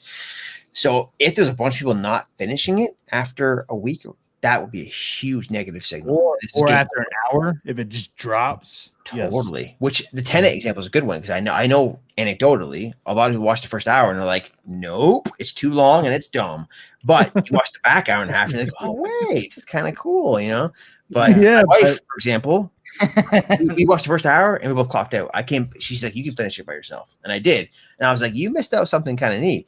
But she's like, I don't give a fuck. So, but you know what? The streaming service that you watched it on, if that's what you did, doesn't know that she dipped out and you stayed on. It's true. And also, Ben and Garza were not. Wait. I don't know if she prepared a lecture with slides after the viewing of the film like I did. Like, you should have done that for her because that's what I did for Steven. Wow, impressive. Okay. I did. I have a question for Steven because you're not a fan. I'm just kidding. Are we gonna wrap up or should I wait? No. Go ahead. We're gonna wrap the thing up. is that he answered. He chimed in on during our live stream and the Real Emotion podcast every Wednesday. He's drinking water. Yeah. I love how Ben is drinking water. He holds up a water bottle. I need to do though. I'm gonna be a mess in the morning. But because we were John and I were making the argument that if they release Godzilla versus King Kong and Justice League around the same time, there's no way it would dilute the information, so that we wouldn't know how successful was Zack Snyder Justice League. Now, and Steven said no, they would know. I wouldn't know. I want to know personally how they would know that. Well, because they can track on a per user basis. I mean, not only per IP, but also per login account. So if somebody creates an account and goes they and log watch it in, directly? and then that account, the first thing they watch is Justice League. Or if Okay. they watch Justice League, multiple times and they don't watch Kong versus Godzilla, Then- or they watch Justice League first and then Kong second, they're going to attribute that to they're going to be able to tell the difference between and that's all the types of reports they're going to run. I don't know what streaming services do, but it's based on other businesses I've been involved in that I know they pull metrics to review how things perform. They're going to look at, okay, this user entered our ecosystem here, they behaved this way, and then they left. And so I convinced one of Steven's coworkers to get HBO Max just for Wonder Woman 84 to watch with her niece on Christmas. See? So and they can tell who's turning also. No, but so I mean, if you think about it think about from a networking perspective, somebody enters, they engage, and then they leave. And you look at what did they do and what order did they do it and what percentage of time was spent where. They'll know that on a per user basis. And so sure, between this date and this date, both Justice League and Kong vs. Godzilla released, and then if maybe publicly all they release is total subs, but it's not like it's not like they're internally saying we don't know who subbed for what. They'll know, oh, this half of users watched Justice League first, this half of users watched Godzilla versus Kong first, right? And so they'll be able to parse it based on that. I mean, if you look at the Nielsen report that came out recently and it talked about minutes viewed per show or movie, so you apply that same metric to this. Same thing we do on YouTube. Okay. Well, that shows the importance of anybody that's signing on to the service to watch that movie, to stay on the service, because then they will know if you're churning after that movie is over. Oh, because that's another thing. Because if you belong to that group that is gonna jump in, watch the movie, and then take off, then that's gonna reflect bad on the movie. It's gonna give the movie a harder time to get a sequel or get some continuation on the platform. And I stole that theory from Chris Wong, his video, when he talked about YouTube. Like, if you were to make a video and all of a sudden he sees his subscriber count just drop, he'd be like, "Oh fuck, I'm not gonna make that video anymore." I mean, right, perfect, right, Chris? You don't own YouTube, and so you don't have access to the same metrics. Like, YouTube could tell you which video they watched before they dropped. You don't know that. The other thing I think there's an interesting point from what Ben talked about. It's churn, which is the percentage of customers that are leaving within a certain time frame. That's the biggest thing with streaming services right now. They want to minimize churn, aka they want to make sure that people who are signing up are staying with the service long term. And so when they run a report to say let's identify what customers are churning, and they say, okay, someone signed up, they watched Justice League, and then they canceled. They'll be like, well, fuck them. We don't want to make any more stuff for them. That's a horrible customer. Right? We're not going to cater to them. Versus we don't want to be in that category. If in a year they pull a report and they're like, oh damn, every single person who signed up for Justice League, they stayed on it for a full year. That's our highest value, the highest return on our investment on people who care about Justice League. There it is, right there. Scott, did we get your opinion on what you want to see in Batman in Justice League? Yes. Yeah. We did. Okay. Yes, you did. Just making sure. The vodka is really kicking in. I just wanted to make sure, because I'm a film junkie. Okay. I'm just making sure. I was like, wait, did we get Scott's? Yeah, we did. Okay. All right. I think that's a good way to end right there. Like I said, the vodka is really kicking in right there. Yeah. Amanda's laughing so hard at that right now, but it's okay. We're 4.5 hours into this fucking thing, of course. Oh, just wait till it ends, man. Oh, holy shit. That's the way it is. All right. We're going to go around the horn and basically just promote ourselves. And Mr. Rob Keys, you're first. Go ahead and plug yourself. Yeah, you can follow me and some of the guys here on screenrant.com, bookmark it. But you can follow me on Twitter at Rob_Keys. And I stream games and talk stuff like this every night. Twitch.tv/FailCube. There it is. All right. The Colberts. Stephen Colbert. You can find me at Screen Rant. You can also find me and Andrew Dice at BVS by the minute. We're talking Granny's Peach Tea in the very near future. Thank you for the visual aid dice. Yes. And you I can want to know what Catherine had to say, by the way. and you can find me on Twitter at SM Colbert. And BVS by the minute, you can find that at SnyderMinute.com. Dice has that more practiced, even though I wrote it, but he's practiced it more. All right, Miss Amanda. I have no original thoughts, and you can find me at Pie Sugar Pie with each E is like a 3 instead of an E because that was cute when I made that. So thanks. I love it. There it is. All right, Garza with your pug. Your My pug. brother. Pug on you. Yeah, look, he's just chilling. Look at Ralphie, just chilling. He don't give a fuck. You can find me I'm not sorry, writing you're for. that's awful parenting, Garza. You need to put that dog to bed. Dude, he's been asleep. He literally has been asleep. This You whole tell the time. dog if he doesn't climb on you, you're gonna kill him. Yeah, watch In me. the morning. I give him that option. I'm like, hey, which one do you want to do? You want to die? You want to eat? Which one is it? He's like, So all it right, sounds dude. I'll go ahead and eat, and I'll just chill. You can find me not writing for Screen Rant because I'm not a statist. Okay, I'm sorry. I actually off the rails. I'm just kidding. I love Screen Where do we Rant. find you on Twitter again, guys? Yeah. You can find me right there on my screen. My handle's right there. Sir John And, Aaron. and you know what's funny is I follow all of you guys, and I literally wait by the religious date of BVS by the Minute. That's how much I love Screen Rant and BVS by the Minute. I just fucking like I love it so much that I want to be a part of it and replace the host. That's how much I love it. You know what I mean? So if that means anything, but if you didn't want to hear me, Same, Garza. Same. We can do it. I'll be Dice. exactly. See, I have a code. We can do it, and we'll just fast forward to the minute that they're on, and then we'll just continue like after it. Fuck it. But if I didn't join BVS by the Minute, I would just be on Real Anarchy or Real Emotion. But of course, you can follow me on my screen name right there on Twitter. Sorry, Chris. Mr. Chris Wong Sweat. Happy belated birthday, by the way. Oh, thank you. Appreciate it. Almost 40. It's a good name. You don't look a day over 26. Come on. Oh, I appreciate it. Thank you so much. Yes, there you go. Chris Wong at Ping Pong Flicks. Yeah, it's just the shortest. Chris, what's with the neon sign?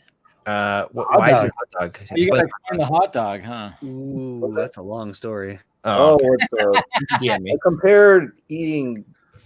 I compared consuming Justice League as this was like the hot dog. I don't know. I just blurted out, and one of the Real Emotion guys, Krypton Cage, made a music video out of me saying I would eat a fucking hot dog. You know, give me that fucking hot dog. Why do you have that hot dog? Like, What are you gonna do with that hot dog? Yeah, I'm gonna eat it, motherfucker.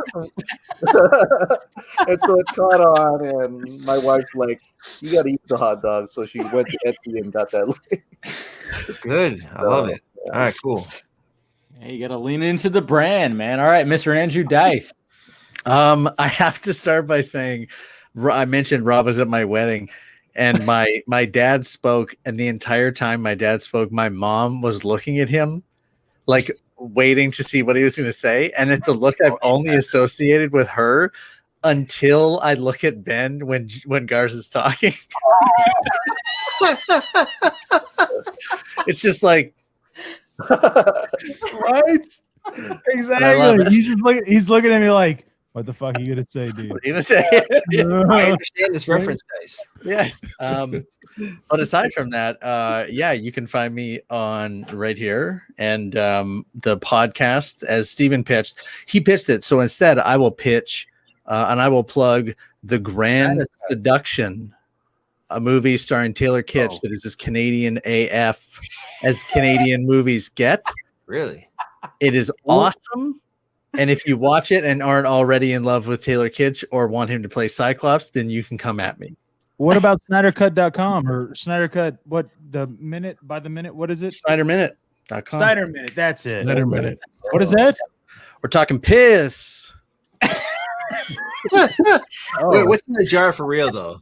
Oh, this is just water and Actually, that is the question. That is a question. is in I don't there, think it's actual piss. Piss would have more bubbles. Do we tell them what we're doing? Oh yeah, of course. Yeah, so Taste test. we're gonna record a Patreon only explicit is Scott asleep?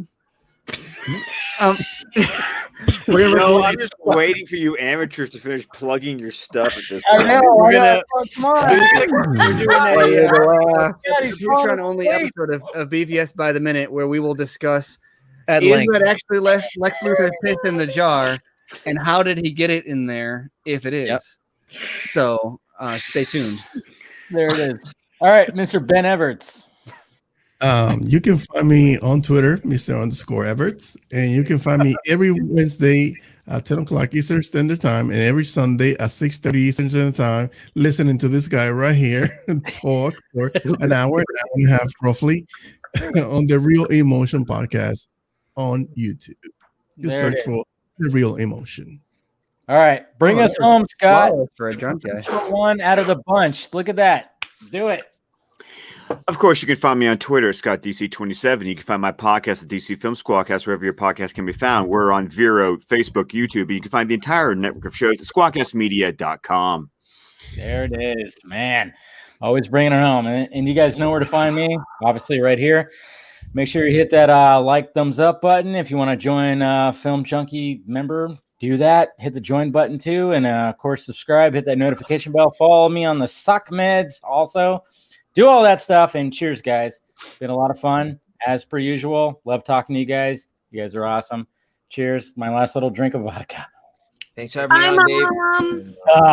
It as per usual. I know people hate the guy, but it's always a funny video to go out on. And also, I'm excited to watch the Snyder Cut because Joss Whedon sucks. Everybody got that?